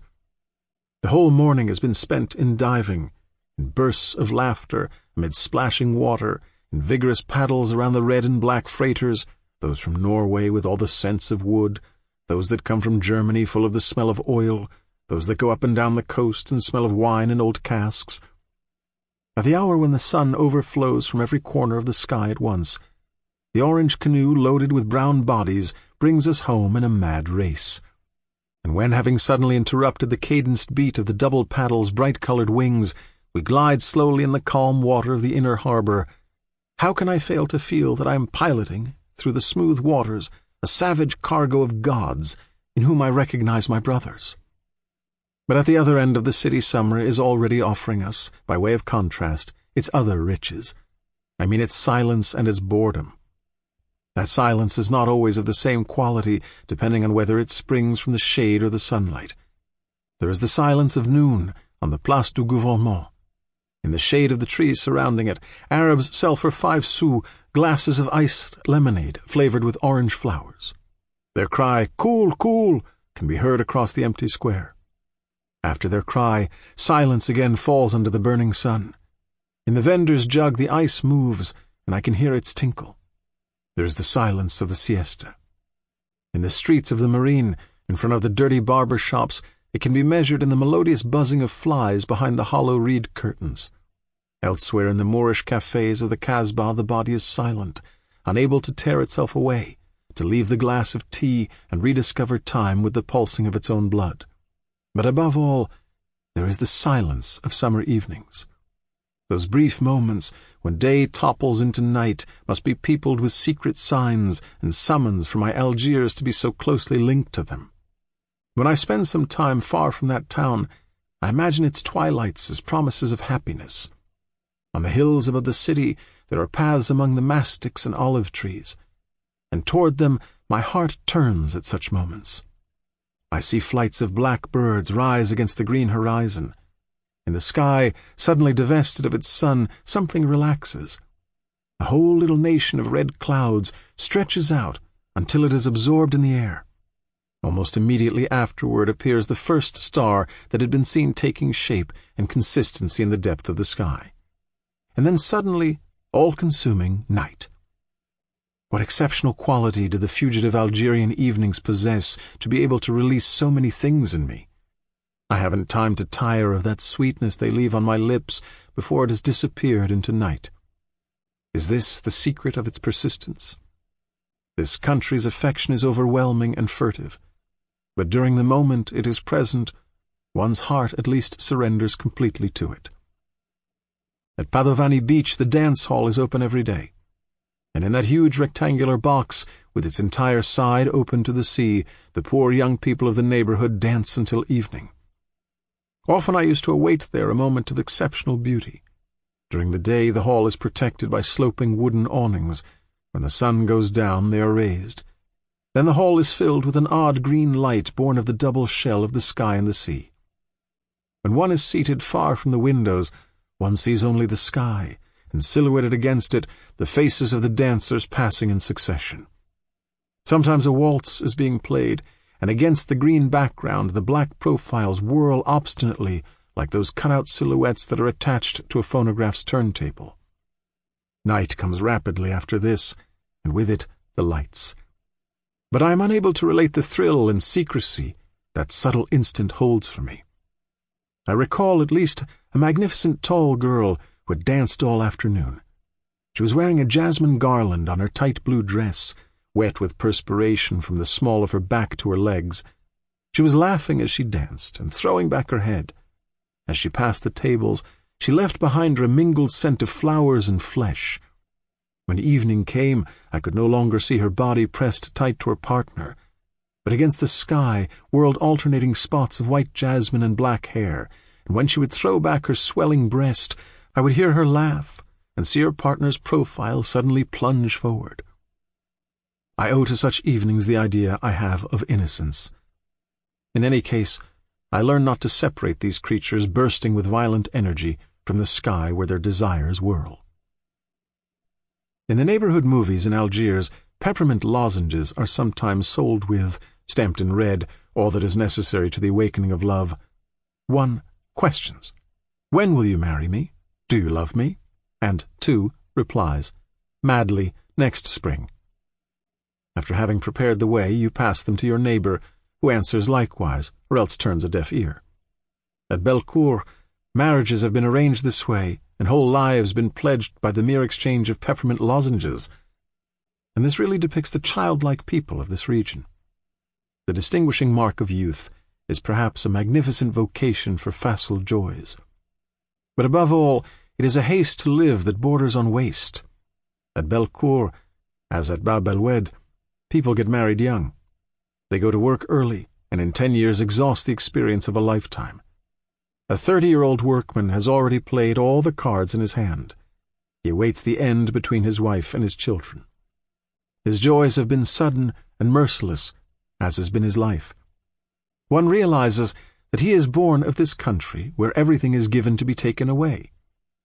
In that plenty and profusion, life follows the sweep of great passions, sudden, exacting, and generous. It is not to be built up, but to be burned up. Stopping to think and becoming better are out of the question. The notion of hell, for instance, is merely a funny joke here. Such imaginings are allowed only to the very virtuous. And I really think that virtue is a meaningless word in all Algeria. Not that these men lack principles.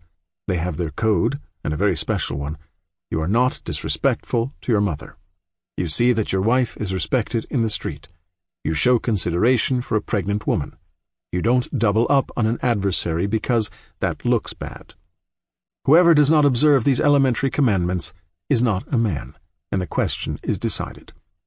This strikes me as fair and strong. There are still many of us who automatically observe this code of the street, the only disinterested one I know.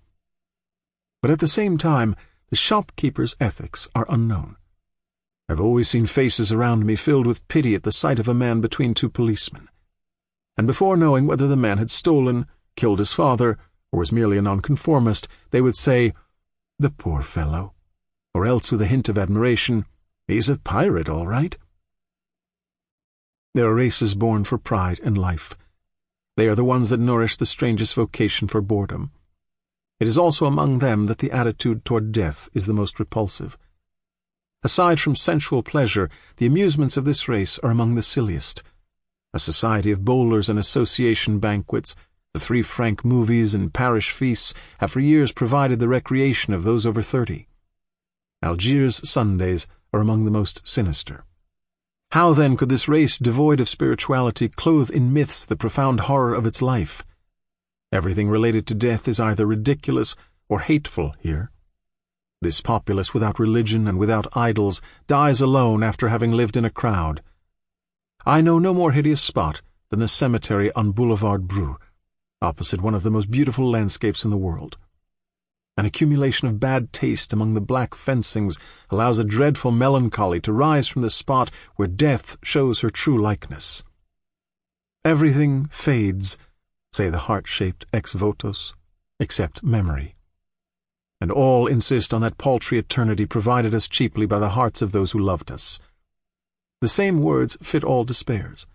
Addressed to the dead man, they speak to him in the second person. Our memory will never forsake you. Lugubrious pretense which attributes a body and desires to what is at best a black liquid. Elsewhere, amid a deadly profusion of marble flowers and birds, this bold assertion: "Never will your grave be without flowers." But never fear. The inscription surrounds a gilded stucco bouquet, very time-saving for the living, like those immortelles which owe their pompous name to the gratitude of those who still jump onto moving buses. Inasmuch as it is essential to keep up with the times, the classic warbler is sometimes replaced by an astounding pearl airplane piloted by a silly angel, who, without regard for logic, is provided with an impressive pair of wings. Yet how to bring out that these images of death are never separated from life? Here the values are closely linked. The favorite joke of Algerian undertakers, when driving an empty hearse, is to shout, "Want a ride, sister?" to any pretty girls they meet on the way. There is no objection to seeing a symbol in this, even if somewhat untoward. It may seem blasphemous, likewise, to reply to the announcement of a death while winking one's left eye, "Poor fellow, he'll never sing again." Or like that woman of Oran, who had never loved her husband, "God gave him to me, and God has taken him from me." But all in all, I see nothing sacred in death, and am well aware, on the other hand, of the distance there is between fear and respect. Everything here suggests the horror of dying in a country that invites one to live, and yet it is under the very walls of this cemetery that the young of Belcourt have their assignations and that the girls offer themselves to kisses and caresses. I am well aware that such a race cannot be accepted by all. Here intelligence has no place as in Italy. This race is indifference to the mind. It has a cult for and admiration of the body, whence its strength, its innocent cynicism, and a puerile vanity, which explains why it is so severely judged. It is commonly blamed for its mentality, that is, a way of seeing and of living, and it is true that a certain intensity of life is inseparable from injustice. Yet here is a race without past, without tradition, and yet not without poetry, but a poetry whose quality I know well, harsh, carnal, far from tenderness, that of their very sky, the only one in truth to move me and bring me inner peace. The contrary of a civilized nation is a creative nation. I have the mad hope that, without knowing it perhaps, these barbarians lounging on beaches are actually modeling the image of a culture in which the greatness of man will at last find its true likeness. This race, wholly cast into its present, lives without myths, without solace. It has put all its possessions on this earth, and therefore remains without defense against death. All the gifts of physical beauty have been lavished on it, and with them the strange avidity that always accompanies that wealth without future. Everything that is done here shows a horror of stability and a disregard for the future. People are in haste to live, and if an art were to be born here, it would obey that hatred of permanence that made the Dorians fashion their first column in wood. And yet, yes, one can find measure as well as excess in the violent and keen face of this race, in this summer sky with nothing tender in it, before which all truths can be uttered, and on which no deceptive divinity has traced the signs of hope or of redemption. Between this sky and these faces turned toward it, nothing on which to hang a mythology, a literature, an ethic, or a religion, but stones, flesh, stars, and those truths the hand can touch. To feel one's attachment to a certain region, one's love for a certain group of men, to know that there is always a spot where one's heart will feel at peace, these are many certainties for a single human life, and yet this is not enough. But at certain moments everything yearns for that spiritual home. Yes, we must go back there indeed. Is there anything odd in finding on earth that union that Plotinus longed for? Unity is expressed here in terms of sun and sea. The heart is sensitive to it through a certain savor of flesh which constitutes its bitterness and its grandeur. I learn that there is no superhuman happiness, no eternity outside the sweep of days. These paltry and essential belongings, these relative truths, are the only ones to stir me. As for the others, the ideal truths, I have not enough soul to understand them. Not that one must be an animal, but I find no meaning in the happiness of angels. I know simply that this sky will last longer than I. And what shall I call eternity, except what will continue after my death? I am not expressing here the creature's satisfaction with this condition. It is quite a different matter. It is not always easy to be a man, still less to be a pure man. But being pure is recovering that spiritual home where one can feel the world's relationship, where one's pulse beats coincide with the violent throbbing of the 2 o'clock sun. It is well known that one's native land is always recognized at the moment of losing it. For those who are too uneasy about themselves, their native land is the one that negates them. I should not like to be brutal or seem extravagant, but after all, what negates me in this life is first of all what kills me. Everything that exalts life at the same time increases its absurdity. In the Algerian summer, I learned that one thing only is more tragic than suffering, and that is the life of a happy man. But it may be also the way to a greater life, because it leads to not cheating. Many, in fact, feign love of life to evade love itself. They try their skill at enjoyment and at indulging in experiences. But this is illusory. It requires a rare vocation to be a sensualist. The life of a man is fulfilled without the aid of his mind, with its backward and forward movements, at one and the same time its solitude and its presences. To see the men of Belcourt working, protecting their wives and children, and often without a reproach, I think one can feel a secret shame. To be sure, I have no illusions about it. There is not much love in the lives I am speaking of. I ought to say that not much remains, but at least they have evaded nothing. There are words I have never really understood, such as sin. Yet I believe these men have never sinned against life. For if there is a sin against life, it consists perhaps not so much in despairing of life as in hoping for another life, and in eluding the implacable grandeur of this life. These men have not cheated. Gods of summer they were at 20 by their enthusiasm for life, and they still are, deprived of all hope. I've seen 2 of them die. They were full of horror, but silent. It is better thus. From Pandora's box, where all the ills of humanity swarmed, the Greeks drew out hope after all the others, as the most dreadful of all. I know no more stirring symbol. For contrary to the general belief, hope equals resignation, and to live is not to resign oneself. This, at least, is the bitter lesson of Algerian summers. But already the season is wavering, and summer totters.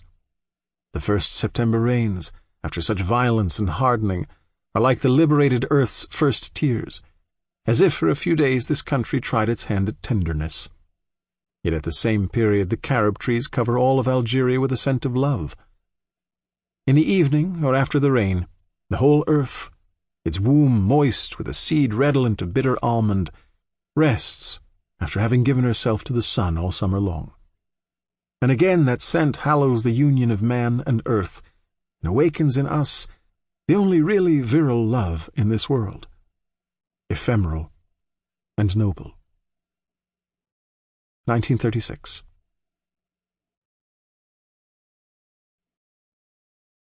The Minotaur, or The Stop in Oran, for Pierre Galindo.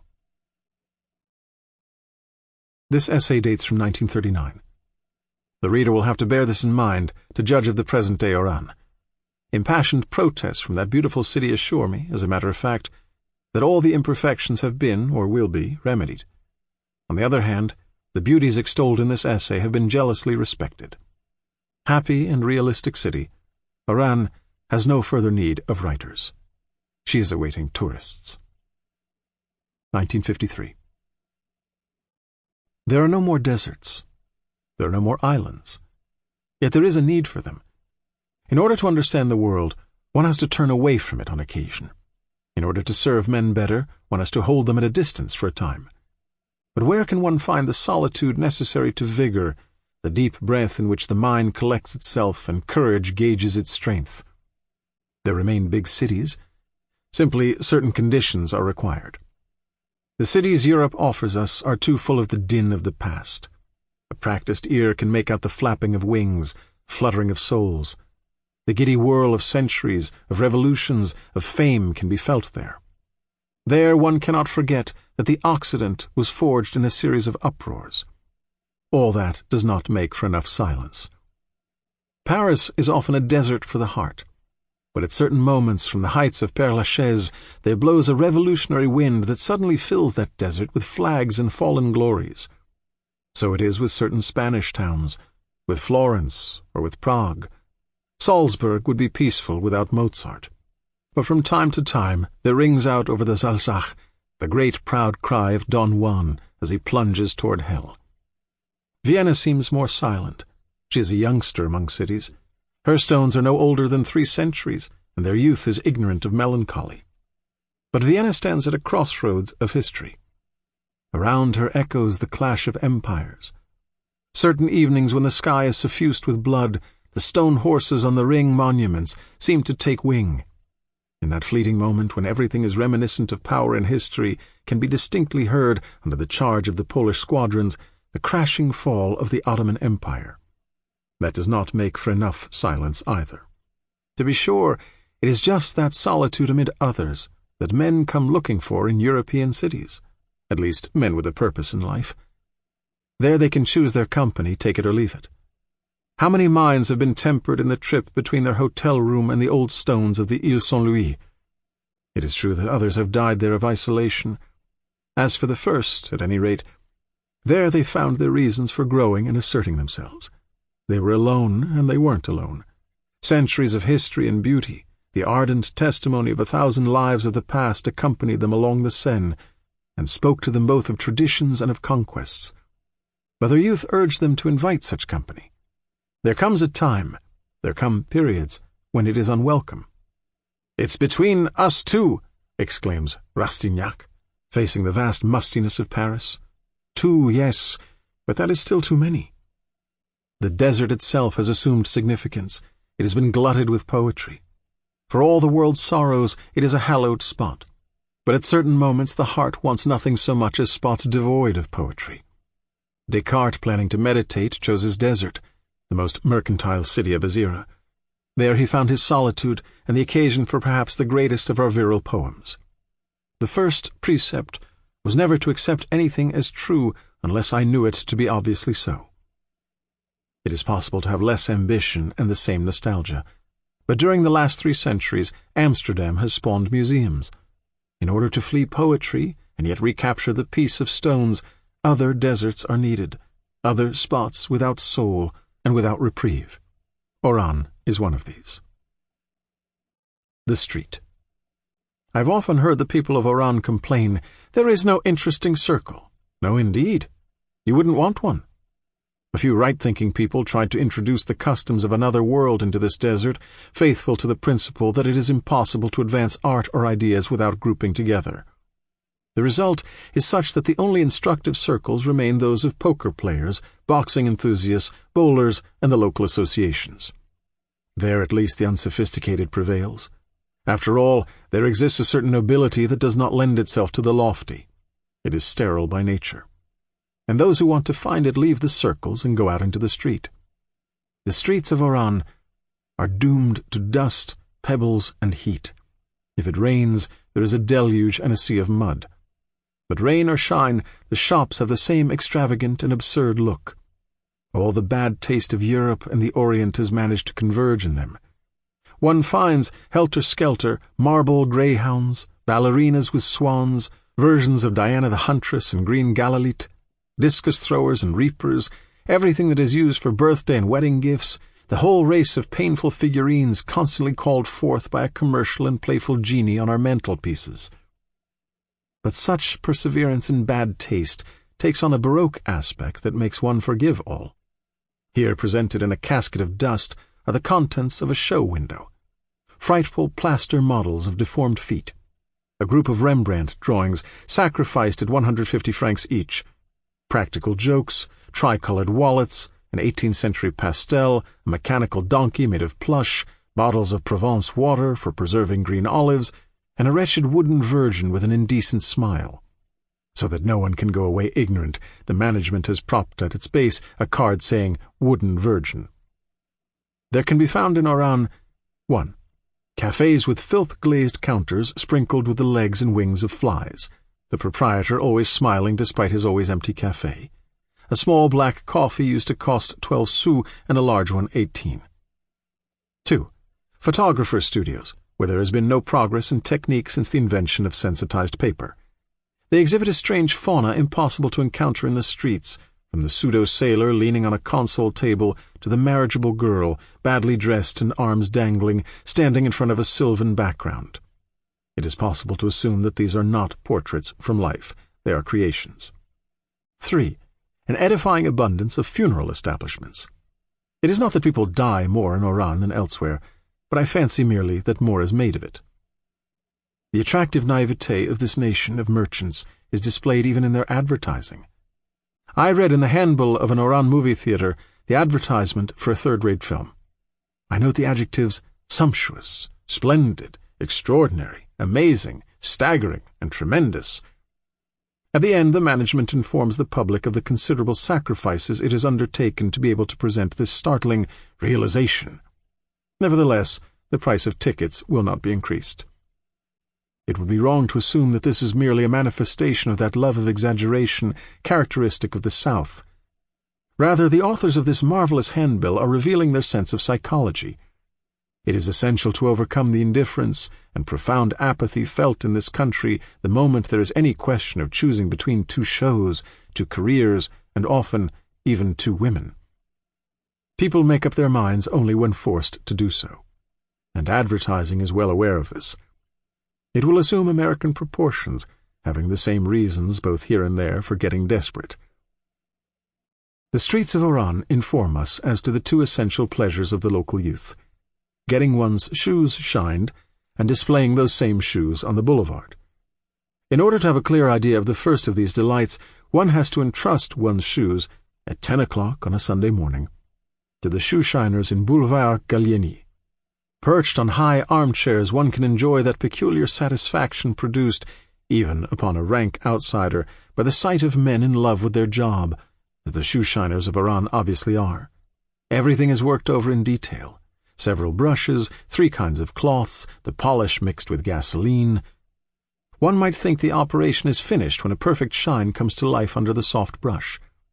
But the same insistent hand covers the glossy surface again with polish, rubs it, dulls it, makes the cream penetrate the heart of the leather, and then brings forth, under the same brush, a double and really definitive gloss sprung from the depths of the leather.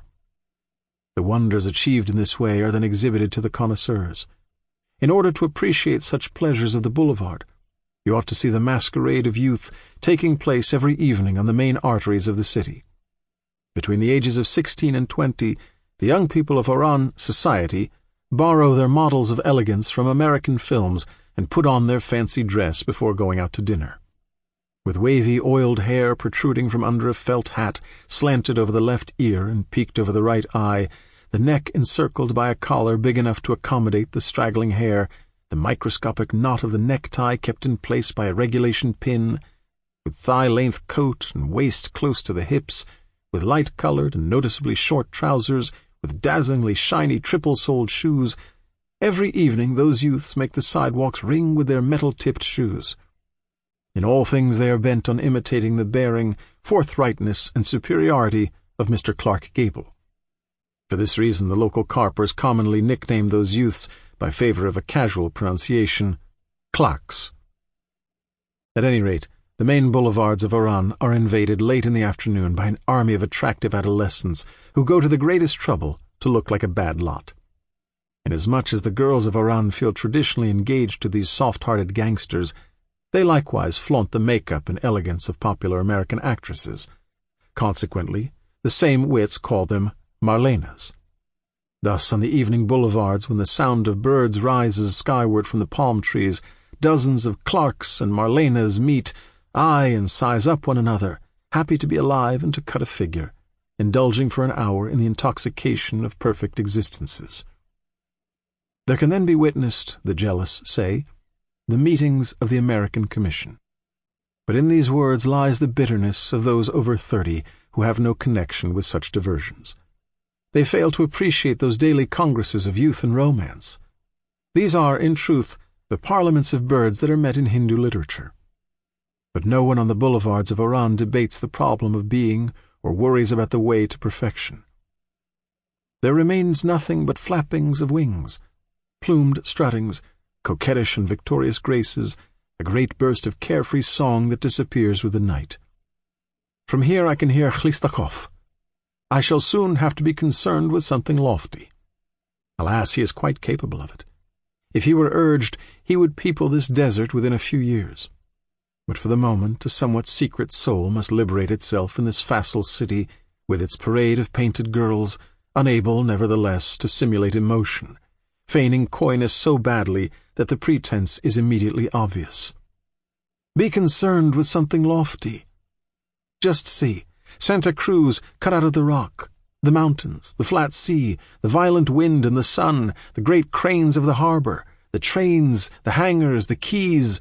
and the huge ramps climbing up the city's rock, and in the city itself these diversions and this boredom, this hubbub and this solitude.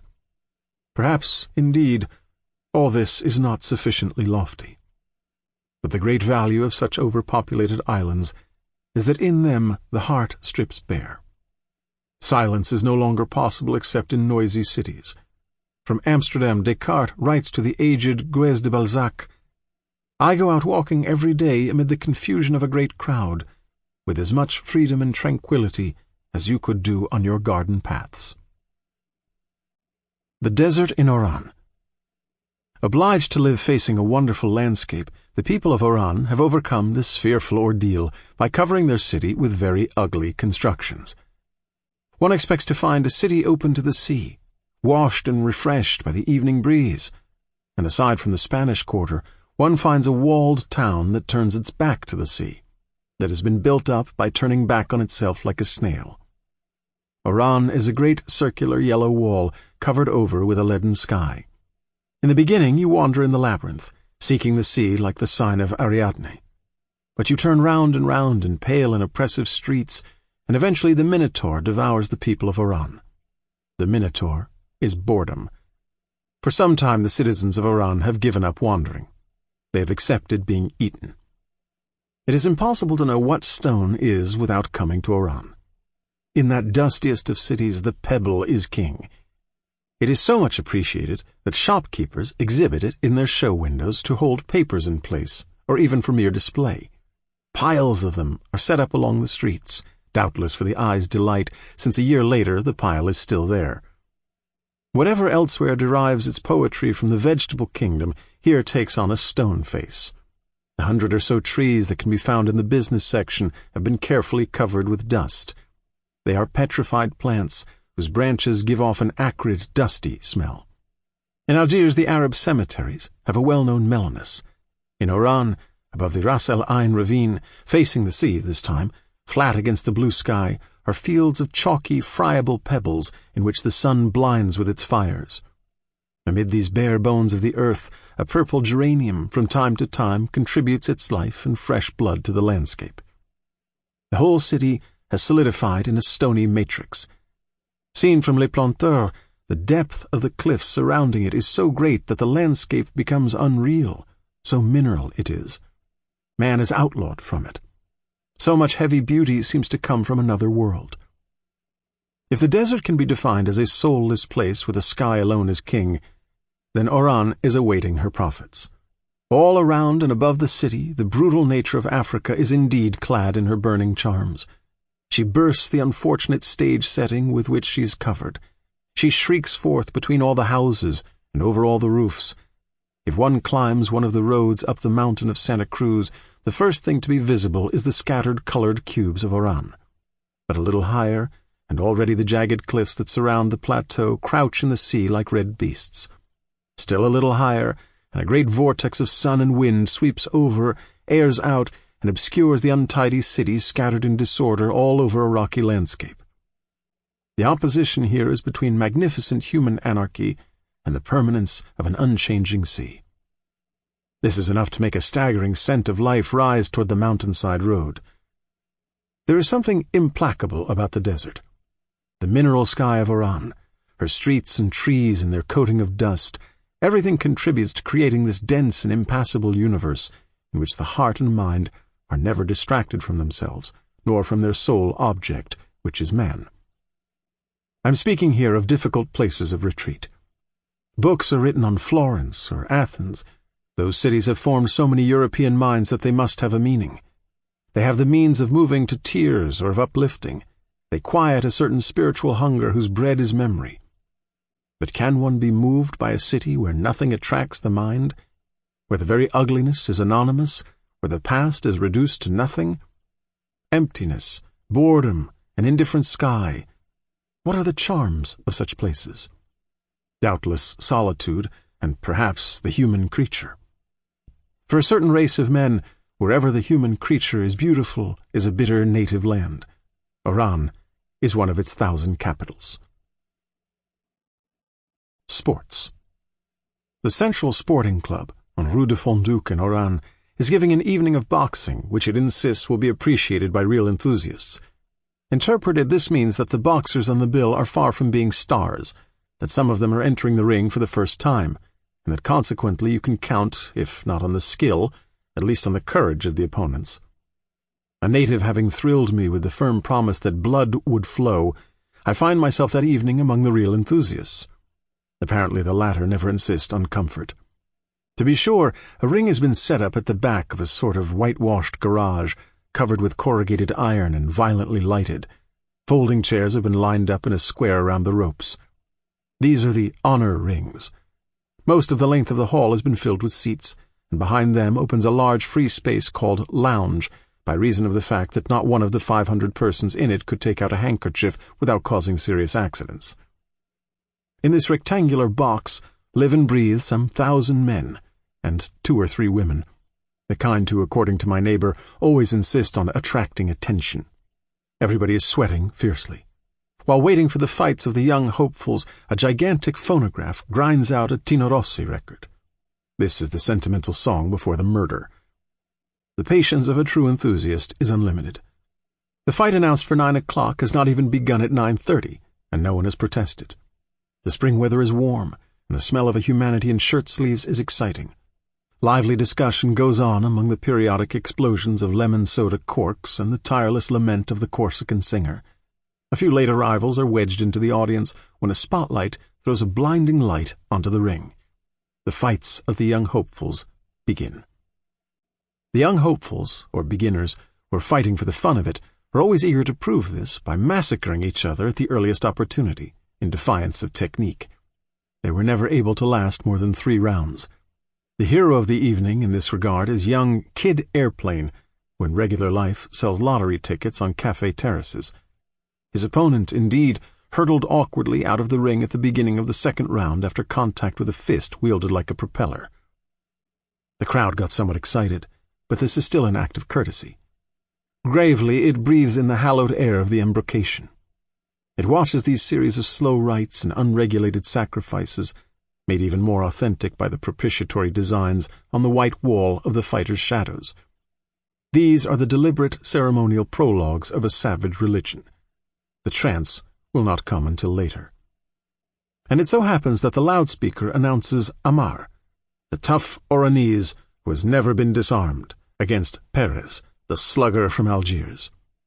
An uninitiate would misinterpret the yelling that greets the introduction of the boxers in the ring. He would imagine some sensational combat in which the boxers were to settle a personal quarrel known to the public. To tell the truth, it is a quarrel they are going to settle.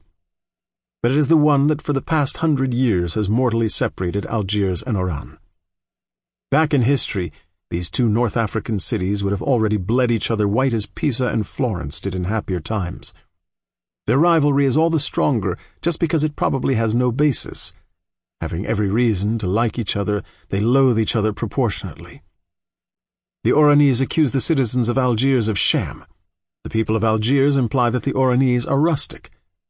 These are bloodier insults than they might seem because they are metaphysical. And unable to lay siege to each other, Oran and Algiers meet, compete, and insult each other on the field of sports, statistics, and public works. Thus a page of history is unfolding in the ring, and the tough Oranese, backed by 1,000 yelling voices, is defending against Perez a way of life and the pride of a province. Truth forces me to admit that Amar is not conducting his discussion well. His argument has a flaw. He lacks reach. The slugger from Algiers, on the contrary, has the required reach in his argument. It lands persuasively between his contradictor's eyes. The Oranese bleeds magnificently amid the vociferations of a wild audience. Despite the repeated encouragements of the gallery and of my neighbor, despite the dauntless shouts of "Kill him! Floor him!" the insidious "Below the belt! Oh, the referee missed that one!" the optimistic "He's pooped! He can't take any more!" Nevertheless, the man from Algiers is proclaimed the winner on points amid interminable catcalls. My neighbor, who is inclined to talk of sportsmanship, applauds ostensibly, while slipping to me in a voice made faint by so many shouts, "So that he won't be able to say back there that we of Oran are savages." But throughout the audience, fights not included on the program have already broken out. Chairs are brandished, The police clear a path. Excitement is at its height. In order to calm these good people and contribute to the return of silence, the management, without losing a moment, commissions the loudspeaker to boom out "Sombre Meuse." For a few minutes the audience has a really warlike look. Confused clusters of combatants and voluntary referees sway in the grip of policemen. The gallery exults and calls for the rest of the program with wild cries, cock-a-doodle-doos, and mocking catcalls drowned in the irresistible flood from the military band. But the announcement of the big fight is enough to restore calm. This takes place suddenly, without flourishes, just as actors leave the stage once the play is finished. With the greatest unconcern, hats are dusted off, chairs are put back in place, and without transition all faces assume the kindly expression of the respectable member of the audience who has paid for his ticket to a family concert.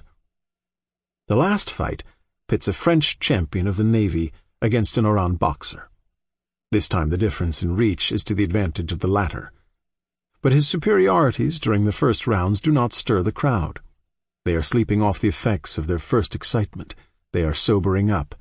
They are still short of breath. If they applaud, there is no passion in it. They hiss without animosity.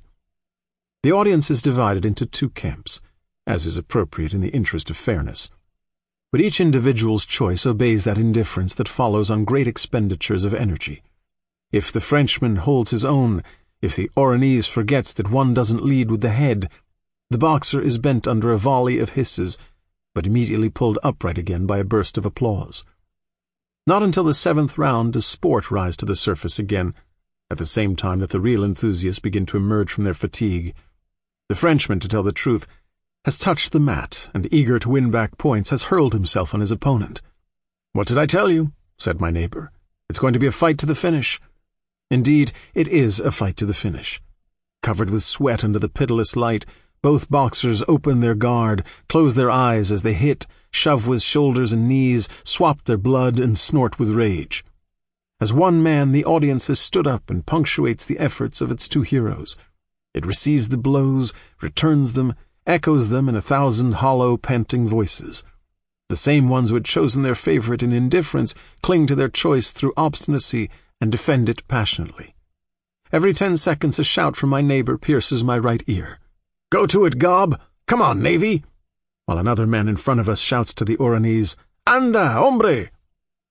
The man and the Gob go to it, and together with them, in this temple of whitewash, iron, and cement, an audience completely given over to gods with cauliflower ears.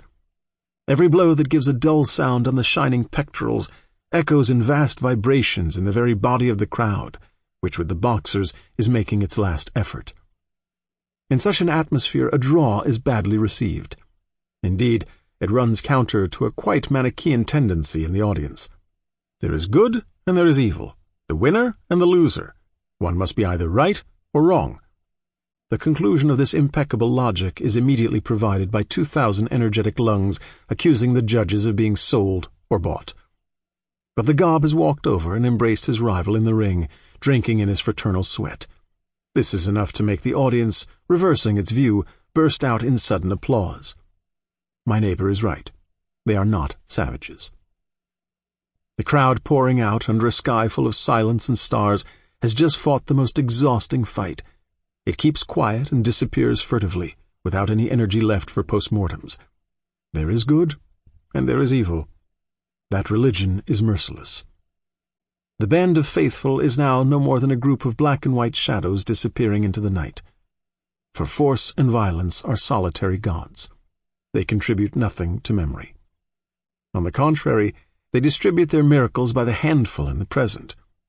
They are made for this race without past, which celebrates its communions around the prize ring. These are rather difficult rites, but ones that simplify everything. Good and evil, winner and loser. At Corinth, 2 temples stood side by side, the temple of violence and the temple of necessity. Monuments. For many reasons due as much to economics as to metaphysics, it may be said that the Oranese style, if there is one, forcefully and clearly appears in the extraordinary edifice called the Maison du Colon. Oran hardly lacks monuments. The city has its quota of imperial marshals, ministers, and local benefactors. They are found on dusty little squares, resigned to rain and sun. They too converted to stone and boredom. But in any case, they represent contributions from the outside. In that happy Barbary, they are the regrettable marks of civilization. Oran, on the other hand, has raised up her altars and rostra to her own honor. In the very heart of the mercantile city, having to construct a common home for the innumerable agricultural organizations that keep this country alive, the people of Oran conceived the idea of building solidly a convincing image of their virtues, the Maison de Colon. To judge from the edifice, those virtues are 3 in number: boldness in taste, love of violence, and a feeling for historical syntheses. Egypt, Byzantium, and Munich collaborated in the delicate construction of a piece of pastry in the shape of a bowl upside down. Multicolored stones, most vigorous in effect, have been brought in to outline the roof. These mosaics are so exuberantly persuasive that at first you see nothing but an amorphous effulgence. But with a closer view, and your attention called to it, you discover that they have a meaning. A graceful colonist, wearing a bow tie and white pith helmet, is receiving the homage of a procession of slaves dressed in classical style. The edifice and its colored illustrations have been set down in the middle of a square in the to and fro of the little 2-car trams, whose filth is one of the charms of the city. Oran greatly cherishes also the 2 lions of its Place d'Armes, or parade ground. Since 1888, they have been sitting in state on opposite sides of the municipal stairs. Their author was named Cain. They have majesty and a stubby torso. It is said that at night they get down from their pedestal, one after the other, silently pace around the dark square, and on occasion urinate at length under the big dusty ficus trees. These, of course, are rumors to which the people of Oran lend an indulgent ear, but it is unlikely. Despite a certain amount of research, I have not been able to get interested in Cain. I merely learned that he had the reputation of being a skillful animal sculptor. Yet I often think of him. This is an intellectual bent that comes naturally in Oran. Here is a sonorously named artist who left an unimportant work here. Several 100,000 people are familiar with the easygoing beasts he put in front of a pretentious town hall. This is one way of succeeding in art. To be sure, these 2 lions, like thousands of works of the same type, are proof of something else than talent. Others have created the Night Watch, St. Francis receiving the stigmata, David, or the Pharsalian bas-relief called The Glorification of the Flower. Cain, on the other hand, set up 2 hilarious snouts on the square of a mercantile province overseas. But the David will go down one day with Florence, and the lions will perhaps be saved from the catastrophe. Let me repeat, they are proof of something else. Can one state this idea clearly? In this work there are insignificance and solidity. Spirit counts for nothing, and matter for a great deal. Mediocrity insists upon lasting by all means, including bronze. It is refused a right to eternity, and every day it takes that right. Is it not eternity itself? In any event, such perseverance is capable of stirring, and it involves its lesson, that of all the monuments of Oran, and of Oran herself. An hour a day, every so often, it forces you to pay attention to something that has no importance. The mind profits from such recurrences. In a sense, this is its hygiene, and since it absolutely needs its moments of humility, it seems to me that this chance to indulge in stupidity is better than others. Everything that is ephemeral wants to last. Let us say that everything wants to last. Human productions mean nothing else, and in this regard, Cain's lions have the same chances as the ruins of Angkor. This disposes one toward modesty. There are other Oranese monuments, or at least they deserve this name because they too stand for their city, and perhaps in a more significant way. They are the public works at present covering the coast for some 10 kilometers. Apparently, it is a matter of transforming the most luminous of bays into a gigantic harbor. In reality, it is one more chance for man to come to grips with stone. In the paintings of certain Flemish masters, a theme of strikingly general application recurs insistently: the building of the Tower of Babel. Vast landscapes, rocks climbing up to heaven, steep slopes teeming with workmen, animals, ladders, strange machines, cords, pulleys. Man, moreover, is there only to give scale to the inhuman scope of the construction. This is what the Oran coast makes one think of west of the city. Clinging to vast slopes, rails, dump cars, cranes, tiny trains. Under a broiling sun, toy-like locomotives round huge blocks of stone amid whistles, dust, and smoke. Day and night, a nation of ants bustles about on the smoking carcass of the mountain. Clinging all up and down a single cord against the side of the cliff, dozens of men, their bellies pushing against the handles of automatic drills, vibrate in empty space all day long and break off whole masses of rock that hurtle down in dust and rumbling. Farther on, dump carts tip their loads over the slopes, and the rocks, suddenly poured seaward, bound and roll into the water, each large lump followed by a scattering of lighter stones. At regular intervals, at dead of night or in broad daylight, detonations shake the whole mountain and stir up the sea itself. Man, in this vast construction field, makes a frontal attack on stone. And if one could forget, for a moment at least, the harsh slavery that makes this work possible, one would have to admire. These stones, torn from the mountain, serve man in his plans. They pile up under the first waves, gradually emerge, and finally take their place to form a jetty, soon covered with men and machines which advance day after day toward the open sea. Without stopping, huge steel jaws bite into the cliff's belly, turn round, and disgorge into the water their overflowing gravel. As the coastal cliff is lowered, the whole coast encroaches irresistibly on the sea. Of course, destroying stone is not possible. It is merely moved from one place to another. In any case, it will last longer than the men who use it. For the moment, it satisfies their will to action. That in itself is probably useless. But moving things about is the work of men. One must choose doing that or nothing. Obviously, the people of Oran have chosen. In front of that indifferent bay, for many years more, they will pile up stones along the coast. In 100 years, tomorrow, in other words, they will have to begin again. But today these heaps of rocks testify for the men in masks of dust and sweat who move about among them. The true monuments of Oran are still her stones. Ariadne's stone. It seems that the people of Oran are like that friend of Flaubert, who on the point of death, casting a last glance at this irreplaceable earth, exclaimed, "Close the window, it's too beautiful." They have closed the window. They have walled themselves in. They have cast out the landscape. But Flaubert's friend, Le Poitevin, died, and after him days continued to be added to days. Likewise, beyond the yellow walls of Oran, land and sea continue their indifferent dialogue. That permanence in the world has always had contrary charms for man. It drives him to despair and excites him. The world never says but one thing. First it interests, then it bores. But eventually it wins out by dint of obstinacy. It is always right. Already at the very gates of Oran, nature raises its voice. In the direction of Canastel, there are vast wastelands covered with fragrant brush. There sun and wind speak only of solitude.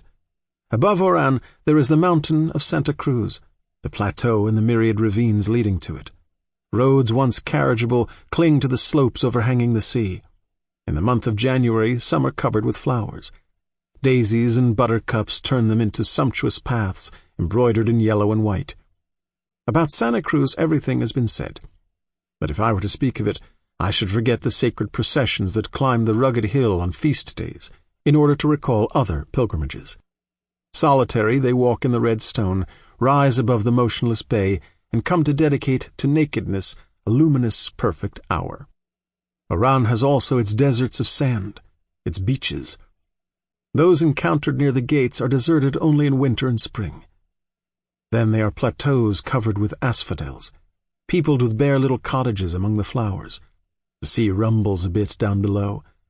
Yet already the sun, the faint breeze, the whiteness of the asphodels, the sharp blue of the sky, everything makes one fancy summer. The golden youth then covering the beach, the long hours on the sand, and the sudden softness of evening. Each year on these shores there is a new harvest of girls in flower. Apparently they have but one season. The following year, other cordial blossoms take their place, which the summer before were still little girls with bodies as hard as buds. At 11 a.m., coming down from the plateau, all that young flesh, lightly clothed in motley materials, breaks on the sand like a multicolored wave. One has to go farther, strangely close, however, to that spot where 200,000 men are laboring, to discover a still virgin landscape. Long deserted dunes, where the passage of men has left no other trace than a worm-eaten hut. From time to time an Arab shepherd drives along the top of the dunes the black and beige spots of his flock of goats. On the beaches of the Oran country every summer morning seems to be the first in the world. Each twilight seems to be the last, solemn agony, announced at sunset by a final glow that darkens every hue. The sea is ultramarine, the road the color of clotted blood, the beach yellow. Everything disappears with the green sun. An hour later the dunes are bathed in moonlight. Then there are incomparable nights under a rain of stars. Occasionally storms sweep over them, and the lightning flashes flow along the dunes, whiten the sky, and give the sand and one's eyes orange-colored glints. But this cannot be shared. One has to have lived it. So much solitude and nobility gives these places an unforgettable aspect. In the warm moment before daybreak, after confronting the first bitter black waves, a new creature breasts night's heavy enveloping water. The memory of those joys does not make me regret them, and thus I recognize that they were good. After so many years they still last, somewhere in this heart which finds unswerving loyalty so difficult. And I know that today, if I were to go to the deserted dune, the same sky would pour down on me its cargo of breezes and stars. These are lands of innocence. But innocence needs sand and stones, and man has forgotten how to live among them. At least it seems so, for he has taken refuge in this extraordinary city where boredom sleeps. Nevertheless, that very confrontation constitutes the value of Oran. The capital of boredom, besieged by innocence and beauty, it is surrounded by an army in which every stone is a soldier. In the city, and at certain hours, however, what a temptation to go over to the enemy! What a temptation to identify oneself with those stones, to melt into that burning and impassive universe that defies history and its ferments. That is doubtless futile. But there is in every man a profound instinct which is neither that of destruction nor that of creation. It is merely a matter of resembling nothing. In the shadow of the warm walls of Oran, on its dusty asphalt, that invitation is sometimes heard. It seems that, for a time, the minds that yield to it are never disappointed. This is the darkness of Eurydice and the sleep of Isis. Here are the deserts where thought will collect itself, the cool hand of evening on a troubled heart. On this Mount of Olives, vigil is futile. The mind recalls and approves the sleeping apostles. Were they really wrong? They nonetheless had their revelation. Just think of Sakyamuni in the desert. He remained there for years on end, squatting motionless with his eyes on heaven. The very gods envied him that wisdom and that stone-like destiny. In his outstretched hands the swallows had made their nest. But one day they flew away, answering the call of distant lands.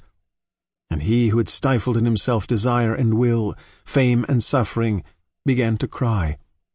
It happens thus that flowers grow on rocks. Yes, let us accept stone when it is necessary. That secret and that rapture we ask of faces can also be given us by stone. To be sure, this cannot last. But what can last, after all? The secret of faces fades away, and there we are, cast back to the chain of desires. And if stone can do no more for us than the human heart, at least it can do just as much. Oh, to be nothing! For thousands of years this great cry has roused millions of men to revolt against desire and pain. Its dying echoes have reached this far, across centuries and oceans, to the oldest sea in the world. They still reverberate dully against the compact cliffs of Oran. Everybody in this country follows this advice without knowing it. Of course, it is almost futile. Nothingness cannot be achieved any more than the absolute can. But since we receive as favors the eternal signs brought us by roses or by human suffering, let us not refuse either the rare invitations to sleep that the earth addresses us. Each has as much truth as the other.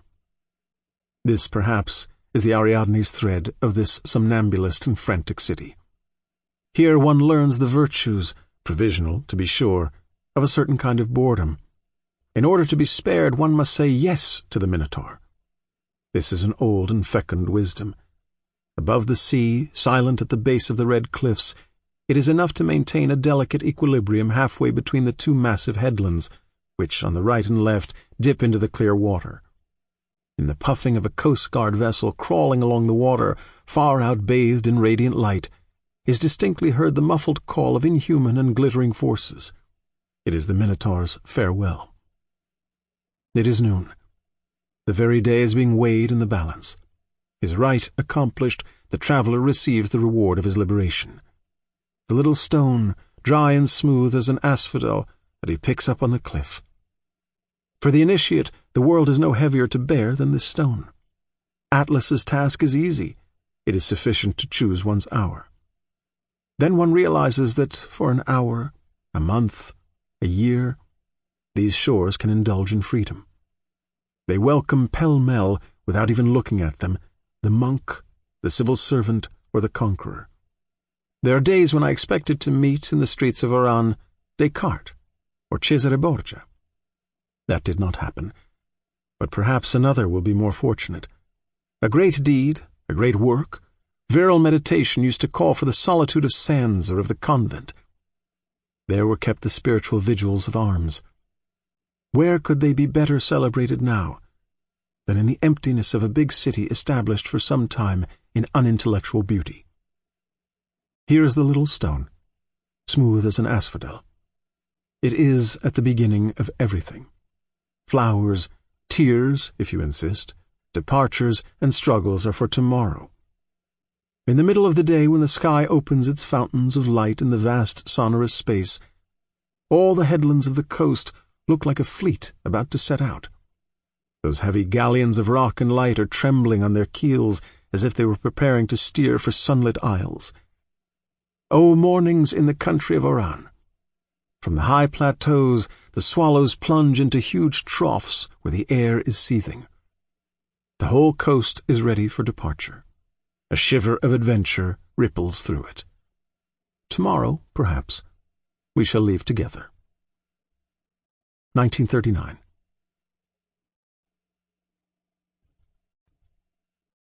Helen's exile. The Mediterranean sun has something tragic about it, quite different from the tragedy of fogs. Certain evenings at the base of the seaside mountains, night falls over the flawless curve of a little bay, and there rises from the silent waters a sense of anguished fulfillment. In such spots one can understand that if the Greeks knew despair, they always did so through beauty and its stifling quality. In that gilded calamity, tragedy reaches its highest point. Our time, on the other hand, has fed its despair on ugliness and convulsions. This is why Europe would be vile if suffering could ever be so. We have exiled beauty. The Greeks took up arms for her. First difference, but one that has a history. Greek thought always took refuge behind the conception of limits. It never carried anything to extremes, neither the sacred nor reason, because it negated nothing, neither the sacred nor reason. It took everything into consideration, balancing shadow with light. Our Europe, on the other hand, often the pursuit of totality, is the child of disproportion. She negates beauty as she negates whatever she does not glorify. And through all her diverse ways, she glorifies but one thing, which is the future rule of reason. In her madness she extends the eternal limits, and at that very moment, dark Erinyes fall upon her and tear her to pieces. Nemesis, the goddess of measure and not of revenge, keeps watch. All those who overstep the limit are pitilessly punished by her. The Greeks, who for centuries questioned themselves as to what is just, could understand nothing of our idea of justice. For them, equity implied a limit, whereas our whole continent is convulsed in its search for a justice that must be total. At the dawn of Greek thought, Heraclitus was already imagining that justice sets limits for the physical universe itself. The sun will not overstep his measures. If he does, the Erinyes, the handmaids of justice, will find him out. We who have cast the universe and spirit out of our sphere laugh at that threat. In a drunken sky we light up the suns we want. But nonetheless the boundaries exist, and we know it. In our wildest aberrations we dream of an equilibrium we have left behind, which we naively expect to find at the end of our errors. Childish presumption which justifies the fact that child nations, inheriting our follies, are now directing our history. A fragment attributed to the same Heraclitus simply states, presumption, regression of progress. And many centuries after the man of Ephesus, Socrates, facing the threat of being condemned to death, acknowledged only this one superiority in himself. What he did not know, he did not claim to know. The most exemplary life and thought of those centuries close on a profound confession of ignorance. Forgetting that, we have forgotten our virility. We have preferred the power that apes greatness, first Alexander and then the Roman conquerors whom the authors of our school books, through some incomparable vulgarity, teach us to admire. We too have conquered, moved boundaries, mastered heaven and earth. Our reason has driven all away. Alone, at last, we end up by ruling over a desert. What imagination could we have left for that higher equilibrium in which nature balanced history, beauty, virtue, and which applied the music of numbers even to blood tragedy? We turn our backs on nature. We are ashamed of beauty. Our wretched tragedies have a smell of the office clinging to them, and the blood that trickles from them is the color of printer's ink. This is why it is improper to proclaim today that we are the sons of Greece, or else we are the renegade sons. Placing history on the throne of God, we are progressing toward theocracy like those whom the Greeks called barbarians, and whom they fought to death in the waters of Salamis. In order to realize how we differ, one must turn to him among our philosophers who is the true rival of Plato. Only the modern city, Hegel dares write, offers the mind a field in which it can become aware of itself. We are thus living in the period of big cities. Deliberately the world has been amputated of all that constitutes its permanence: nature, the sea, hilltops, evening meditation. Consciousness is to be found only in the streets, because history is to be found only in the streets. This is the edict, and consequently our most significant works show the same bias. Landscapes are not to be found in great European literature since Dostoevsky. History explains neither the natural universe that existed before it, nor the beauty that exists above it. Hence it chose to be ignorant of them. Whereas Plato contained everything, nonsense, reason, and myth, our philosophers contain nothing but nonsense or reason, because they have closed their eyes to the rest. The mole is meditating. It is Christianity that began substituting the tragedy of the soul for contemplation of the world. But at least Christianity referred to a spiritual nature and thereby preserved a certain fixity. With God dead, there remains only history and power. For some time the entire effort of our philosophers has aimed solely at replacing the notion of human nature with that of situation, and replacing ancient harmony with the disorderly advance of chance or reason's pitiless progress. Whereas the Greeks gave to will the boundaries of reason, we have come to put the will's impulse in the very center of reason, which has as a result become deadly. For the Greeks, values pre-existed all action, of which they definitely set the limits. Modern philosophy places its values at the end of action. They are not, but are becoming, and we shall know them fully only at the completion of history. With values all limit disappears, and since conceptions differ as to what they will be, since all struggles, without the break of those same values, spread indefinitely, today's messianisms confront one another and their clamors mingle in the clash of empires. Disproportion is a conflagration, according to Heraclitus. The conflagration is spreading. Nietzsche is outdistanced. Europe no longer philosophizes by striking a hammer, but by shooting a cannon. Nature is still there, however. She contrasts her calm skies and her reasons with the madness of men. Until the atom, too, catches fire, and history ends in the triumph of reason and the agony of the species. But the Greeks never said that the limit could not be overstepped. They said it existed, and that whoever dared to exceed it was mercilessly struck down. Nothing in present history can contradict them. The historical spirit and the artist both want to remake the world. But the artist, through an obligation of his nature, knows his limits, which the historical spirit fails to recognize. This is why the latter's aim is tyranny, whereas the former's passion is freedom. All those who are struggling for freedom today are ultimately fighting for beauty. Of course, it is not a question of defending beauty for itself. Beauty cannot do without man, and we shall not give our era its nobility and serenity unless we follow it in its misfortune. Never again shall we be hermits. But it is no less true that man cannot do without beauty, and this is what our era pretends to want to disregard. It steels itself to attain the absolute and authority. It wants to transfigure the world before having exhausted it, to set it to rights before having understood it. Whatever it may say, our era is deserting this world. Ulysses can choose at Calypso's bidding between immortality and the land of his fathers. He chooses the land, and death with it. Such simple nobility is foreign to us today. Others will say that we lack humility, but all things considered, this word is ambiguous. Like Dostoevsky's fools who boast of everything, soar to heaven, and end up flaunting their shame in any public place, we merely lack man's pride, which is fidelity to his limits, lucid love of his condition. I hate my time, Saint-Exupéry wrote shortly before his death, for reasons not far removed from those I have spoken of. But however upsetting that exclamation, coming from him who loved men for their admirable qualities, we shall not accept responsibility for it. Yet what a temptation at certain moments to turn one's back on this bleak, fleshless world. But this time is ours, and we cannot live hating ourselves. It has fallen so low only through the excess of its virtues, as well as through the extent of its vices. We shall fight for the virtue that has a history. What virtue? The horses of Patroclus weep for their master killed in battle. All is lost. But Achilles resumes the fight, and victory is the outcome because friendship has just been assassinated. Friendship is a virtue. Admission of ignorance, rejection of fanaticism, the limits of the world and of man, the beloved face, and finally beauty. This is where we shall be on the side of the Greeks.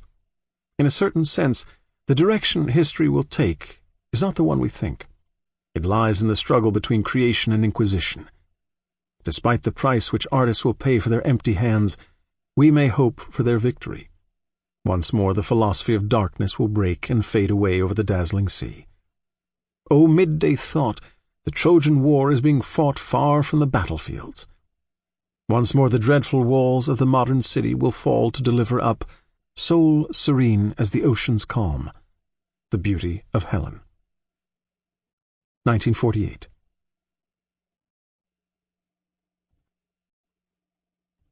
Return to Tipaza.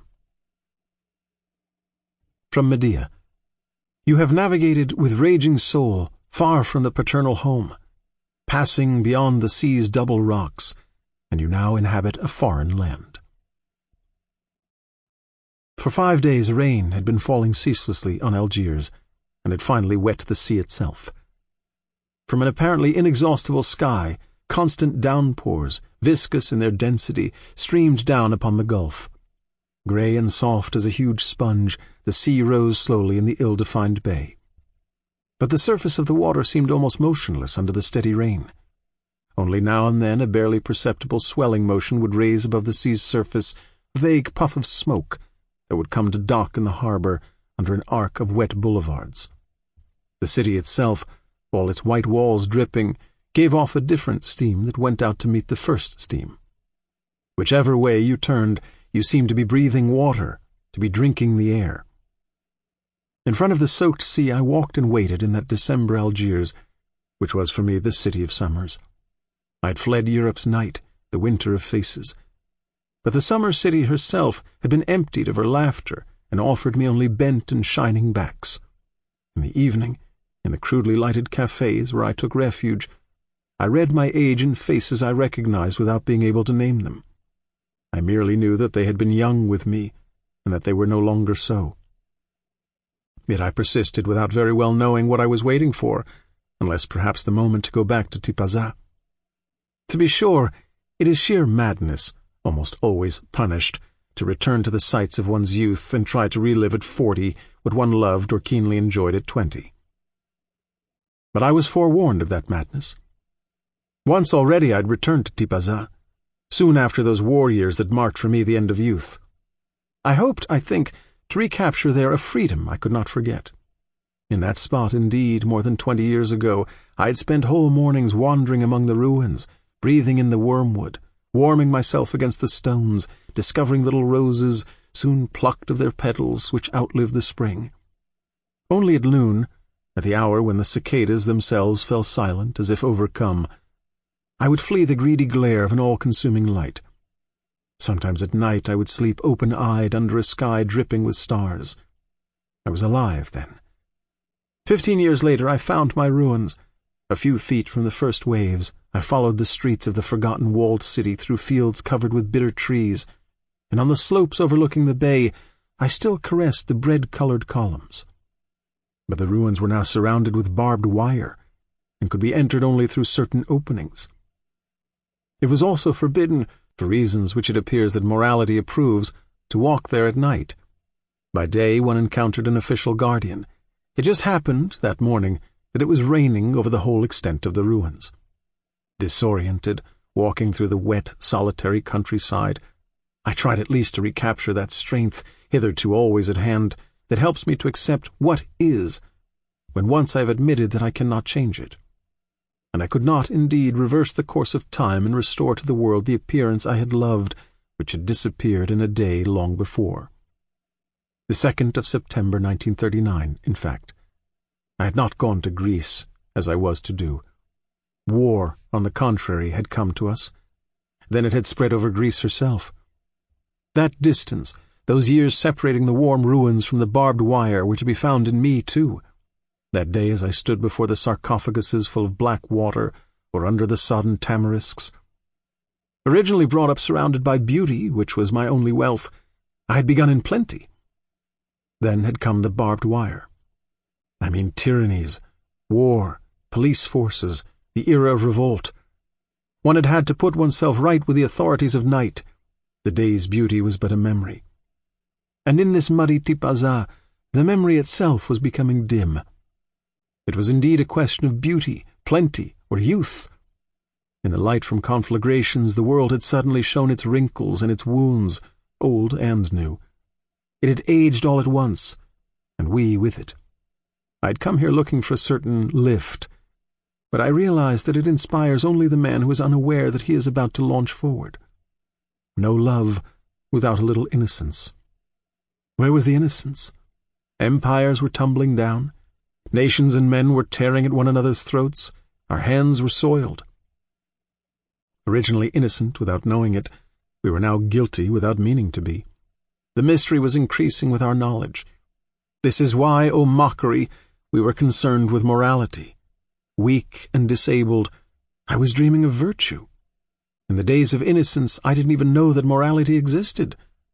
I knew it now, and I was not capable of living up to its standard.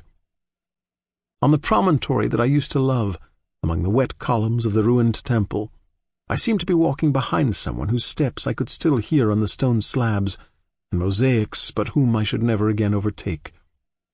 I went back to Paris, and remained several years before returning home. Yet I obscurely missed something during all those years. When one has once had the good luck to love intensely, life is spent in trying to recapture that ardor and that illumination. Forsaking beauty and the sensual happiness attached to it, exclusively serving misfortune, calls for nobility I lack. But after all, nothing is true that forces one to exclude. Isolated beauty ends up simpering. Solitary justice ends up oppressing.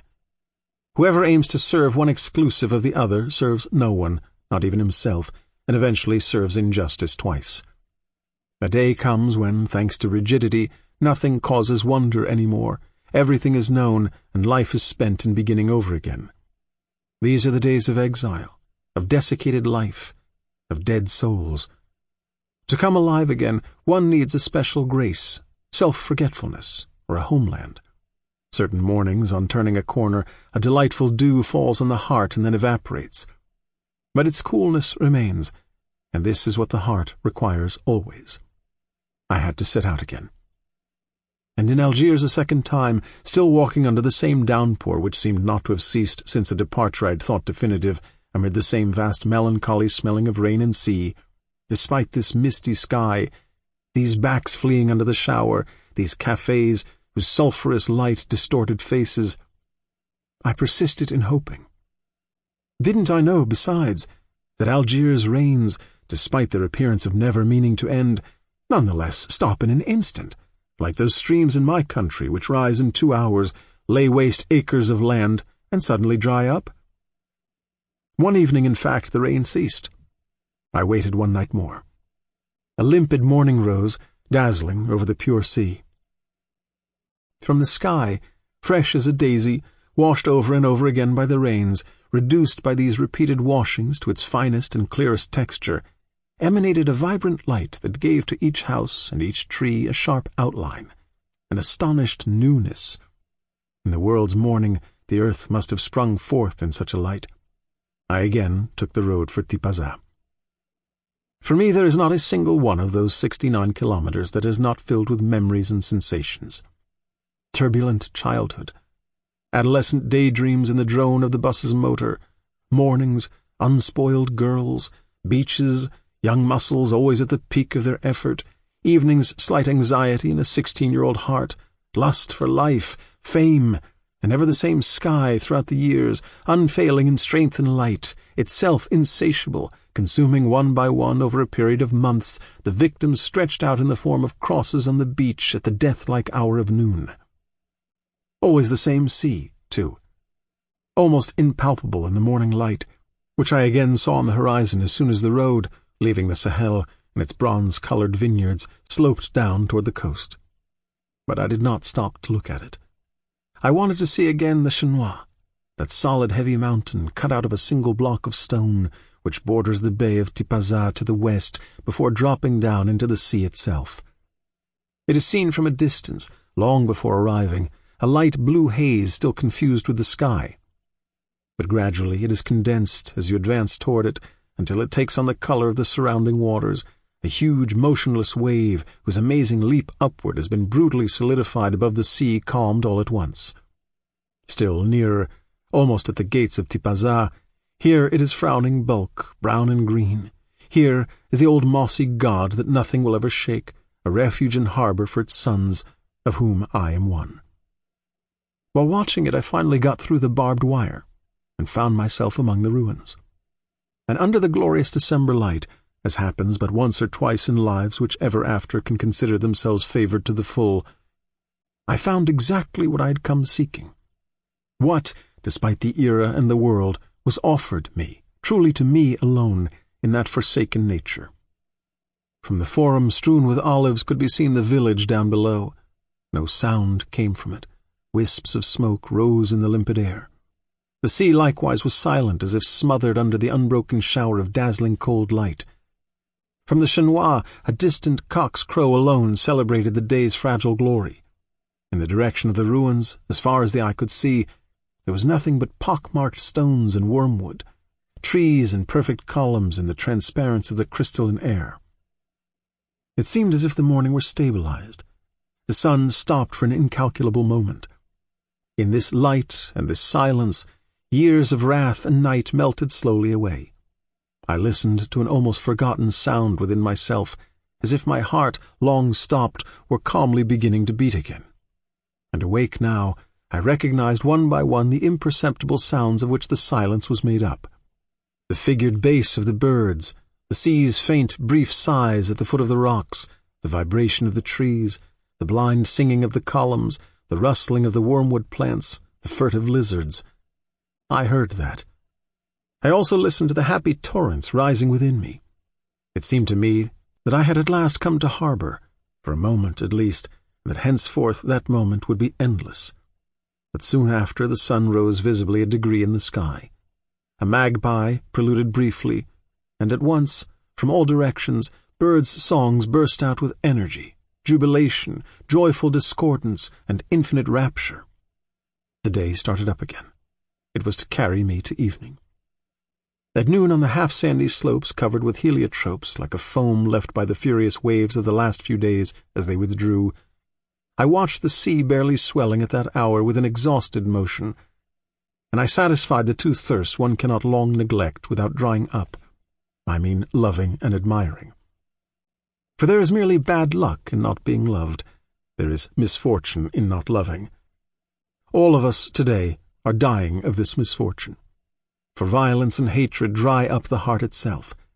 The long fight for justice exhausts the love that nevertheless gave birth to it. In the clamor in which we live, love is impossible, and justice does not suffice.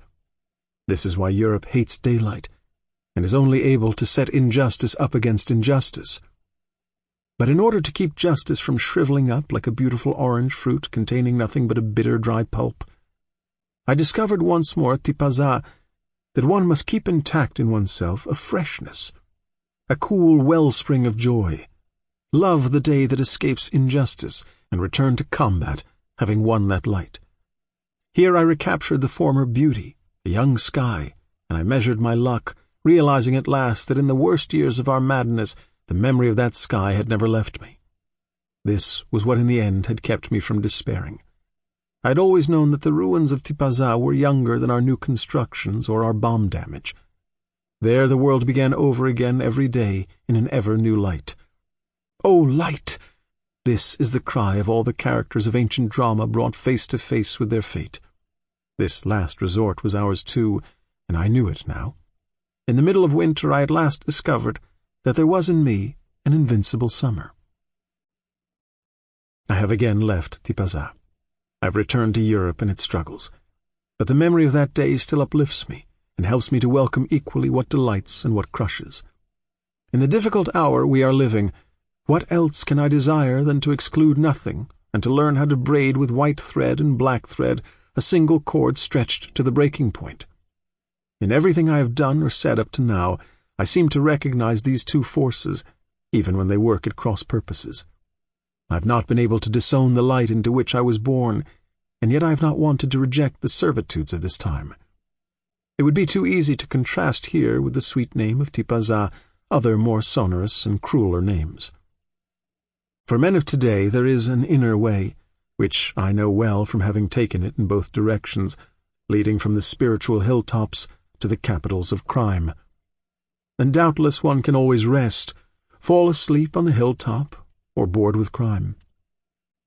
But if one forgoes a part of what is, one must forgo being oneself. One must forgo living or loving otherwise than by proxy. There is thus a will to live without rejecting anything of life, which is the virtue I honor most in this world. From time to time, at least, it is true that I should like to have practiced it, inasmuch as few epochs require as much as ours that one should be equal to the best as to the worst. I should like indeed to shirk nothing and to keep faithfully a double memory. Yes, there is beauty, and there are the humiliated. Whatever may be the difficulties of the undertaking, I should like never to be unfaithful either to one or to the others.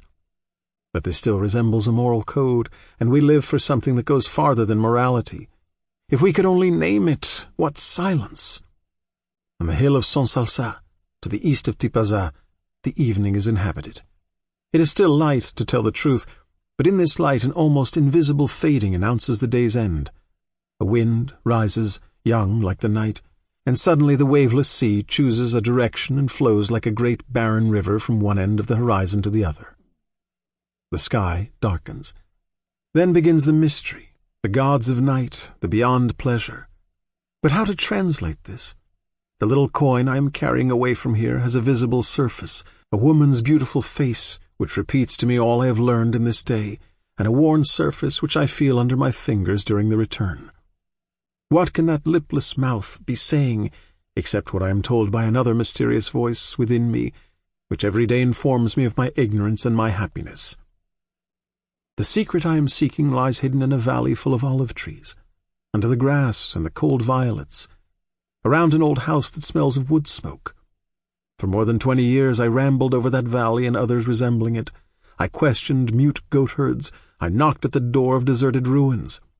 Occasionally, at the moment of the first star in the still bright sky, under a shower of shimmering light, I thought I knew.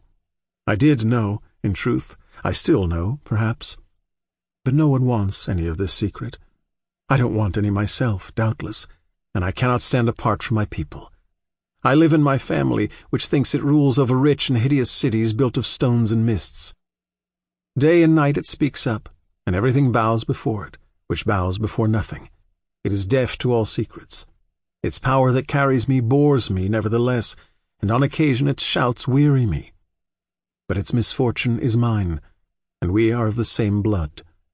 A cripple, likewise, an accomplice, and noisy, have I not shouted among the stones? Consequently, I strive to forget. I walk in our cities of iron and fire. I smile bravely at the night. I hail the storms. I shall be faithful. I have forgotten, in truth. Active and deaf henceforth. But perhaps some day, when we are ready to die of exhaustion and ignorance, I shall be able to disown our garish tombs and go and stretch out in the valley, under the same light, and learn for the last time what I know. 1952.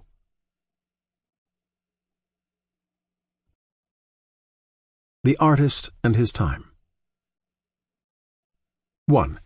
As an artist, have you chosen the role of witness? This would take considerable presumption, or a vocation I lack. Personally, I don't ask for any role, and I have but one real vocation. As a man, I have a preference for happiness. As an artist, it seems to me that I still have characters to bring to life without the help of wars or of law courts. But I have been sought out, as each individual has been sought out. Artists of the past could at least keep silent in the face of tyranny. The tyrannies of today are improved. They no longer admit of silence or neutrality. One has to take a stand, be either for or against. Well, in that case I am against. But this does not amount to choosing the comfortable role of witness. It is merely accepting the time as it is, minding one's own business, in short. Moreover, you are forgetting that today judges, accused, and witnesses exchange positions with exemplary rapidity. My choice, if you think I am making one, would at least be never to sit on a judge's bench, or beneath it, like so many of our philosophers. Aside from that, there is no dearth of opportunities for action in the relative. Trade unionism is today the first, and the most fruitful among them. 2. Is not the quixotism that has been criticized in your recent works an idealistic and romantic definition of the artist's role? However words are perverted, they provisionally keep their meaning. And it is clear to me that the romantic is the one who chooses the perpetual motion of history, the grandiose epic, and the announcement of a miraculous event at the end of time. If I have tried to define something, it is, on the contrary, simply the common existence of history and of man, everyday life with the most possible light thrown upon it, the dogged struggle against one's own degradation and that of others. It is likewise idealism, and of the worst kind, to end up by hanging all action and all truth on a meaning of history that is not implicit in events, and that, in any case, implies a mythical aim. Would it therefore be realism to take as the laws of history the future, in other words, just what is not yet history, something of whose nature we know nothing? It seems to me, on the contrary, that I am arguing in favor of a true realism against a mythology that is both illogical and deadly, and against romantic nihilism, whether it be bourgeois or allegedly revolutionary. To tell the truth, far from being romantic, I believe in the necessity of a rule and an order. I merely say that there can be no question of just any rule whatsoever, and that it would be surprising if the rule we need were given us by this disordered society, or, on the other hand, by those doctrinaires who declare themselves liberated from all rules and all scruples. 3. The Marxists and their followers likewise think they are humanists, but for them human nature will be formed in the classless society of the future. To begin with, this proves that they reject at the present moment what we all are. Those humanists are accusers of man. How can we be surprised that such a claim could have developed in the world of court trials? They reject the man of today in the name of the man of the future. That claim is religious in nature. Why should it be more justified than the one which announces the kingdom of heaven to come? In reality, the end of history cannot have, within the limits of our condition, any definable significance. It can only be the object of a faith and of a new mystification, a mystification that today is no less great than the one that of old based colonial oppression on the necessity of saving the souls of infidels. 4. Is not that what in reality separates you from the intellectuals of the left? You mean that is what separates those intellectuals from the left? Traditionally, the left has always been at war against injustice, obscurantism, and oppression. It always thought that those phenomena were interdependent. The idea that obscurantism can lead to justice, the national interest to liberty, is quite recent. The truth is that certain intellectuals of the left, not all, fortunately, are today hypnotized by force and efficacy as our intellectuals of the right were before and during the war. Their attitudes are different, but the act of resignation is the same. The first wanted to be realistic nationalists, the second want to be realistic socialists. In the end, they betray nationalism and socialism alike in the name of a realism henceforth without content and adored as a pure and illusory technique of efficacy. This is a temptation that can, after all, be understood. But still, however the question is looked at, the new position of the people who call themselves, or think themselves, leftists consists in saying, certain oppressions are justifiable because they follow the direction which cannot be justified of history. Hence, there are presumably privileged executioners, and privileged by nothing. This is about what was said in another context by Joseph de Maistre, who has never been taken for an incendiary. But this is a thesis which, personally, I shall always reject. Allow me to set up against it the traditional point of view of what has been hitherto called the left. All executioners are of the same family. 5. What can the artist do in the world of today? He is not asked either to write about cooperatives or, conversely, to lull to sleep in himself the sufferings endured by others throughout history. And since you have asked me to speak personally, I'm going to do so as simply as I can. Considered as artists, we perhaps have no need to interfere in the affairs of the world, but considered as men, yes. The miner who is exploited or shot down, the slaves in the camps, those in the colonies, the legions of persecuted throughout the world, they need all those who can speak to communicate their silence and to keep in touch with them. I have not written, day after day, fighting articles and texts. I have not taken part in the common struggles because I desire the world to be covered with Greek statues and masterpieces. The man who has such a desire does exist in me, except that he has something better to do in trying to instill life into the creatures of his imagination. But from my first articles to my latest book I have written so much, and perhaps too much, only because I cannot keep from being drawn toward everyday life, toward those, whoever they may be, who are humiliated and debased. They need to hope, and if all keep silent, or if they are given a choice between two kinds of humiliation, they will be forever deprived of hope, and we with them. It seems to me impossible to endure that idea, nor can he who cannot endure it lie down to sleep in his tower. Not through virtue, as you see, but through a sort of almost organic intolerance, which you feel or do not feel. Indeed, I see many who fail to feel it, but I cannot envy their sleep. This does not mean, however, that we must sacrifice our artist nature to some social preaching or other. I have said elsewhere why the artist was more than ever necessary. But if we intervene as men, that experience will have an effect upon our language. And if we are not artists in our language, first of all, what sort of artists are we? Even if, militants in our lives, we speak in our works of deserts and of selfish love, the mere fact that our lives are militant causes a special tone of voice to people with men that desert and that love. I shall certainly not choose the moment when we are beginning to leave nihilism behind to stupidly deny the values of creation in favor of the values of humanity, or vice versa. In my mind, neither one is ever separated from the other, and I measure the greatness of an artist, Molière, Tolstoy, Melville, by the balance he managed to maintain between the two. Today, under the pressure of events, we are obliged to transport that tension into our lives likewise. This is why so many artists, bending under the burden, take refuge in the ivory tower, or conversely, in the social church. But as for me, I see in both choices a like act of resignation. We must simultaneously serve suffering and beauty. The long patience, the strength, the secret cunning such service calls for, and the virtues that establish the very renascence we need. One word more. This undertaking, I know, cannot be accomplished without dangers and bitterness. We must accept the dangers. The era of chair-bound artists is over. But we must reject the bitterness.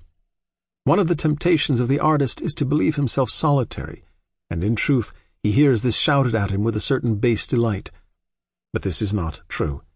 He stands in the midst of all, in the same rank, neither higher nor lower, with all those who are working and struggling. His very vocation in the face of oppression is to open the prisons and to give a voice to the sorrows and joys of all. This is where art, against its enemies, justifies itself by proving precisely that it is no one's enemy. By itself, art could probably not produce the Renaissance which implies justice and liberty. But without it, that Renaissance would be without forms, and consequently would be nothing. Without culture, and the relative freedom it implies, society, even when perfect, is but a jungle. This is why any authentic creation is a gift to the future. 1953.